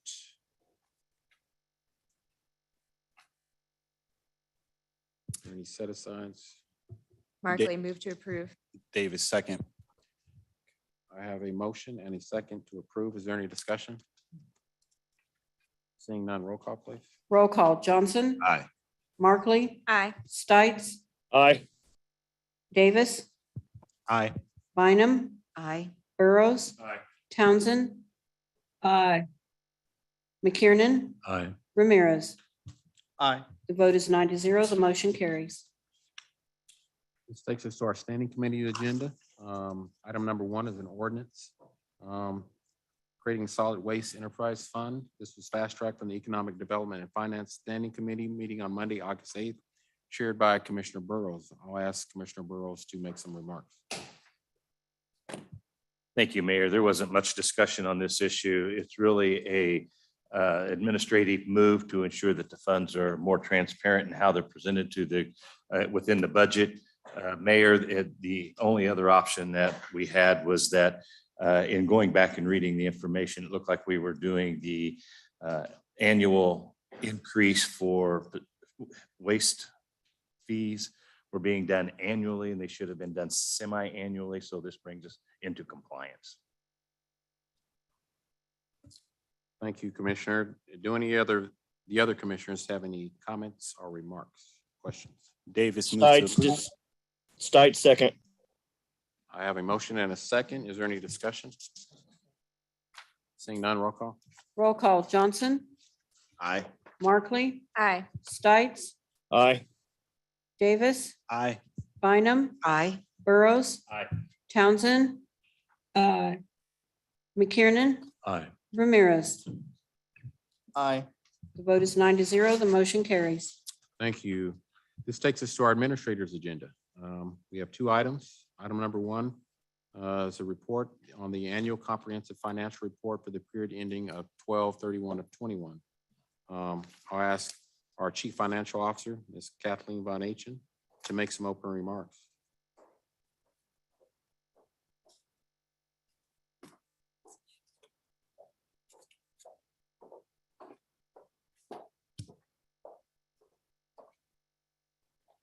Yeah, good evening. Thank you. And thank you, Mayor and Interim County Administrator for allowing us to make this presentation. We're going to start off, by the way, I just want to point out that it may not be as exciting as all the economic development presentations, but we'll try.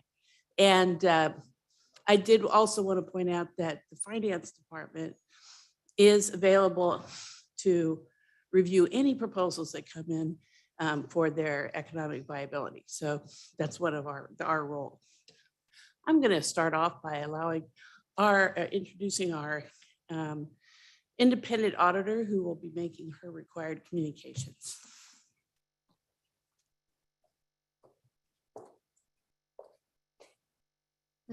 Making sure it works. A little shorter. Okay, it's been a long evening, so I'll try to make this as interesting as an audit result can be. So I'm Tara Laughlin. I'm a vice president with AGH and I work in our government assurance practice. And we are here tonight to present the results of the financial statement external audit for the Unified Government's fiscal year 2021.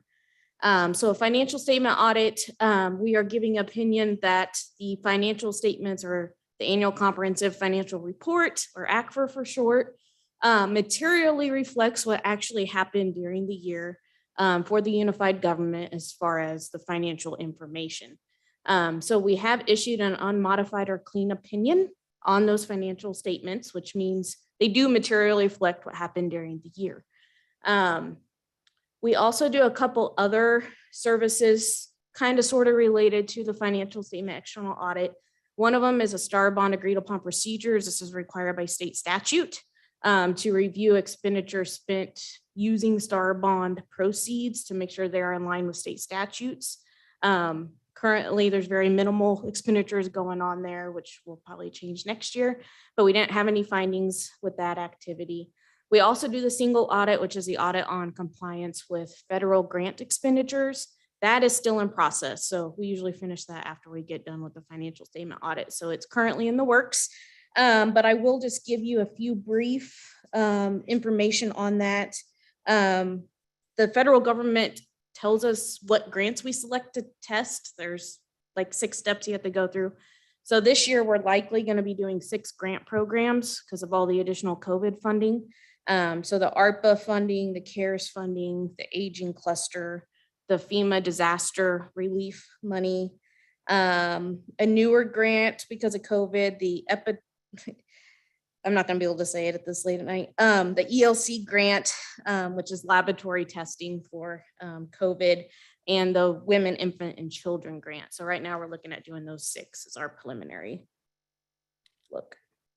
So we do perform the financial statement audit under generally accepted auditing standards, government auditing standards, and the Kansas Municipal Audit and Accounting Guide. Those are all standards that all auditors must follow doing a financial statement audit. I always like to point out whether there was any new accounting standards that the unified government had to implement in the current year that might change how things are having to be reported within the financials. This year, there were none. So if you're comparing last year's to this year's numbers, the changes are because of changes in operations, not because items are having to be reported differently. So I always like to point that out. Not all numbers within those financial statements can be hard, fast, no numbers. There is some estimation process involved that's required by financial accounting and reporting. Our responsibilities as it relates to those estimates is to obtain an understanding of how management determines those estimates, make sure that how they're determining it is in line with the accounting standards. Then we audit the inputs, outputs, calculations involved in those estimates. We did find that all the estimates were being done reasonably and within standards. We have listed those significant accounting estimates there. They're the same as has been the last few years. There was no new ones this year. Few of those relate to net pension liability and net OPEB liability are your two biggest ones on that list. The net pension liability, of course, being the unified government share of the CAPERS retirement plan liability. We are required to report audit adjustments. So these are items that we adjusted as we went through our audit procedures.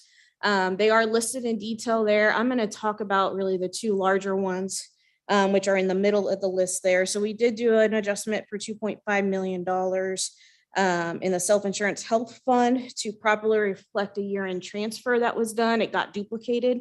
This was caught by management during their January 2022 bank rec process and fixed in 2022, but the fix needed to happen a year before. So we moved the fix back a year.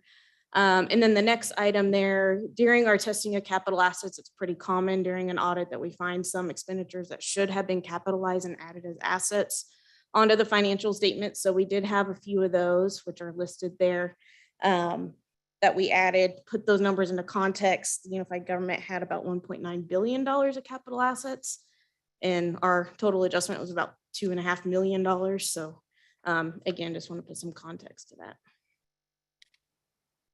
There are during audits, typically some items that we do find that do not get reflected within the financial statements. These are usually due because they just won't materially impact readers or users of those financials, and they're timing issues. So the activity will get reflected. It may just not be quite in the proper period. We only had two of those items. One was reporting of interest revenue at the fund level, government accounting rules. There's some quirks on when you can recognize that revenue. It should have been recognized in 21. It was not recognized until 22. And then the last item is a very common one that typically doesn't get reflected because of timing of getting legal information. It's an estimate of what potential legal liabilities are out there. The net impact between last year's and this year's was only $55,000. So generally speaking, we got all the support we needed during the audit. No issues there. What we requested, we were able to get. And given this year, the cyber attack happened in the middle of the audit. So it did add some complexities and issues to that as far as being able to get support, but we were able to get everything that we needed to finalize the audit. Very quickly, these are just areas of emphasis or risks that we identified during our planning process. And I was just going to kind of highlight on what we did in these areas. Number 3, we already talked about, so I'm not going to touch on that again with the estimates. Number 5 or 6, sorry, we talked about related to the audit adjustments. Number 4, economic development agreements. It's required to report within the footnotes, which you'll see on page 78 of your financial statements, what commitments the government has made to developers, third-party developers. So we do look at new agreements that came in, and we're making sure that what's getting disclosed is what's in those agreements. It's not an audit of, are those developers in compliance with the agreements? It's just, are the commitment amounts disclosed accurately related to those agreements? The other items I'm going to touch on here, management override and controls, revenue recognition are 2 risks that are required by all audits, no matter what entity is being audited. So we do specific procedures over those. We do fraud inquiries with all levels of the organization, review manual journal entries, make sure it has support. Of course, we test those significant year-end accruals as well. Didn't have any significant issues. We did have a few of those adjustments that I've already touched on earlier. With revenue recognition, we're able to confirm a good amount of your revenue with third parties because you get a lot of it from the state and they provide a listing of all payments paid. So we do a lot of third-party confirmation with revenues.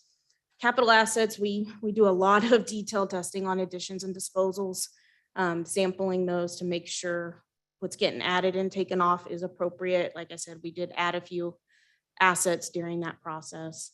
And then the last one is just because they are 2 big significant estimates. Again, we do make sure those actuaries are properly following accounting standards and assumptions that are required by the by the accounting standards and then recalculate their results. We didn't have any adjustments related to that. Qualitative aspects of the audit, again, everything we issued non-modified opinions in line with the generally accepted accounting principles. We do detail review of disclosures to make sure they're complete. We have access to our tools that gives us a 300-page document. We look through them, make sure all those disclosures are there.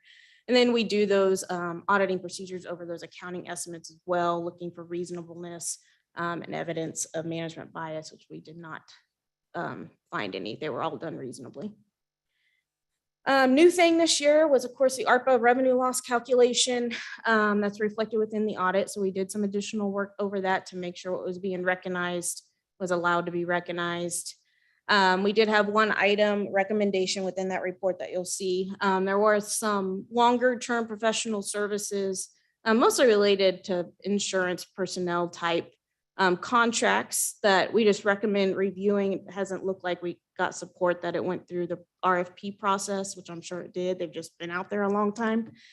So I know that's already in the works and already being looked at by staff. So that's just a recommendation to kind of go back through those and make sure that you have the documentation in place. Not going over this whole list this late at night. These are, but just so you have an idea of what your accounting staff deals with, these are all the standards in the next few years that they're going to have to implement. And the GASB is getting more complex. So it's just a lot of additional work. The top one I am going to point out because it's effective next year will significantly impact your financial statements. It'll gross up your balance sheet. And they're going to have to do a lot of work during an ERP implementation. So just wanted to point that out, that there is a lot of work involved. GASB 94, public-private partnerships. A lot of those agreements might now have to get reflected that don't currently have to under current standards. And then 96 is kind of like leases, but it's if you subscribe to software, it will now have to get reported. So I wanted to highlight those three because they are going to be a lot of work and could potentially materially impact your financial statements. One of my last slides, we've been communicating this for years with all of our clients, but again, I think you guys know about this now, just really making sure, understanding that information security world. So I did want to point that out again.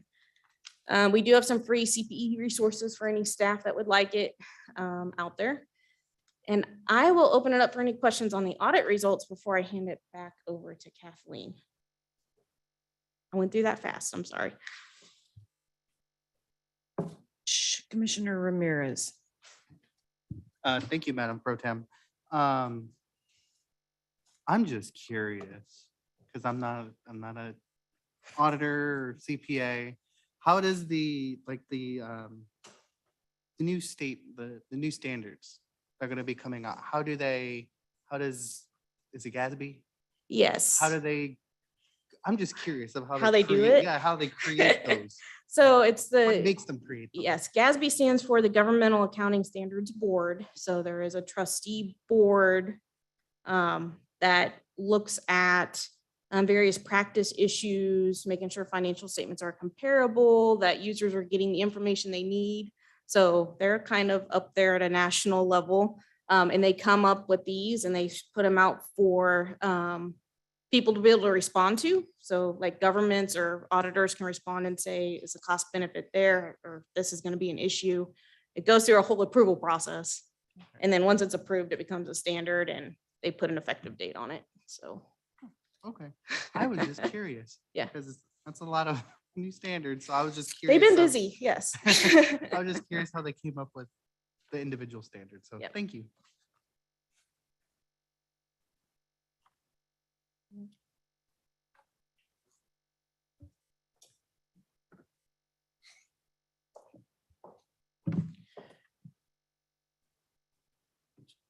I have a PowerPoint.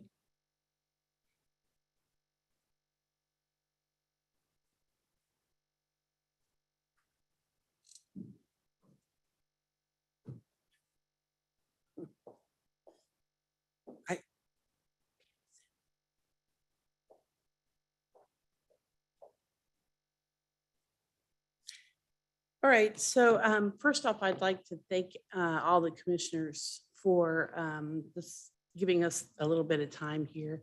But most importantly, I want to thank the accounting manager, Pam Cahal, and her staff for all the work that she's gone through, as well as my deputy CFO, Debbie Johnsher. Now, so one more thing, we provided to all of you in your packets perhaps maybe 2 weeks ago, 20 slides that show the financial trends or performance of the unified government. And what we did was we collected all the information in the respective pages of the annual comprehensive financial report over the last 12 years so that you could see how we are performing. And so I would recommend you look at that. And, we don't really want to spend a lot of time given the hour on each of those, but it's very important to see that over the past 10 years, the financial performance or the trends are improving. And what else did I want to say here? So I did want to walk you through a little bit through the actual document that you see before you. And so maybe to stay awake, you could open it up or look at your page and I can walk you through it. So the first page is the letter of transmittal. Wanted to point out there that there is a comprehensive kind of discussion of all of the economic development projects that have been taking place over the past 5 or 8 years. Lots of information in that part. That's page I. Page XIX, right, is the Government Finance Officers Association Award. I want to point out that we have won that award 21 consecutive years or 21 years in a row. Then you get to the independent auditors report, which again, we've received a clean independent audit opinion. And, but most importantly, my favorite section. My favorite sections are the management's discussion and analysis section, which starts on page 4, and it's about 22 pages long, and it talks about the entire unified government's financial position, and so really, I recommend you spend the hour it takes to read that, because then you'll have a very good idea of how that is. So then my other favorite section is at the very end, and that's the statistical section or the stat section. There are 22 graphs or 24 tables in that section. For example, it has the 10-year history of all the mill rates of all the various jurisdictions and within our boundaries. So lots of information, 24 tables. Of course, throughout the document, there are numerous financial statements. And of course, there are, it's complicated because GASB makes us do these, follow these accounting rules, which sometimes are a little complicated for those of us, or for those of you who are not accountants. They use 3 different accounting bases, and we have to follow these rules. So there's the long-term liability or the long-term, the net assets, the net position, the financial statements, which they call the government-wide statements. Those are the 2 statements in the very front. And they treat the entire government as if it's a profit center or a business. Most of the statements you all look at are the fund financials, which are the traditional statements. And those are the modified accrual statements. Those don't have all those long-term liabilities included because they're looking at near term. The ones that you often refer to during the budget process, those are called the budgetary statements. And those are also provided in the CAFR and the respective sections. And those are the ones that often are referred to as cash basis. Those are the ones that are the state of Kansas recommends using for budgetary purposes. But all those statements are in there. Another key point is the notes to the financial statements. There's about 40 pages of notes that comprehensively, more like 60 pages of notes that talks comprehensively about many of the activities and financial activities of the unified government and their liabilities. So the audit's based on actual data, and our independent auditors review that, and it's based on hundreds of supporting documents, all of which are public record. And so I encourage you, if you have any questions about any of those, that to ask for them through next request, and we're happy to provide them, or email, or my staff. That's all I got, since I don't have the PowerPoint on. Happy to answer any questions. Commissioner Bonham. I just want to make a general statement of thanks. It's 10 till midnight. And bless your heart and everybody else out there for sitting and waiting for this. It's refreshing to have the auditor tell us, you know, the 2021 audit results, and then to walk through this annual, I won't say it in the correct order anymore because I'm used to saying it the wrong way.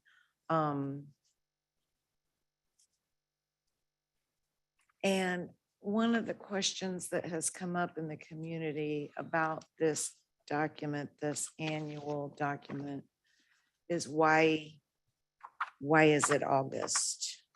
That this should only require a month or two for us to be producing. So I'm just curious because I don't know the answer, but we have heard that comment asked by members of the community that this document should be available to us by February. And I don't know the answer to that. Right. Well, so it takes on average about 3 months to close the books. And what we mean by that is balancing the bank statements and ensuring that all of the revenues have been collected and recorded. For example, there are delays in revenue collection that we have to record in the prior year that we don't receive until the second or third month of the subsequent year. So that is part of the delay, that there's quite a bit of time that is taken in developing the report, and there's a lot of testing that's involved, and there's a lot of outreach to various departments for information. And so all of that, it's a coordination that, you know, it's not just the accounting department that's involved with developing the audit. It's a collaborative effort of all the UG departments.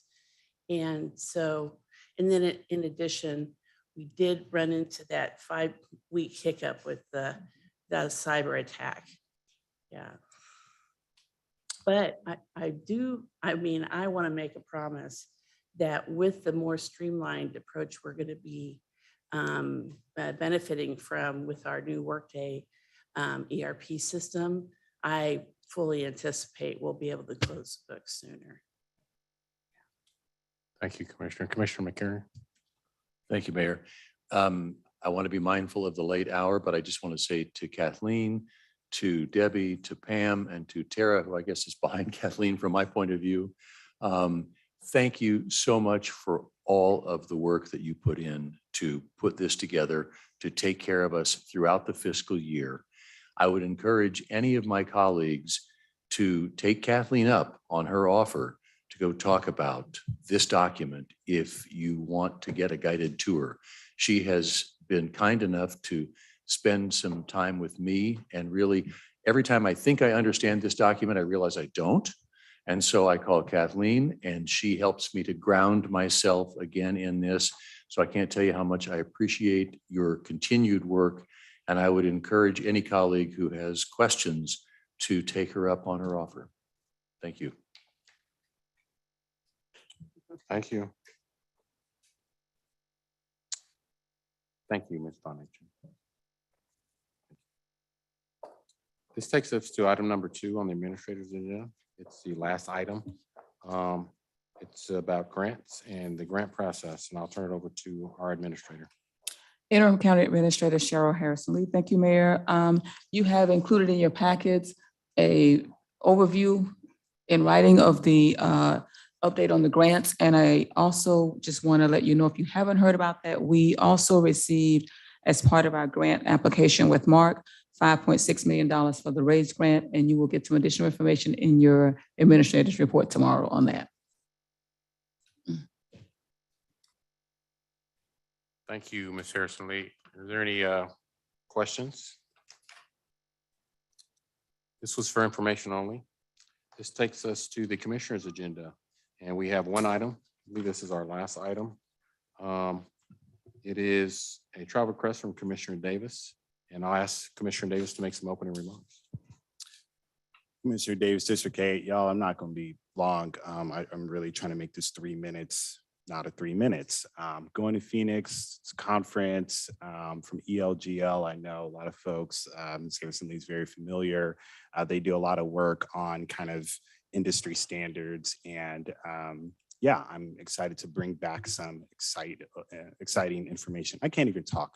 Markley, move to approve. There we go. Johnson, second. Thank you. Okay. Aye. No. We have a motion and a second. Are there any other comments, questions? Seeing none, roll call, please. Roll call, Johnson. Aye. Markley, Aye. Stites, Aye. Davis, Aye. Bynum, Aye. Burrows, Aye. Townsend, Aye. McKiernan, Aye. Ramirez. Aye. The vote is 9-0. The motion carries. All right, there's no further business. I'd like to entertain a motion to adjourn. Move to adjourn, Mark. Second, Okay, Ramirez. any discussion? Seeing none, roll call, please. Roll call, Johnson, Aye. Markley, Aye. Stites, Aye. Davis, Aye. Bynum, Aye. Burrows, Aye. Townsend, Aye. McKiernan, Aye. Ramirez. Aye. The vote is 9-0. The motion carries.